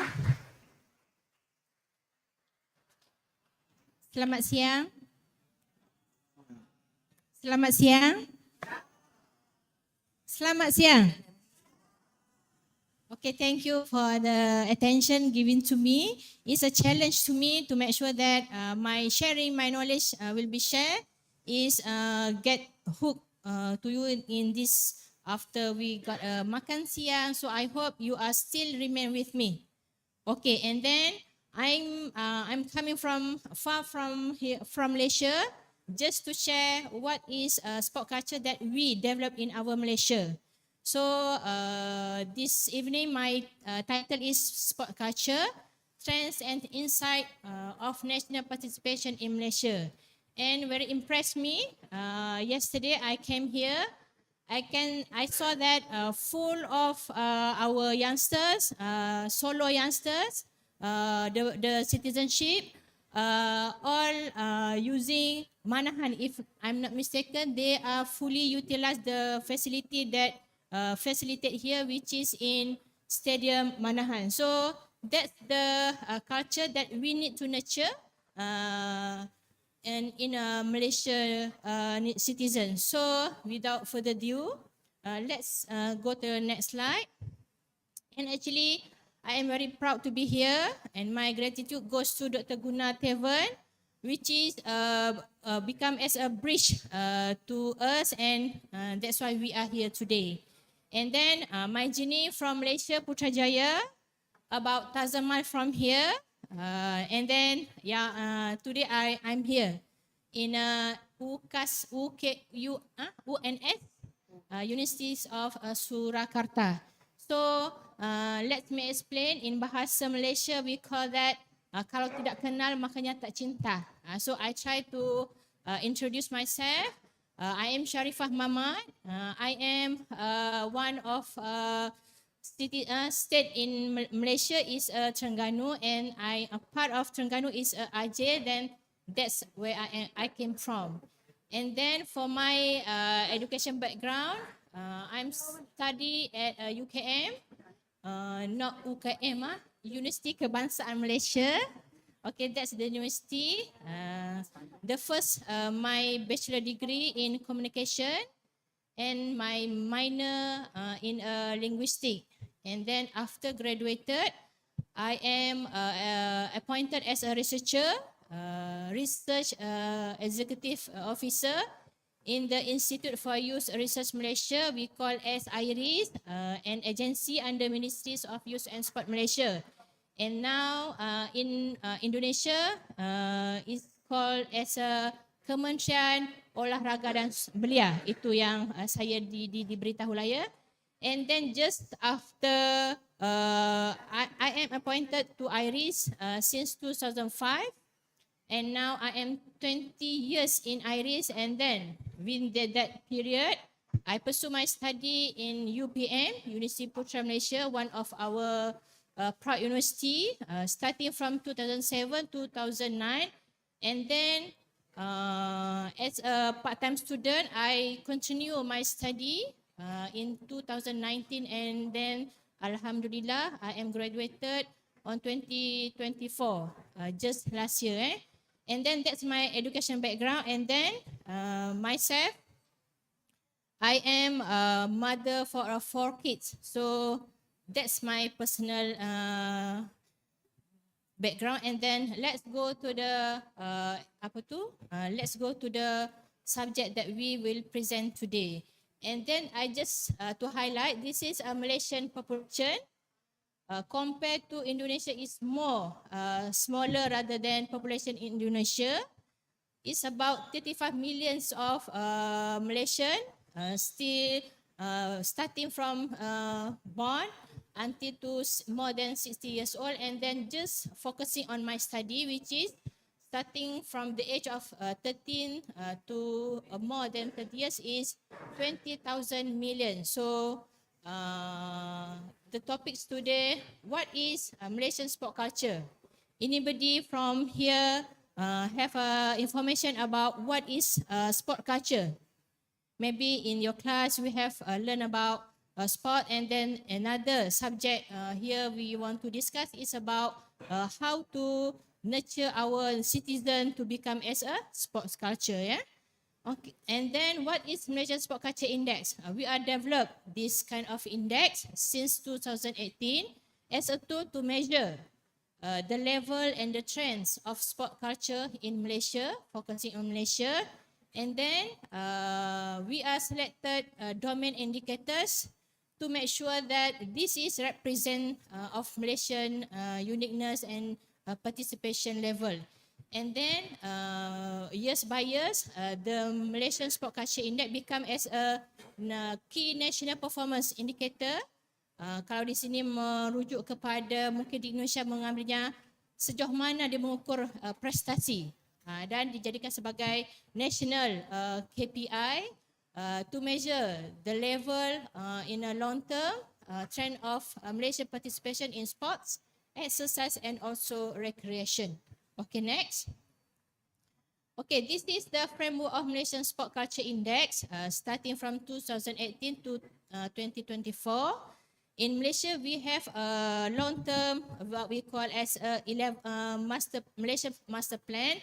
And then starting from 2018, in 11 Malaysian Plan, we are using 5 domains with 8 indicators, as you can see on the screen.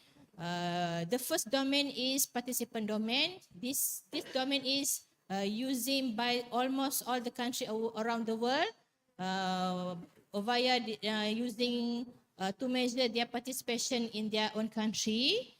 And then the second domain is sport passion.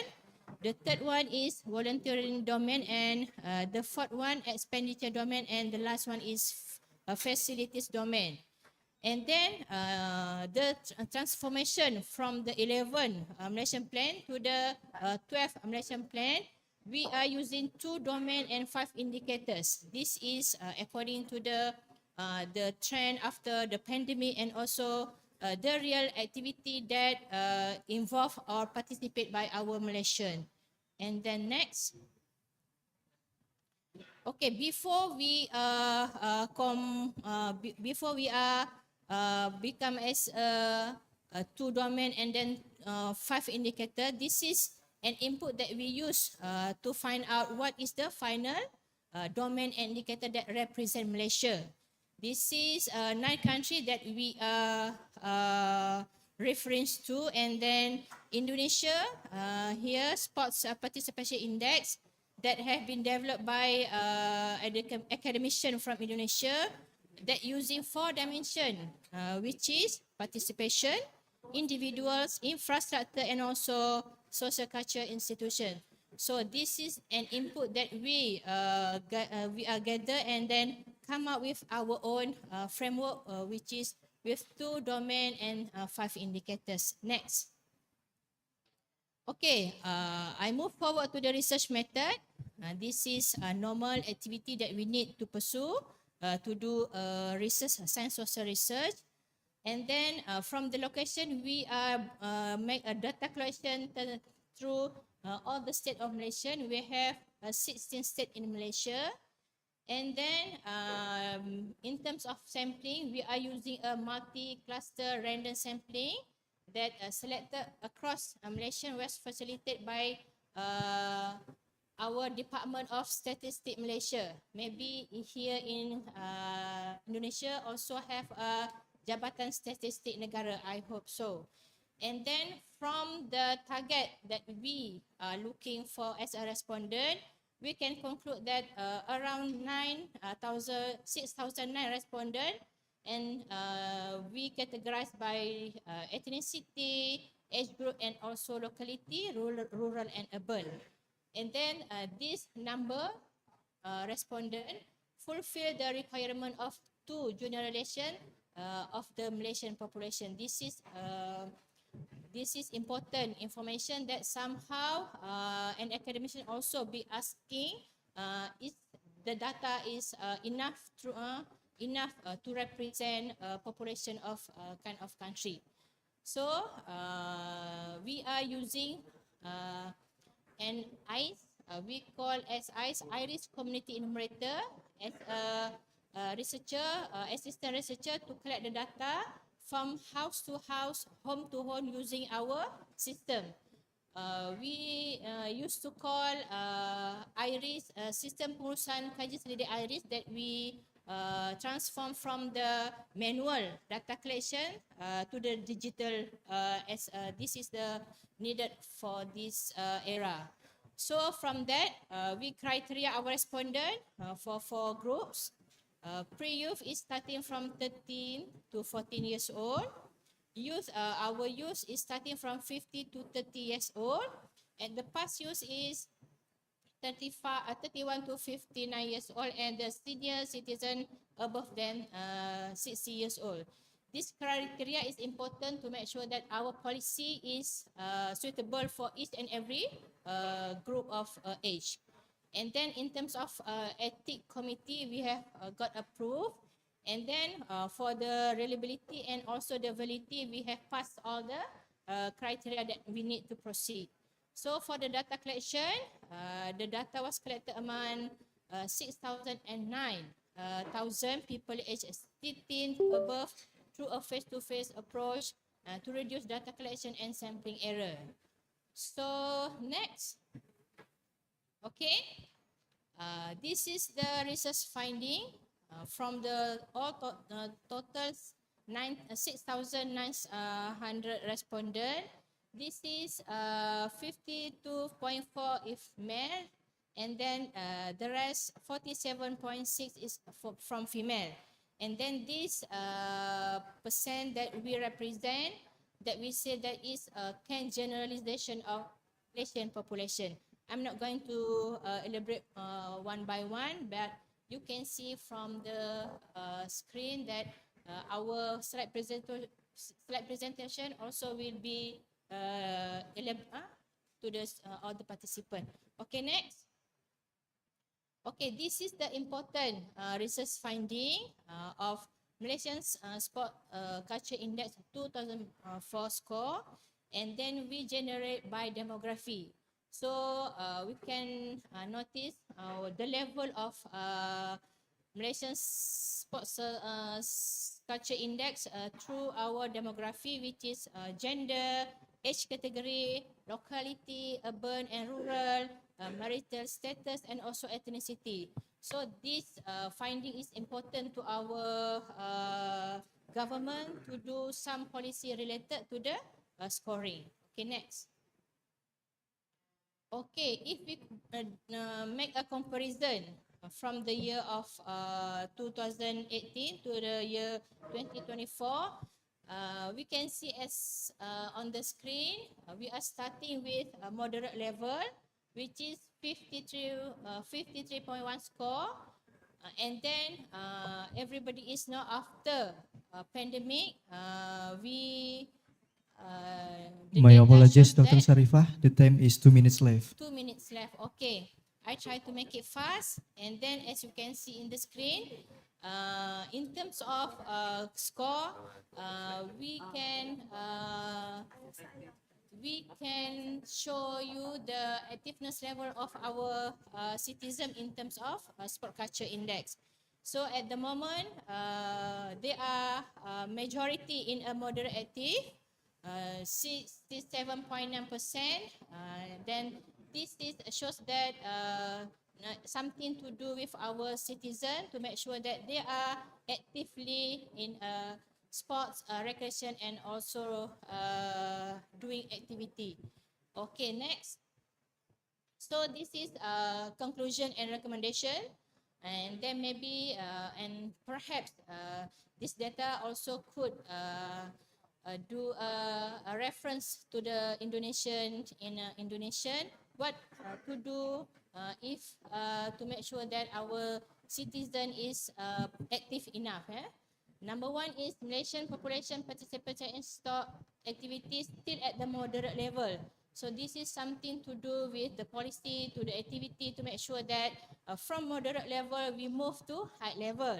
And then second, the overall MSCI score at a moderate level, particularly across age group, ethnic groups, locality, and also marital status. However, for a gender and ethnicity, the result indicate a combination of moderate and low level.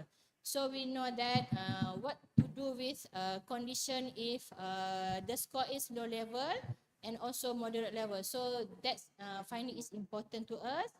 Then young people are more active in sport rather than older people. So this is relates to the real that we can know. And then the difference in living in urban and city, the difference in ethnicity do not determine the differences in the level of participation in sport. And for the recommendation, we have 4 recommendations here. The first one is intrinsic motivation is the main key to an individual continue participation in a sport activity.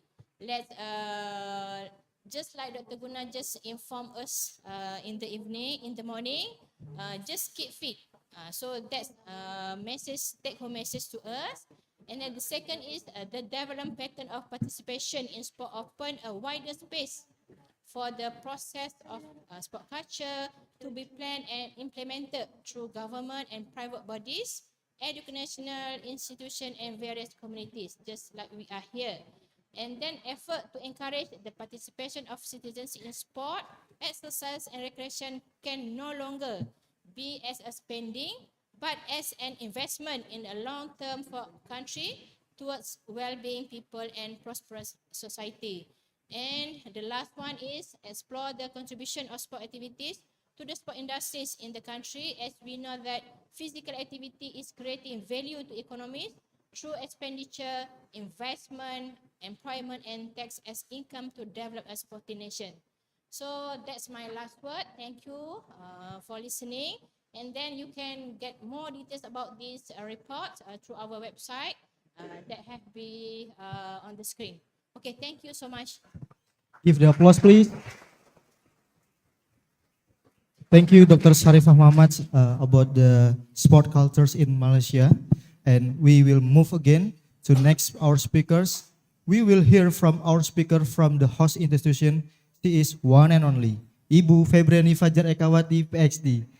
She is an associate professor at the Faculty of Sport, Universitas 11 Maret, holding a PhD from the University of Birmingham, United Kingdom. She currently serves as the head of the doctoral program in sports science.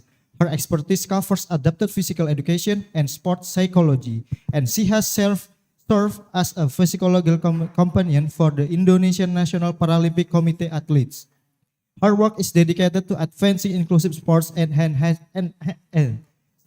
enhancing athlete performance. She will be presenting on the topic, the training method of disability sports. To the Honorable Ibu Febriani Fajar Ekawati, we welcome you to the podium. Please give the applause. Thank you, Gali. Okay, good afternoon, everyone. Assalamualaikum warahmatullahi wabarakatuh. As Gali said before, I'm Febriani. I'm a lecturer here in Faculty of Sports. So I'm stepping in on behalf of Professor Furqan that is cannot coming here today. I hope I'm able to deliver this presentation as well as he prepared. So before that,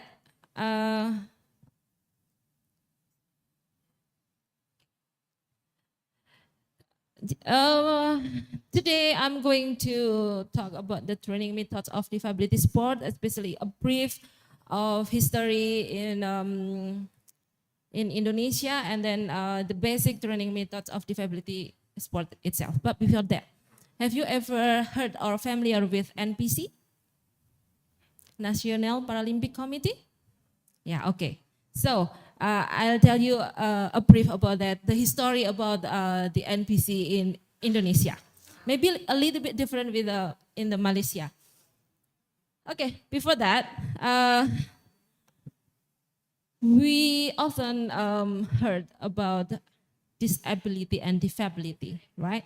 Which one do you choose when you talking something about people with different ability? Which one do you use, disability or disability? In our opinion, disability is more humane than disability. Why? When you say disability, means that different ability. It's different from disability. So I'll use disability not in the entirely presentation, just because in some references they use word disabilities. Is that okay? Okay. So this one is a brief history of disability sports in Indonesia. As I said before, there is NPC in Indonesia, National Paralympic Committee of Indonesia, and before NPC born, there is an organization founded in Surakarta. It's called Yayasan Pembina Olahraga Cacat, or YPOC in bahasa Indonesia, YPOC. So it was born in Surakarta, here in Solo. And after that, YPOC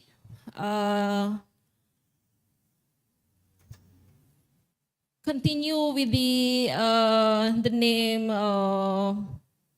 of BPOC, because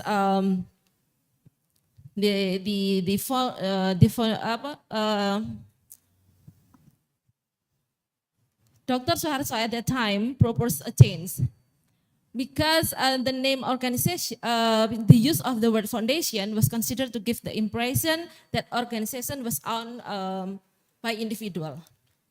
Now, so the name was changed to Badan, means that it's not individuals, it's organization, something like that. And then in July 26, 2010, from YPOC and BPOC, NPCI was declared at that time. Now, NPCI, as you know, is a forum that is fully responsible for collecting, fostering, training, and forming qualified international standard disabled athletes. Okay, and NPCI is a committee body responsible for selecting athletes who will represent Indonesia in the Paralympics and other international sporting events. So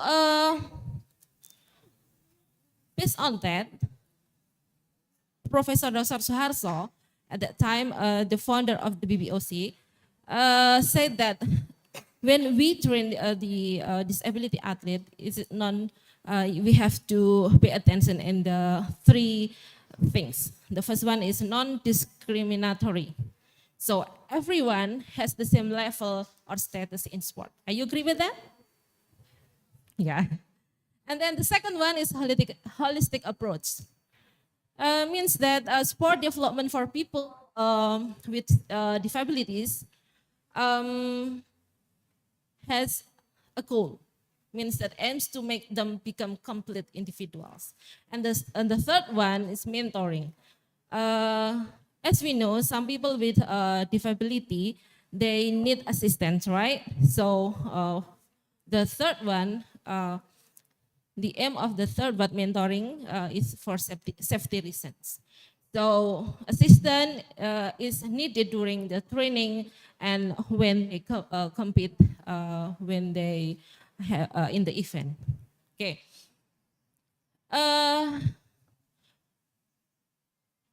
When we talk about the training programs, recently, we already known about the long-term athlete development. This model developed by Bali, Istvan Bali, and team. And this one, this model is the best way to describe the windows of optimal trainability is to use train and performance. And the thing that we have to pay attention on that is in the stamina or endurance, and then strength, and speed, and then skill, and suppleness or flexibility. So when we train athlete, both disabled athlete or non-disabled athlete, we have to pay attention on that 5 things.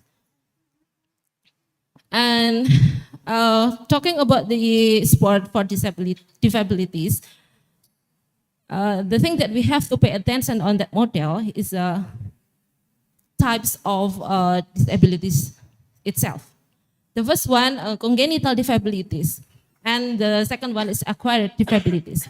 The difference is when you train athlete with congenital disabilities means that they got this disability since they born. It's different with people when they train, they got this disability during, after they born. I mean, from the congenital disabilities, for example, Down syndrome, you know that, and then cerebral palsy. It's different to when you train the athlete with acquired disabilities. They got disability when, for example, when after they got accidents and they have to amputate in their leg or arm, something like that. It's different with the congenital disabilities. And how to train them is different as well. At the time, my student in the doctoral degree, he is going to research study about this one, the different methods how to train congenital disabilities and compared to normal and acquired disabilities. So yeah, there will be is there will be difference or not? So let us see. Okay.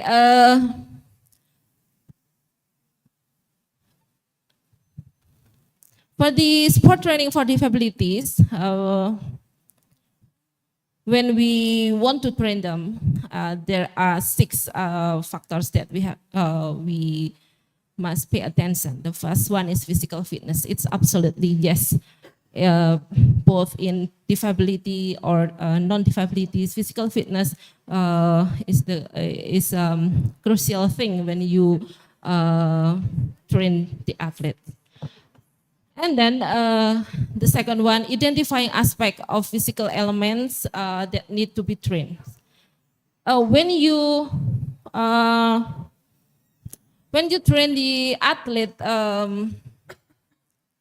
sprinter, for example, sprinter athlete, with the classification amputee for the arms. Is there any differences when you train with the non-disability people? Is it? Balance. That one, the second one. The B, point B, identifying aspect or physical elements that need to be trained. you must train more in balance, right? Okay. Having skills, and then having skills. When you train the athlete with disabilities, what skills that they have before, we have to maximize that. And then the closing athlete with physical weakness, we have to know as well the weaknesses of that athlete. For example, when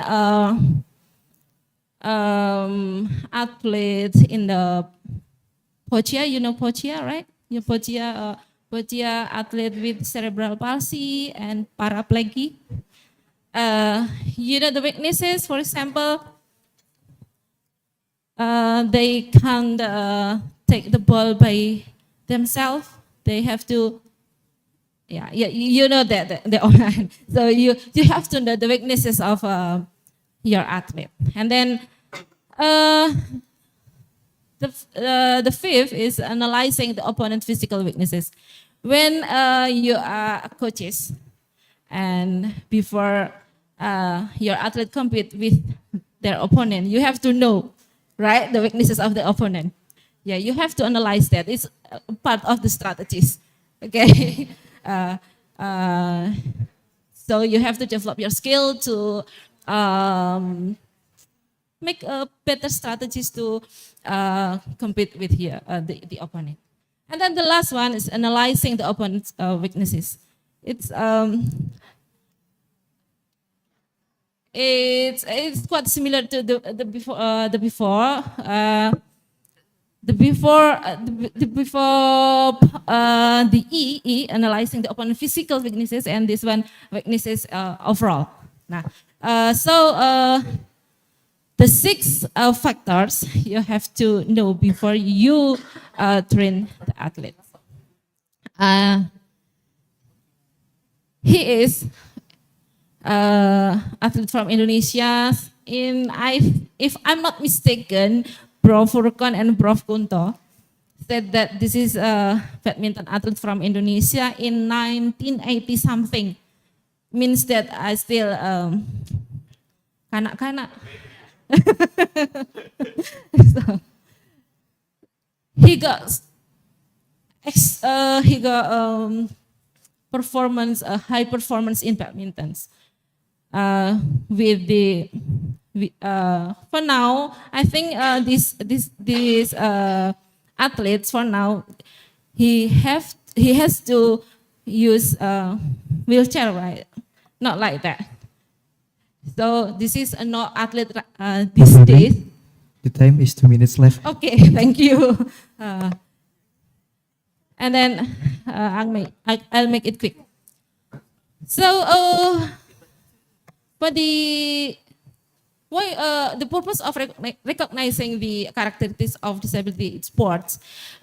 So when we train the disability sport, we have to know 5 things. Again, determining disability classification. So you have to know these athletes classified in that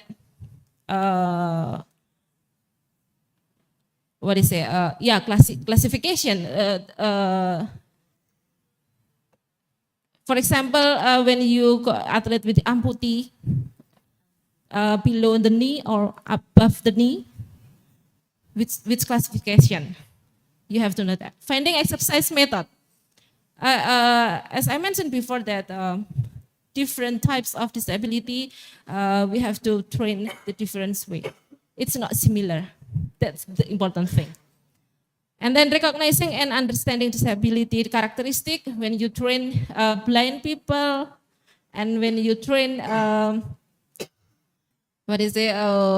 cerebral palsy people, it's you have to understand about their characters, both in psychological thing and physical thing.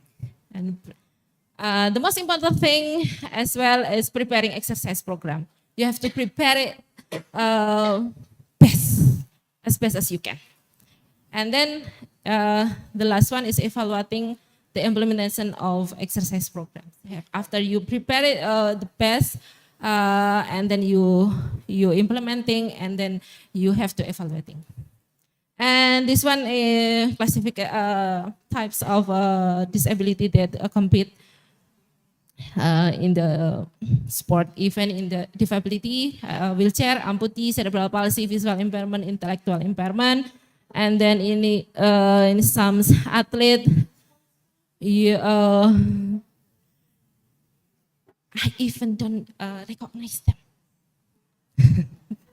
So I'll come to the conclusion. The ultimate goal of training for people with disability is for athletes to have the right opponent to train with. Selecting sparring partner is expected to motivate and improve the performance of Paralympic athlete. It means that when you train the disabilities athlete, you have to know about their character and then psychological thing and how the characteristic of the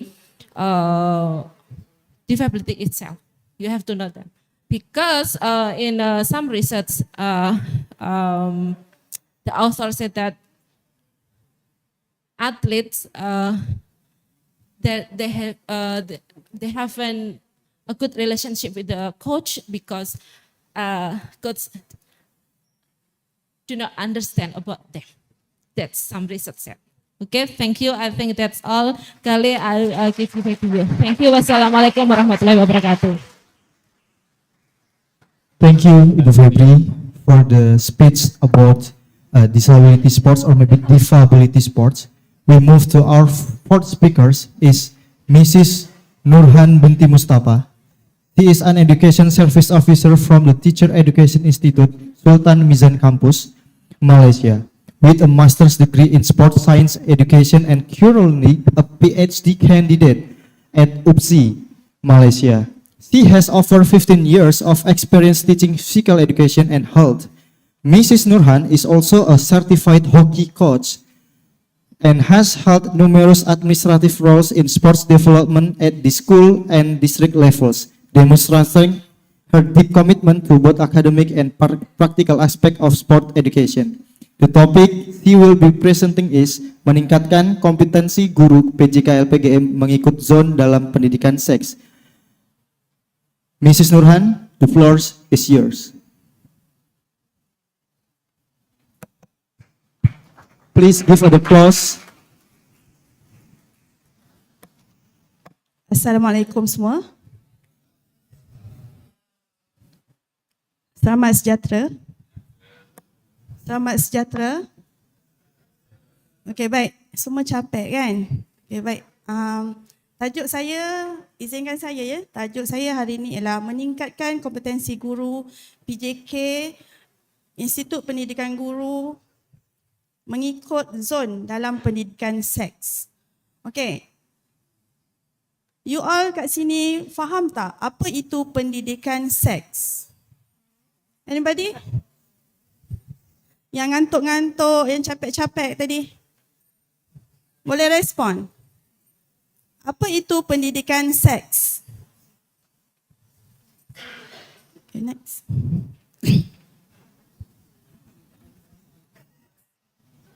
Okay, baik. Kajian saya ini ialah mengkaji tentang strategi global bagi meningkatkan kompetensi guru pendidikan jasmani kesihatan di 6 zon kampus berkaitan dengan pendidikan seksualiti. Pendidikan seksualiti ini di sekolah wajib. Untuk pendidikan jasmani, guru-guru pendidikan jasmani dan kesihatan perlu menghabiskan 7 modul. Di samping silibus dalam buku teks, guru pendidikan jasmani dan kesihatan wajib menyelitkan modul-modul pendidikan seksualiti ini dalam pendidikan kesihatan semasa mengajar dalam kelas. Okay, pendidikan kompetensi guru ini kalau kita tengok dekat seluruh zon adalah tidak konsisten. Kerana apa? Kerana guru sendiri berdepan cabaran membincangkan isu-isu yang sensitif berkaitan dengan LGBT, persetujuan dan hak-hak seksualiti. Okay, kalau kat sini saya tanya tentang apa itu pendidikan seks, siapa yang boleh respon? Anybody? Dekat sini pun kita boleh tengok. Untuk membincangkan tajuk seksualiti, kadang-kadang kita rasa malu dan segan. Belum lagi kita masuk ke permasalahan-permasalahan apabila berjumpa dengan pelajar dan murid kita itu. Okay, pembangunan profesional untuk meningkatkan keyakinan guru, tetapi cabaran budaya dan kekurangan sumber kekal. Sikap guru sebagai peranan dan pemudah cara atau menjadi penghalang kepada pembangunan dan perkembangan seksualiti ini di sekolah. Apabila berlakunya halangan-halangan di sekolah, murid-murid yang hadap situasi seksualiti ini tidak mampu untuk memberitahu ataupun membincangkan masalah yang murid ini hadapi sendiri di sekolah, teman-teman ataupun di rumah. Okay? Kesimpulannya, keperluan kepada pembangunan profesional berterusan mesti diberikan kepada guru-guru, khasnya guru pendidikan jasmani dan kesihatan. Okay, baik, pengenalan. Kompetensi guru penting untuk pendidikan seks yang berkesan. Pengetahuan, sikap keterbukaan untuk membincangkan topik-topik yang berkaitan dengan seksualiti. Isunya sangat sensitif, tetapi perkara ini diterapkan daripada sekolah tadika 4 tahun dan seterusnya sampai ke tingkatan 5. Masuk juga kepada topik-topik di IPG, Institut Pendidikan Guru. Pelajar PP dan pelajar P mesti menghabiskan topik berkaitan dengan seksualiti. Siapa pelajar IPG yang sepenuh masa dia belajar topik ni. Okay. Guru membentuk pengetahuan, sikap dan suasana selamat bagi pelajar itu. Inilah yang perlu diterapkan, ditekankan supaya guru sendiri tidak malu untuk membincangkan topik seksualiti di sekolah. Okay. Pinjamkan saya telinga dan mata. Terima kasih. Okay, cabaran kepada stigma budaya, kekangan institusi, latihan guru adalah terhad.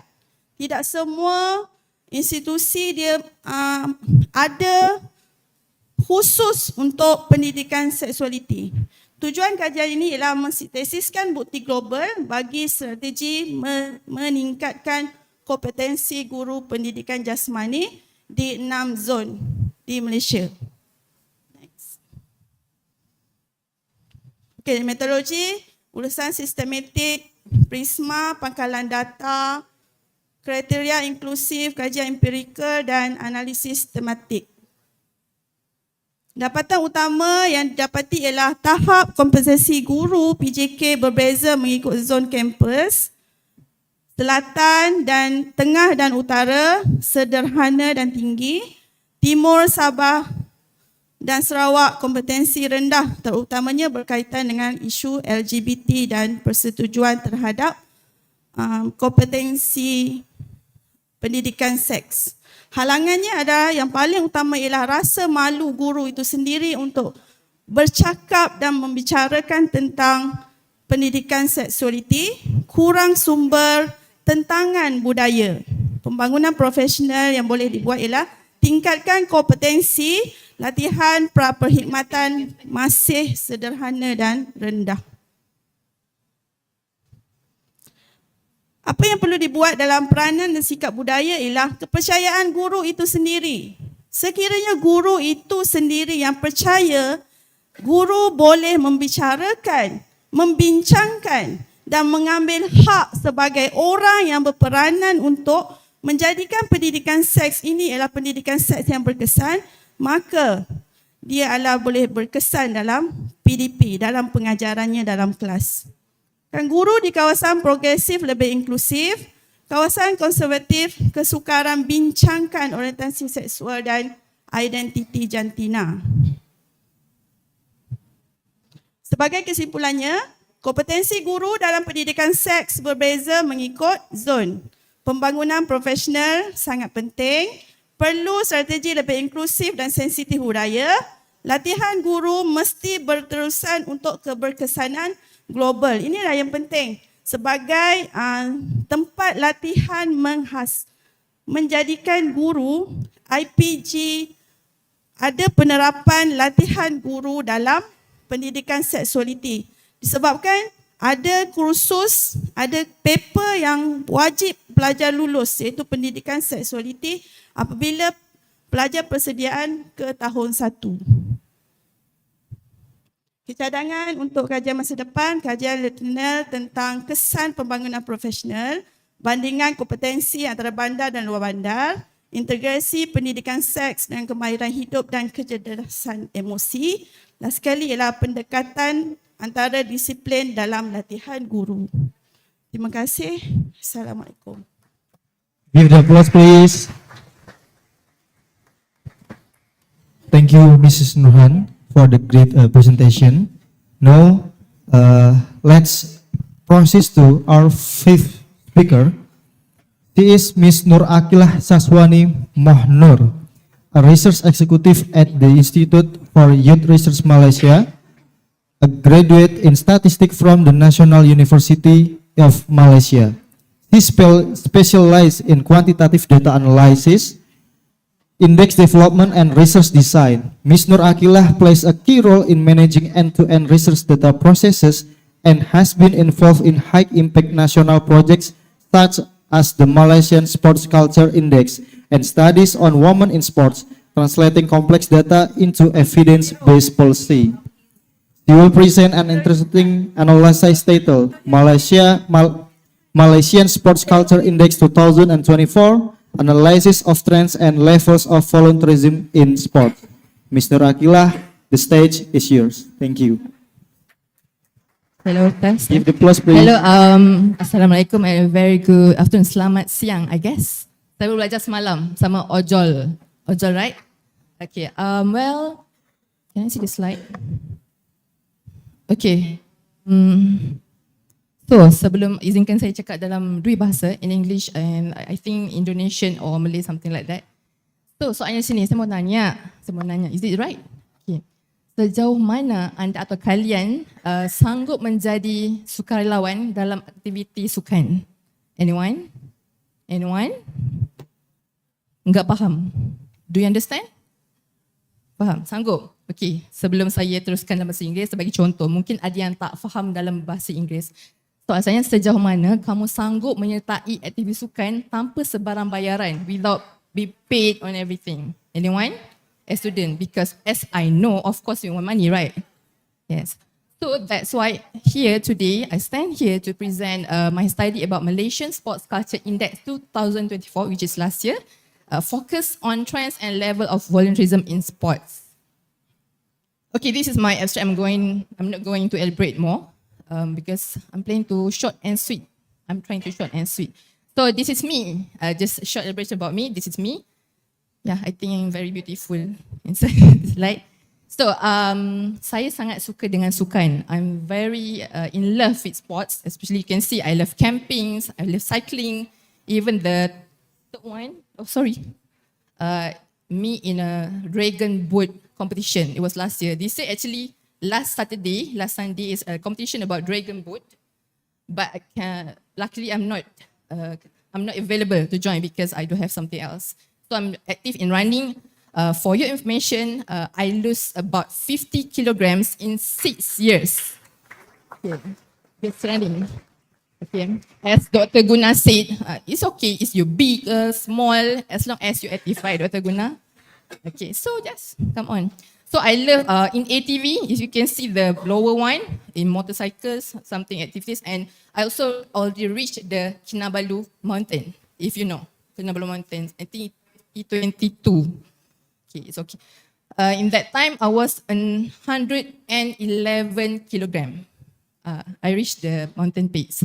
Okay, so I'm not going to that. So this is about IRIS, just a little bit about introduction about IRIS. My institution, it was established in 2005, already 20 years, especially sepatutnya sudah seperti kamu semua di UNS, semester 2, I guess.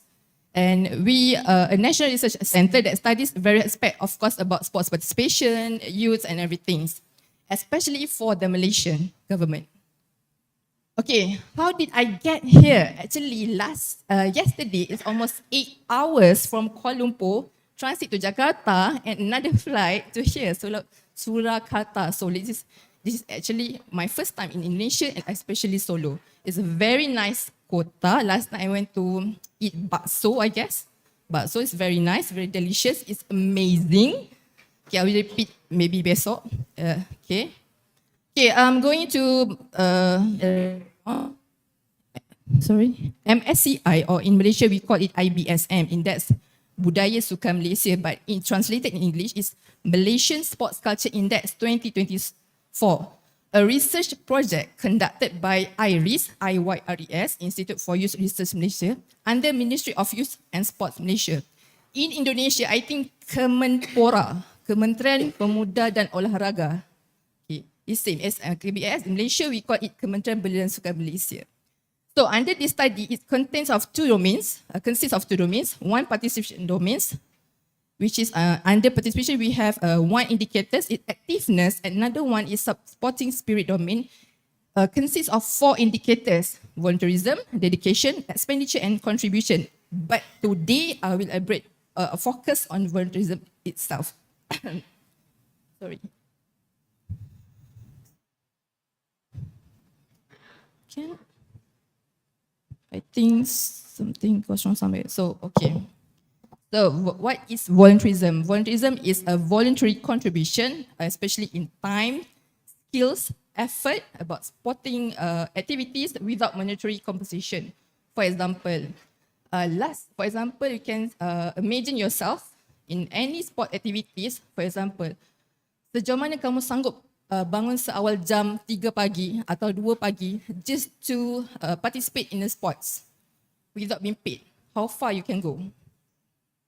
Not everyone, right? That's a voluntary contribution. How far you can volunteer yourself?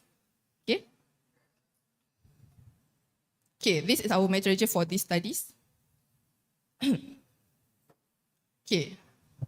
So for these studies, we conducted for nationwide for 13 states and 3 federal territories, from north to south to east to west.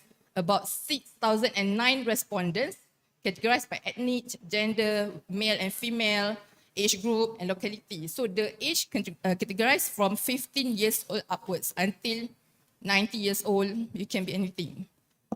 Okay, so we conducted 4 group criteria: pre-youth, youth, post-youth, and senior citizens. So as Dr. Sharifah earlier, we consist of 6 supervisors, and we do have 150 enumerators selected and trained by us to conduct the studies, because we only have 40 staff in the IRIS, but we cannot go down every state. So I'm going to skip this one, because this these are the research findings. Okay, for overall, actually, MSCI already conducted by since 2018, but we do have 2. This one is second RMK, or 12th Malaysian Plan, 11 Plan. So since 2021 to 2024, it rose from 50 to 50, still remain, and raised to 55, and last year is going to 56.3, which is in this indicator, volunteerism and the sporting spirit is going to up and up and up every year. So actually, next year we're going to be another studies in this sporting, so we can see the results then. So we can see volunteerism this year 67.9. Okay, we can compare between indicator under sporting spirit domain. We can see volunteerism recorded the highest score at 67.9, followed by dedication 63.3, and then expenditure 60.7, and contribution 57.4. You can see it's fluctuate but remain inconsistently within the moderate range. We can actually, under MSCI, we have a 5 level of score scale. None for 0, and low 1 to 49, 50.69 as moderate, high 70 until 84, and the last one very high when 85 to 100. So this is, if anyone asks us how you categorize the score, this is the score scale that we already decided before.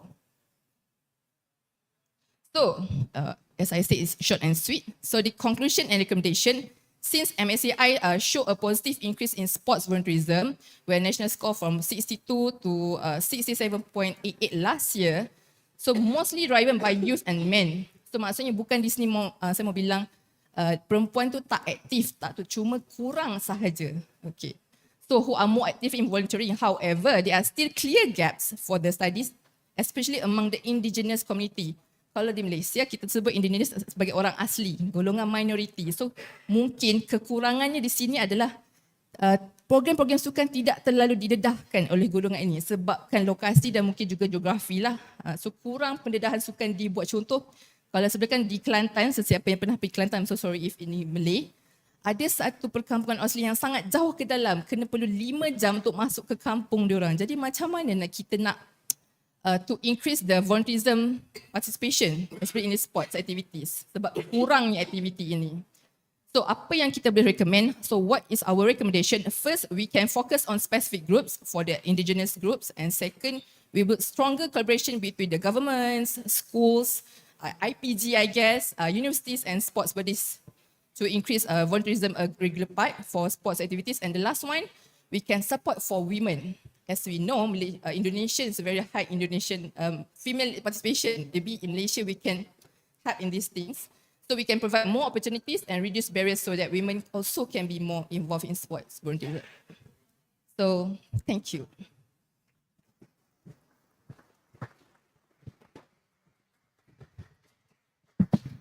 Thank you, Ms. Nurakila. And we have our final presenter. Please welcome Dr. Ganesan Arumugam from the Teacher Education Institute, Darul Aman Campus, Kedah, with a remarkable 25 years of experience in education and a PhD in sports science. Dr. Ganesan is a highly skilled educator specializing in physical and health education. His research interests include high-intensity interval training and its effect on psychological function. He is also an accomplished badminton coach and technical official, blending academic rigor with extensive practical sport experience.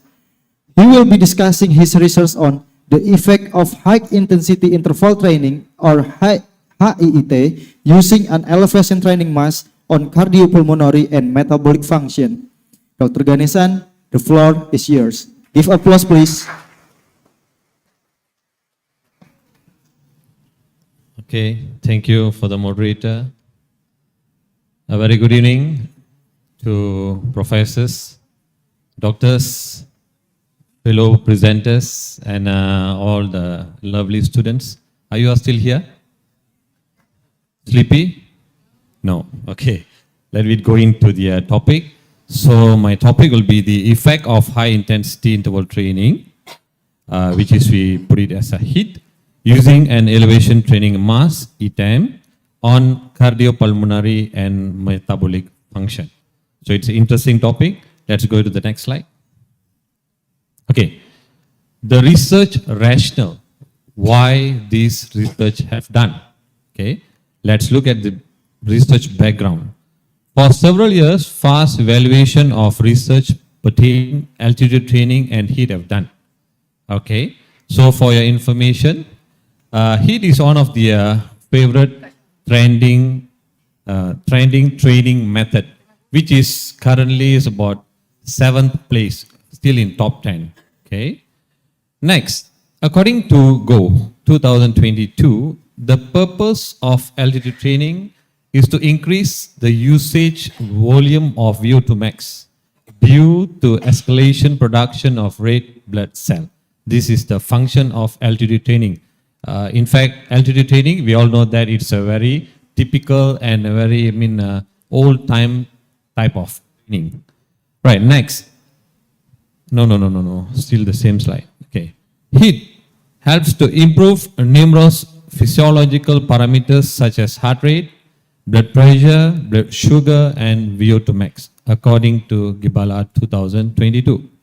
Okay, why these matters? So we already gone through the background of the studies. Now we look at why this matters all about. What is the purpose we are doing this research? What is the connection with HIIT and heat and altitude training, right? Okay. Performance optimization. Basically, soccer players needs high aerobic and anaerobic capacity. We all know about that, right? Okay. So, for the alternative way, elevation training mask, so-called ETEM, simulates altitude training without costly travel and enhancing VO2 max and endurance. Meaning, it saves our cost rather than we go to the altitude, right? Okay, next, we go to the accessibility and practicality. So that when we go and do our training at altitude level, we must know that those athletes and coaches, they need to do the adaptation days.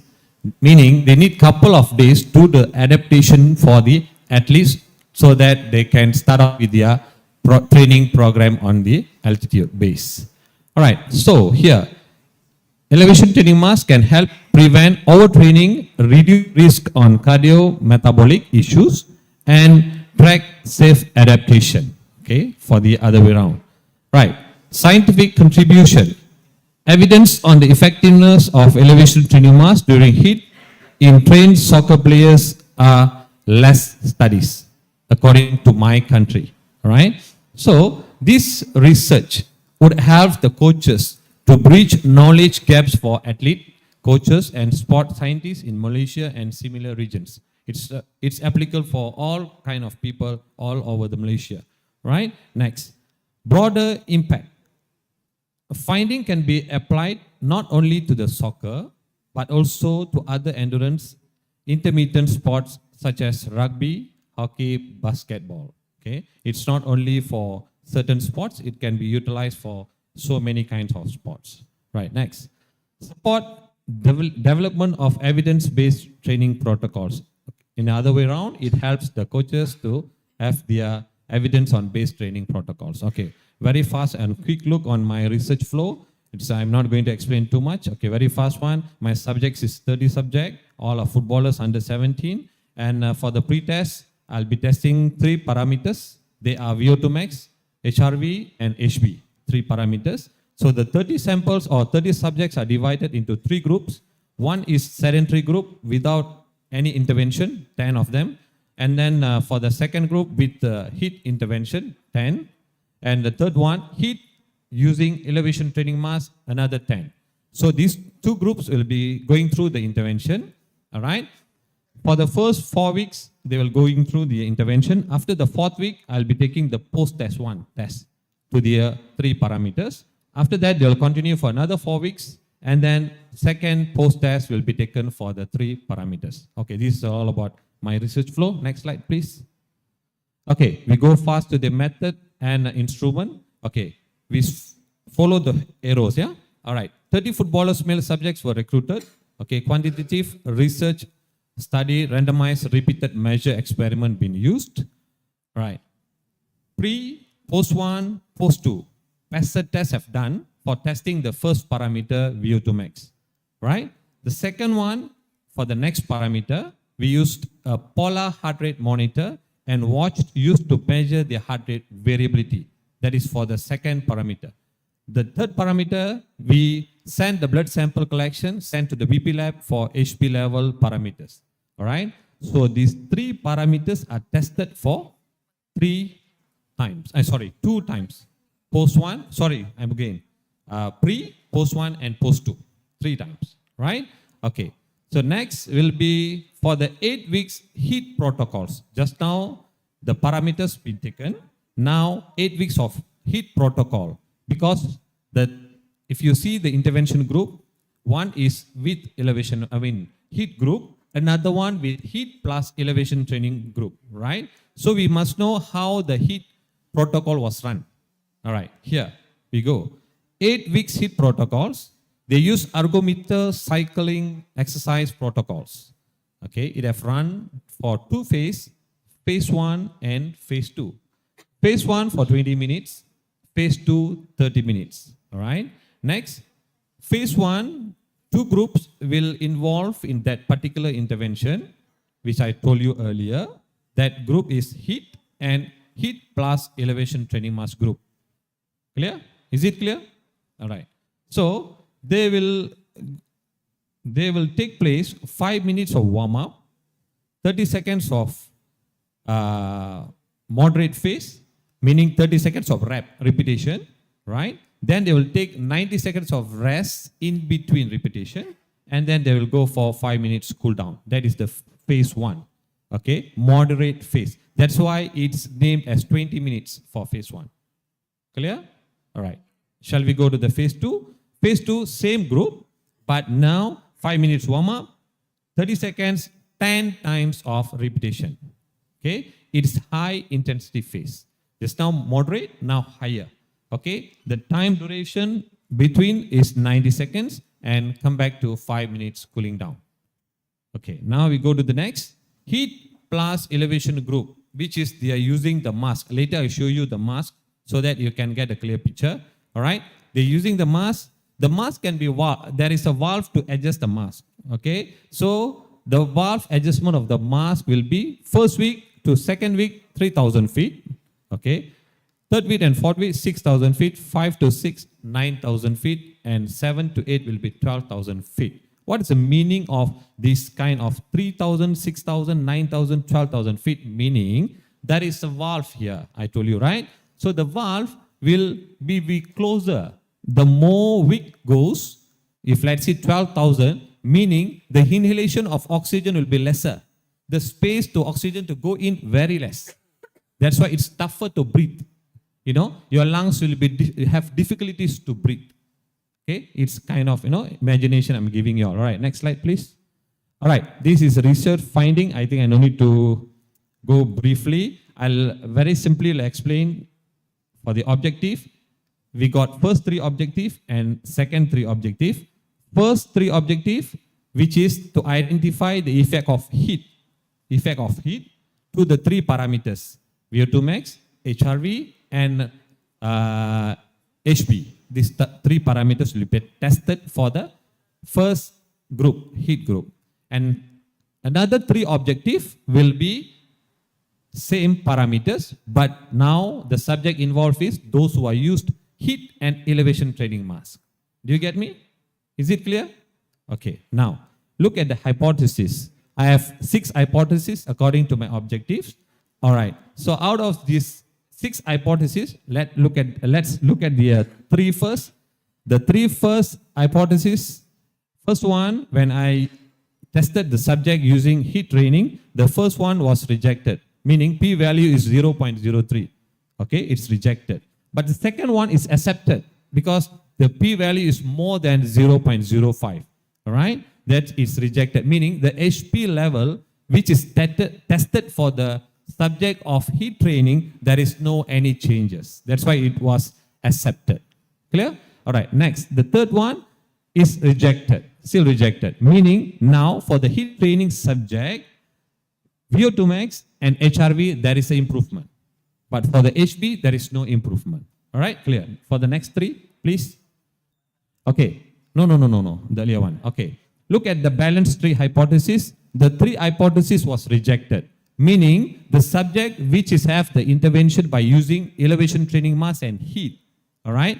The 3 hypothesis was rejected, meaning there is an improvement on these 3 hypotheses. Clear? Okay. All right. Next, please. Next slide. Okay. The conclusion.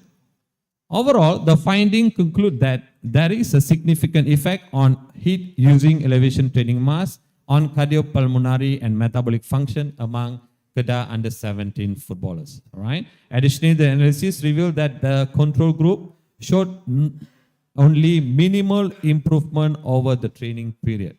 Okay. While H group, meaning the heat group, demonstrated good improvement. Finally, heat and elevation group portrayed excellent improvement throughout the training and testing phase. Right. Next, please. Okay. The novelty of the research. Okay, I used the theory of gas theory and training module. Training module, which is related to our altitude training, lift high, train low, lift high, train high, lift low, train high. I think you all know about it. Okay, so the combination of this theory and this module, I created heat combination with elevation training mask. and followed by alternative of altitude training. Okay, my finding of the mask is an alternative way of training in altitude. Clear? All right. Then followed by elevation training in mask. So this innovation method is to improve the performance and to make an altitude training more accessible. Okay, easy for us to assess the altitude training. Rather than going to the altitude, we can use the alternative way of the mask. All right? Okay, next. My apologies, Doctor. Okay, faster. 2 minutes left. Implication of the research, it is not the significant enhanced aerobic, no. This one only, next slide. Okay, this is very important. Proposal for future researchers. Okay, this is very important for you guys. All right, longitudinal studies for under 17 football training for an extended period such as 12 weeks. I have done only for 8 weeks. If possible, you guys can do for 12 weeks. It's just a suggestion, right? Age specification investigation should consider dividing the under 17 footballers into subgroup based on age. My suggestion is you all can do for early adolescents and late adolescents, meaning the age group is 10 to 13 and 18 to 21. Clear? All right.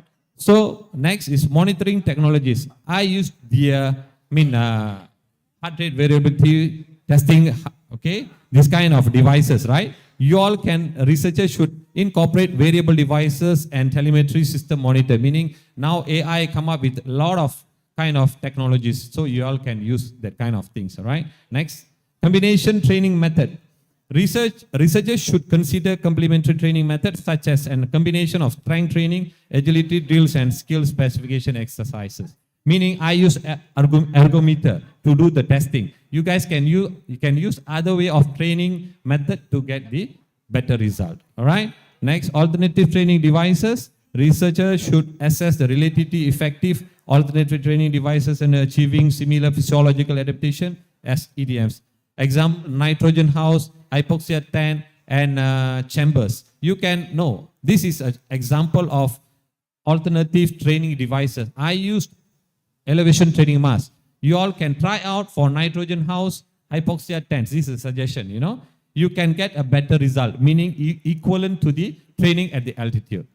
Okay. Next, translation to the other sport. Okay, this study or this research can utilize for many sports. Clear? Okay, next. Okay, that's all. Thank you very much. This is my trademark on my mask. Okay, next.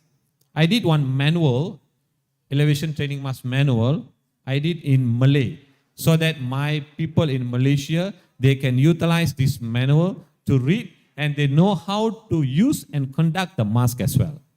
Okay, is it clear? Okay, this is all about, I think that's all. You can see the mask here. Okay, this is the old version. I put it here. The new version, there is a long valve here actually. All right, the valve is the white color valve, which is one in the right, another one in the left, right? The middle one is the inhalation way of the oxygen. Clear? All right, next slide. I think that's all. Okay, this is the content about the manual. Okay, thank you very much. Okay, and I forgot to thank the organizing community.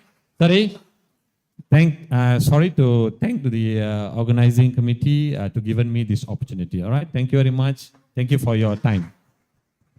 Thank you, Dr. Ganesan, for closing our presentation with such a fascinating topic.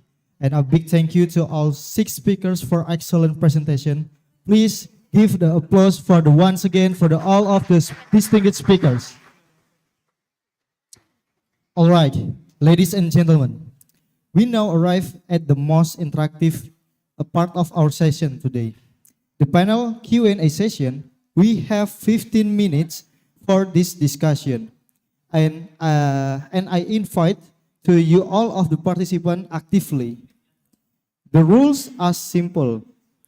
If you have a question, please raise your hand and wait to be acknowledged.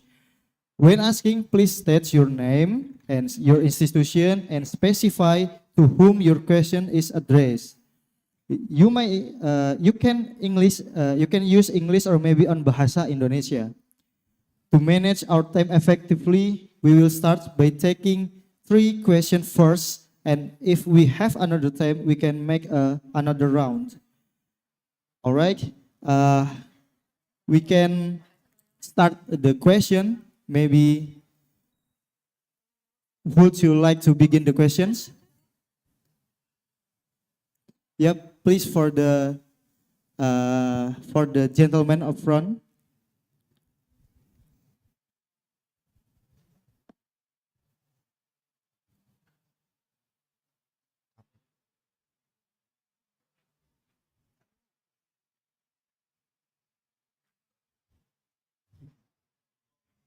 Izin perkenalkan, nama saya Muhammad Ilyas Al-Ghifari Siregar dari Universitas Muhammadiyah Surakarta. Izin menanya untuk Miss Nurehan terkait metode pembelajaran seperti apa yang dianggap paling efektif untuk mengajarkan pendidikan seks dan agar siswa atau mahasiswa merasa aman, nyaman, tidak malu untuk bertanya, dan bagaimana metodenya. Terima kasih. Thank you for the questions. Maybe Mrs. Nurhan can respond the questions, or maybe I have to translate it first, or just the response. Okay, Miss Nurhan, the time for yours. Assalamualaikum. Waalaikumsalam. Terima kasih kepada saudara ganteng yang bertanya. Ya, baik. Macam mana metod untuk PDP yang berkesan kepada seorang guru untuk membincangkan mengenai pendidikan seks secara global dengan keadaan yang tidak malu dan terbuka. Jadi kat sini saya tekankan pengajaran untuk seorang guru apabila dia masuk ke kelas sentiasa bersedia membuka bicara tentang topik dengan tidak memberi seolah-olah ayat itu perli. Kerana topik yang ditekankan ialah topik yang sangat penting yang diajar untuk kanak-kanak berumur seawal 4 tahun kepada kanak-kanak darjah 1 sehingga darjah 6. Kepada remaja tingkatan 1 hingga tingkatan 6 dan seterusnya kepada pelajar-pelajar yang mengambil diploma dan degree. Di sini seorang guru itu sendiri yang mesti bercakap seolah-olah benda itu ialah benda yang penting. Macam mana memberi penerangan dengan jelas supaya pelajar yang menerima itu menganggap perkara yang dibincangkan ialah perkara penting, bukan unsur lucah ataupun sengaja bercakap mengenai benda yang tidak baik. Setakat ini boleh faham? Okey. Perkara yang kedua, daripada segi memberi first impression kepada seorang bakal guru. Ketika mengajar di dalam kelas juga, seorang pensyarah mestilah lebih keterbukaan menerima segala persoalan dan menjawabnya dengan tenang, bukan memberi bias kepada soalan yang diberikan oleh pelajar-pelajar itu. Okey, daripada kepada pelajar, kepada pensyarah dan juga komuniti. Maksudnya rakan sekelas itu apabila rakan-rakan bertanya kepada seorang guru ataupun rakan bercerita kepada rakannya yang lain, jangan menganggap benda itu sebagai benda yang tidak normal. Kerana apa? Isu global pendidikan seks ini mesti ditekankan. Disebabkan apa? Kerana isu ini apabila malu dibincangkan, terlalu ramai mangsa yang menjadi korban yang tidak diberi perhatian dan tindakan kepada mangsa-mangsa seksualiti. Terima kasih. Terima kasih. Yeah. Please, Doctor, if have another response for the questions. Terima kasih yang bertanya tadi berkaitan dengan pendidikan seks tu. Baik, kita kena anggap bahawa pendidikan seks tu bukan untuk mengajar orang tu ajar untuk buat seks. sebenarnya dari sekolah rendah hingga menengah, kita mengajar mereka bagaimana menjaga diri mereka. Macam sekolah rendah, mana kawasan yang boleh disentuh, bahagian yang dia punya biologi, aspek biologi, kitaran haid dia macam mana, lelaki apa perubahan mereka dan sebagainya. Banyak yang perlu boleh dibincangkan. Kerana ramai yang menganggap bila kita bincang pendidikan seks tu macam mengajar orang nak buat seks. Bukan. Kita sebenarnya mengajar bagaimana menjaga diri kita, kesihatan kita luar dan dalam kita. Cara kita bergaul dengan kawan, mana tempat selamat boleh kita, mana yang perlu boleh disentuh, tidak boleh disentuh, cara pergaulan, cara itu semua. Itu. Terima kasih. Terima kasih for the response. Please give applause for the speakers. Apakah sudah jelas, Mas? Baik. For the next session, we have to move the another questions. For the second one, please give the microphone for the woman in the back of the stage. Okay, Miss Batista, silahkan. Let me introduce myself. My name is Batista Nila. I'm from Master Student of Sports Science, and now I am doing thesis about interest with LGBTQ+. So I'm interested with topic Miss Norehan. My question is,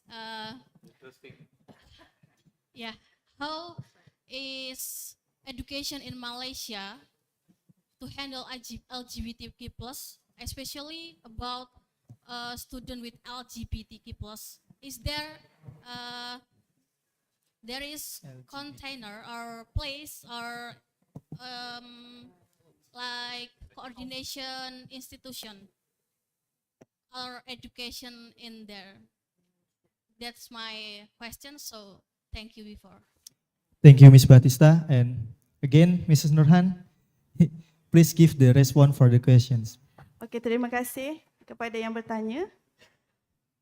Mengenai pendidikan seksualiti di Malaysia, Kementerian Pendidikan Malaysia dia menekankan kepada pendidikan ini diajar dalam subjek pendidikan jasmani dan kesihatan. Semasa modul pendidikan pra itu diambil alih oleh guru PAKK, pendidikan awal kanak-kanak. Ada 5 modul yang perlu dihabiskan. Penekanan terutamanya mengenai bahagian mana yang boleh disentuh, bahagian mana yang tidak boleh disentuh, apa perlu kanak-kanak ini kata apabila dia disentuh.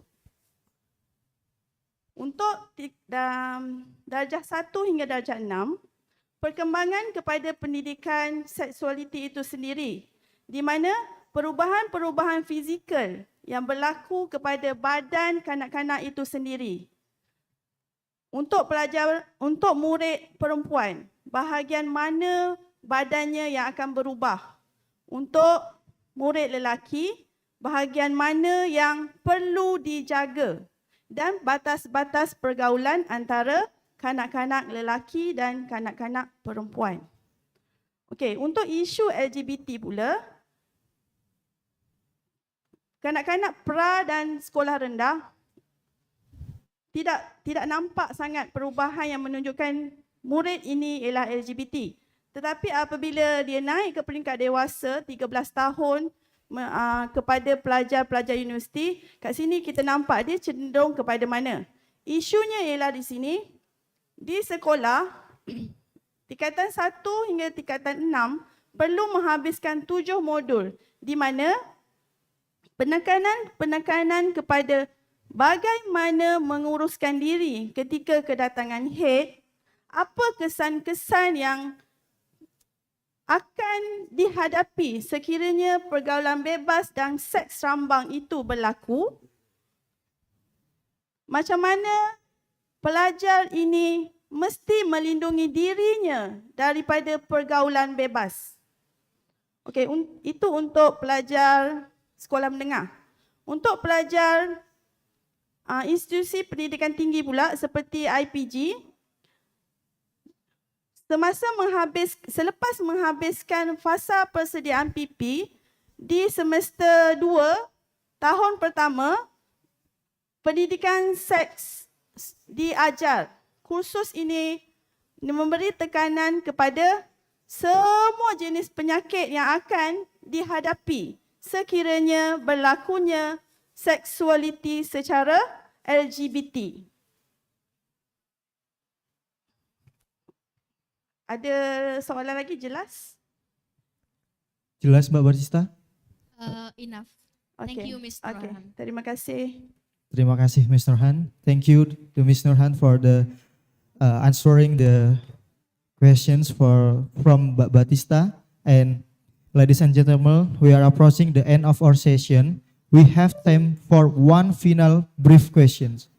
So, for the final questions, ada yang mau bertanya untuk pertanyaan terakhir? Monggo Mas, yang di belakang. Oh, dua pertanyaan. Baik, mungkin let's start from the gentleman first.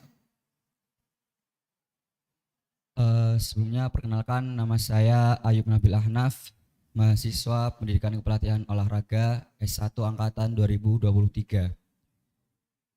Izin bertanya kepada Dr. Ganesha, cuman ini nanti memakai bahasa Indonesia, apakah diperbolehkan? It's allowed. Oke.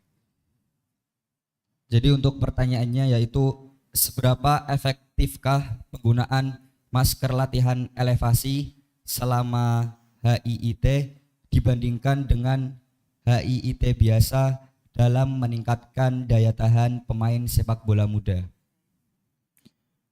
It's all of the questions. Itu semua pertanyaannya. Okay, Dr. Ganesan, if you difficult for the questions. Thank you for the question, but then can you please repeat again? Diulang, Mas. If possible in English. Alright, Mr. Ganesan, maybe I can translate the English. Please.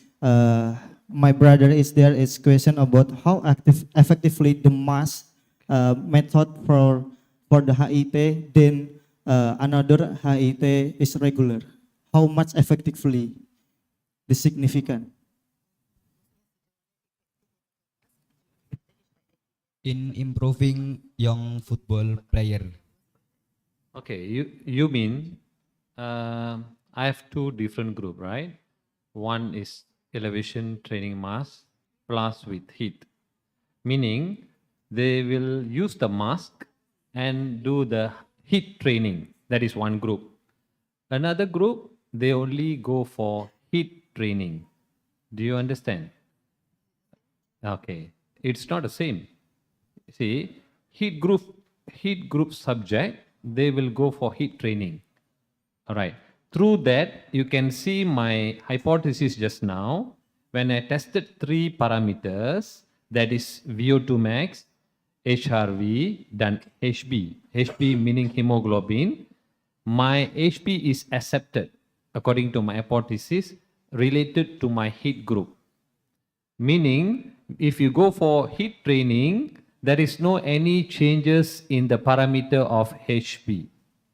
Whereas, when you go to the other group, which is combination of heat using the mask, understand?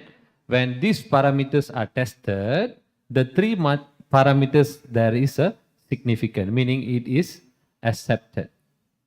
Rejected. Meaning hypothesis is rejected, meaning there is an effect when they use mask with heat. Clear? Is it okay? Is it okay?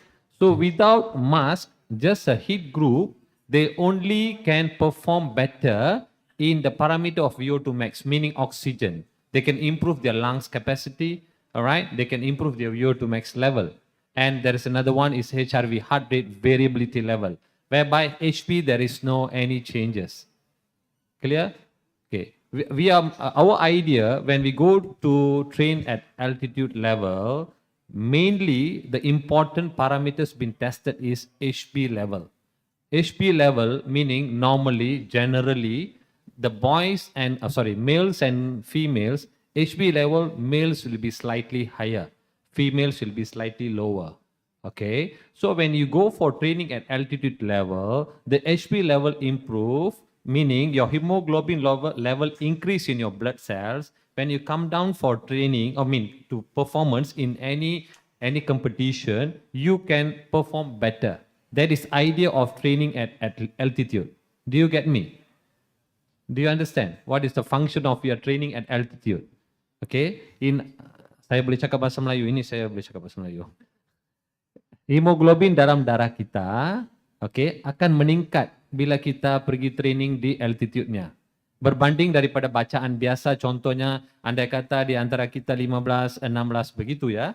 Bila kita training di altitude, ianya akan meningkat ke 17, 18.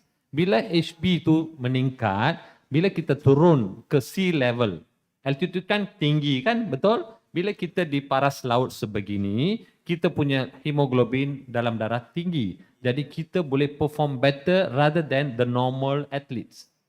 Understand? That is the function we are training at altitude.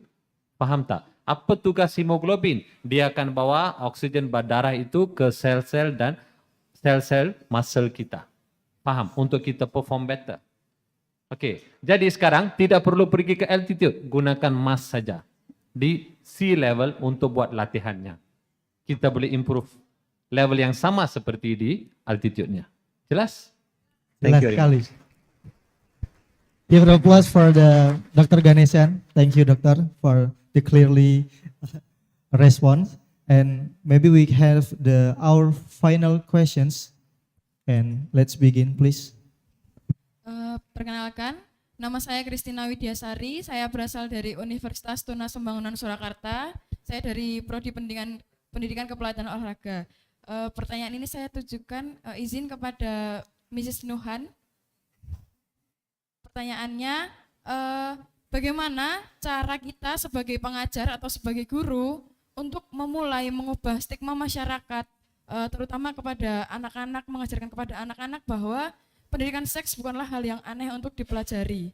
Karena mungkin di Indonesia masih banyak masyarakat yang menganggap pendidikan mengenai seks adalah hal yang kurang baik. Itu saja. Sudah? Okay.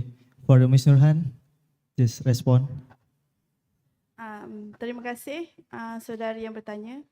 Ini ialah mengenai budaya dan culture. Kan macam mana kita nak mengubah. Memang terlalu sukar untuk mengubah.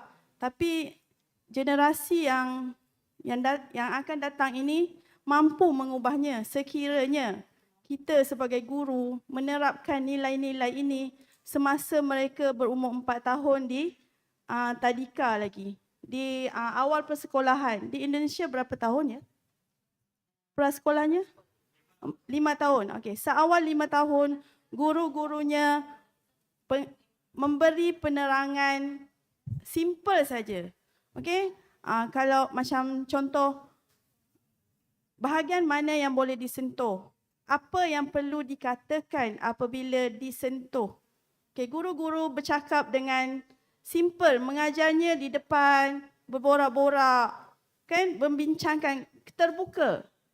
Lepas tu tanya kanak-kanak ini, apa yang berlaku di rumah?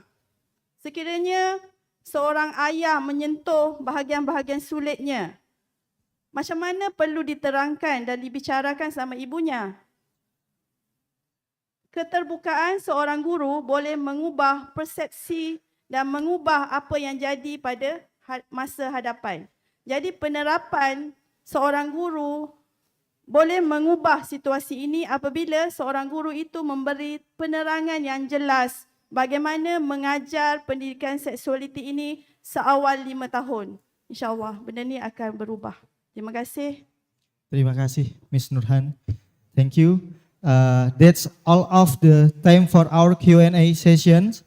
And I have to ask for the all of participants to give them a big applause for the all of us for today.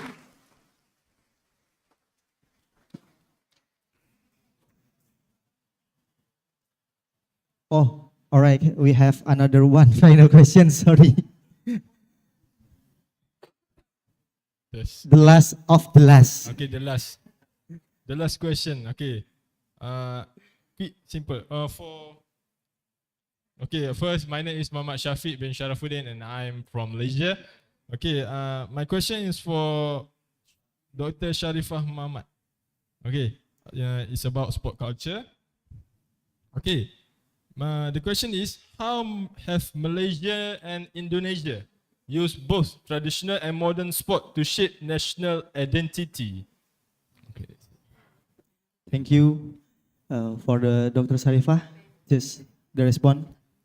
Okay, it's a good question actually, and this is the platform maybe incorporation within Malaysia and Indonesia. We can make something better in terms of nurturing our citizen, nurturing our nation towards sport culture. And then the uniqueness is important. Like Malaysia, we have our own uniqueness, and then maybe the uniqueness of Indonesia is different with what we have in Malaysia. But somehow it's we have to tolerate each other, just like what we have did in terms of culture, in terms of singing, in terms of food. So I think it should be discussed in a better platform to make sure that an index not just adopted by the Malaysian, and also is inspire to the Indonesian citizenship. So I hope that my answer is satisfied with the answer. Yeah, thank you. Thank you for our final questions, and thank you for all of the speakers. And what an engaging discussion. I apologize to those we couldn't get to. And on behalf of the committee, I would like to extend our deepest gratitude to our 6 distinguished speakers for sharing their expertise and valuable insight with us today.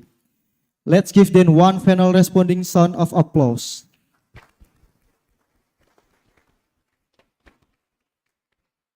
Thank you for all participants. My thanks also go to audience for your active participants. I hope you have found this session to be both informative and inspiring, of course. With that, I conclude my duty as the moderator for this session. I now return to the floor to our Master of Ceremony.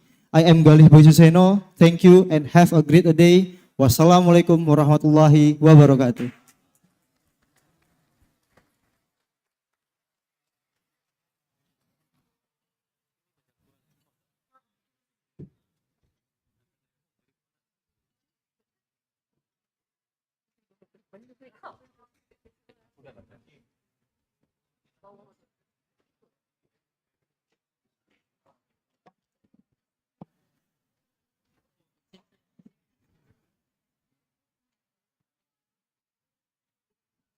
Hadirin yang kami hormati dan kami banggakan, terima kasih kepada Mr.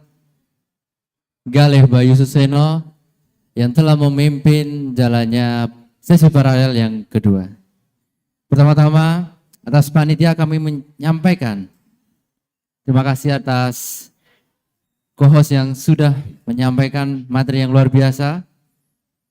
Dan selanjutnya, kami merasa sangat terhormat dan bersyukur atas kontribusi yang tak ternilai dari para presenter yang terhormat, serta dukungan kuat dari Universitas co-host yang telah bekerja sama dengan penuh dedikasi dalam menyukseskan Konferensi Internasional SAPTA 2025. Komitmen dan kemitraan mereka telah berperan penting dalam keberhasilan konferensi internasional ini. Selanjutnya, kami menyampaikan apresiasi yang sebesar-besarnya kepada para presenter sesi paralel yang kedua. Kami persilakan yang pertama, Ibu Febriani Fajar Ekawati, SPD MOR PSD. Yang kedua, Ibu Dr. Sarifah Muhammad. Yang ketiga, Ibu Norehan binti Mustafa. Yang keempat, Ibu Nur Akilah Syaswan. Yang kelima, Dr. Ganesan Arumugan. Dan keenam, Dr. Maslina binti Mahmud. Waktu dan tempat kami persilakan.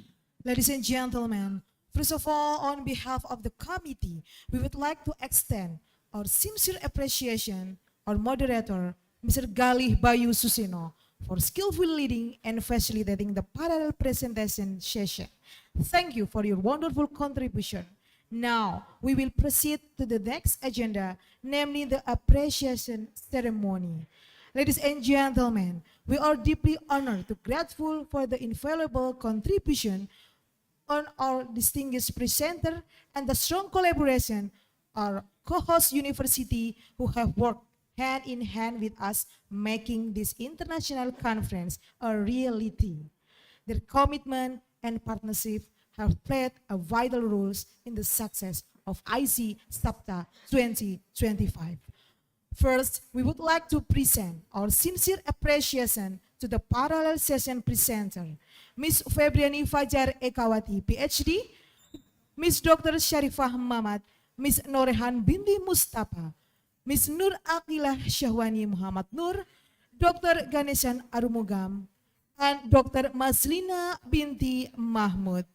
And also our moderator, Mr. Galih Bayu Suseno.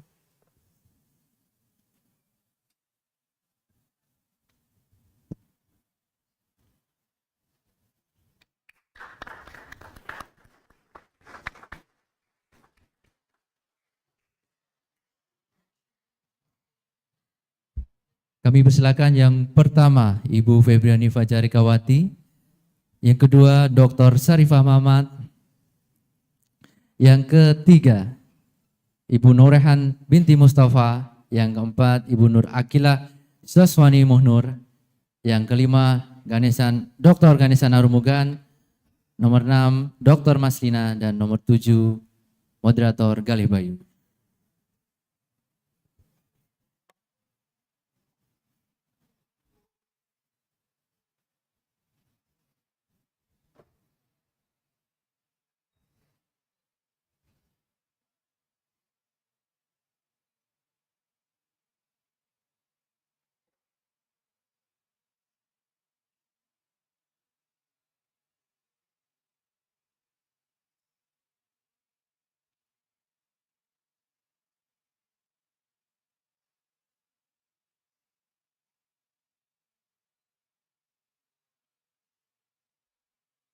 Ladies and gentlemen, Dr. Raini Shaifullah be presented by the conference chair of IC SAPTA 2025 as a symbol of deepest gratitude of the conference today.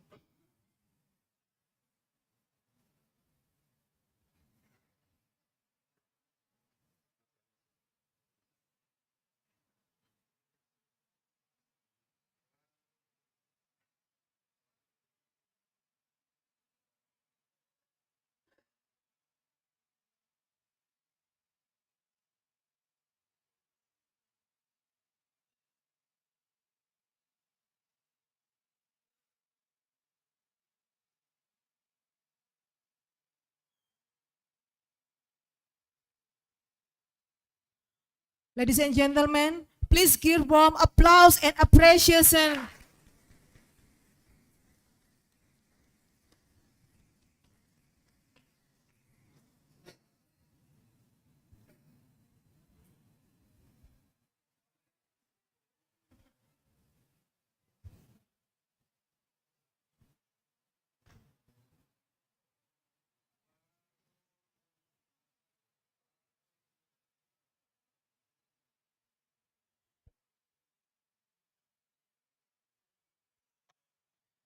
Kami persilahkan kepada para presenter sesi paralel kedua untuk kembali ke tempat duduk.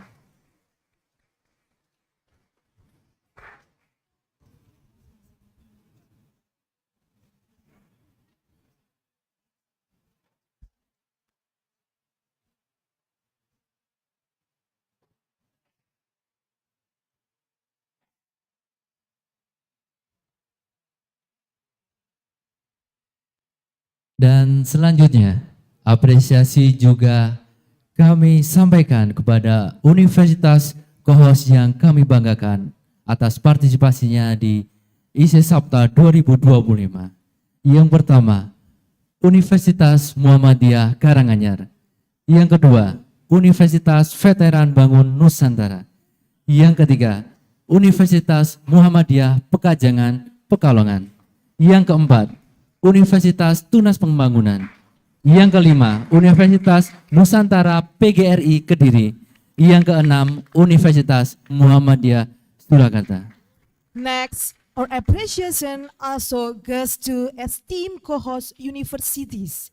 Universitas Muhammadiyah Karanganyar, Universitas Veteran Bangun Nusantara, Universitas Muhammadiyah Pekajangan Pekalongan, Universitas Tunas Pembangunan, Universitas Nusantara PGRI Kediri, dan Universitas Muhammadiyah Surakarta. Kami persilakan kepada Dr. Roni Saifullah, Magister Pendidikan, untuk menyerahkan apresiasi kepada Universitas co-host. We would now like to respectfully invite the presenters, as we are the representative of each institution, to kindly come forward to the stage, receive tokens appreciation, which will be represented by Conference Chair of IC SAPTA 2025, Dr. Rani Syaifullah.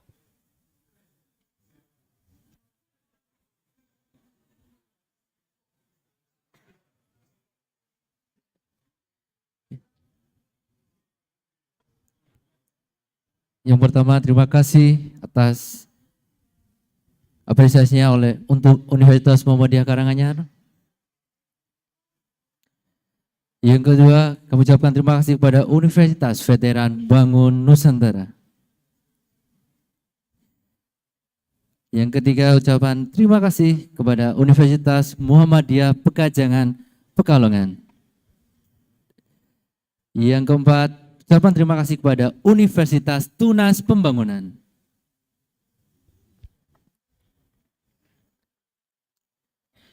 Yang kelima, terima kasih kepada Universitas Nusantara PGRI Kediri.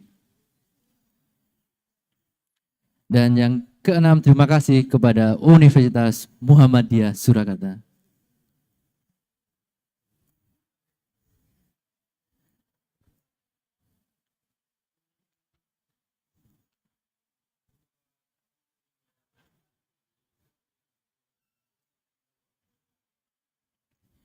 Hadirin sekalian, mari kita beri tepuk tangan meriah kepada Universitas co-host pada IC SAPTA 2025.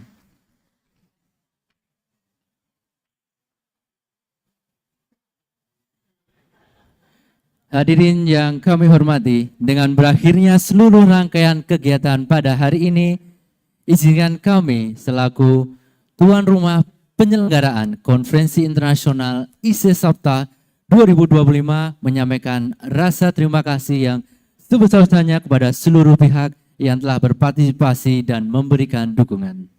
Ladies and gentlemen, as we come to the conclusion of today's program, allow us on behalf of the host and organizing committee of the International Conference IC SAPTA 2025 to extend our deepest gratitude for your active participation and invaluable support. Ucapan terima kasih kami sampaikan kepada para keynote speaker, invited speaker, para presenter, moderator, co-host, universities, serta seluruh peserta konferensi atas kontribusi dan keterlibatan aktifnya. Kehadiran dan partisipasi Bapak Ibu sekalian telah menjadikan konferensi ini bermakna dan berkesan. We would like to sincerely thank our keynote speaker, invited speakers, presenters, moderators, co-host universities, and all participants for their meaningful contributions. Your presence and engagement have made this conference truly valuable and memorable. Kami berharap semoga kolaborasi dan jejaring akademik yang terjalin dalam konferensi ini dapat terus berkembang, serta memberikan manfaat yang nyata bagi pengembangan ilmu pengetahuan, olahraga, teknologi, pendidikan jasmani, dan inklusi disabilitas. It's our hope that the collaboration and academic networking established during this conference will continue to grow and bring meaningful impact to the development of sports science, technology, physical education, and disability inclusion. Akhir kata, kami berharap dapat bertemu kembali bersama Bapak Ibu pada penyelenggaraan ISE SAPTA berikutnya di tahun mendatang. Atas perhatian dan kebersamaan Bapak Ibu sekalian, kami ucapkan terima kasih dan sampai jumpa.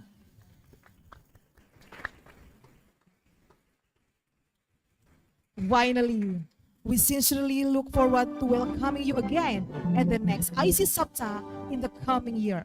Thank you very much for your kind attention and participation. See you again. Salam olahraga. Salam FKOR. Friendship, Solidarity, Fair Play.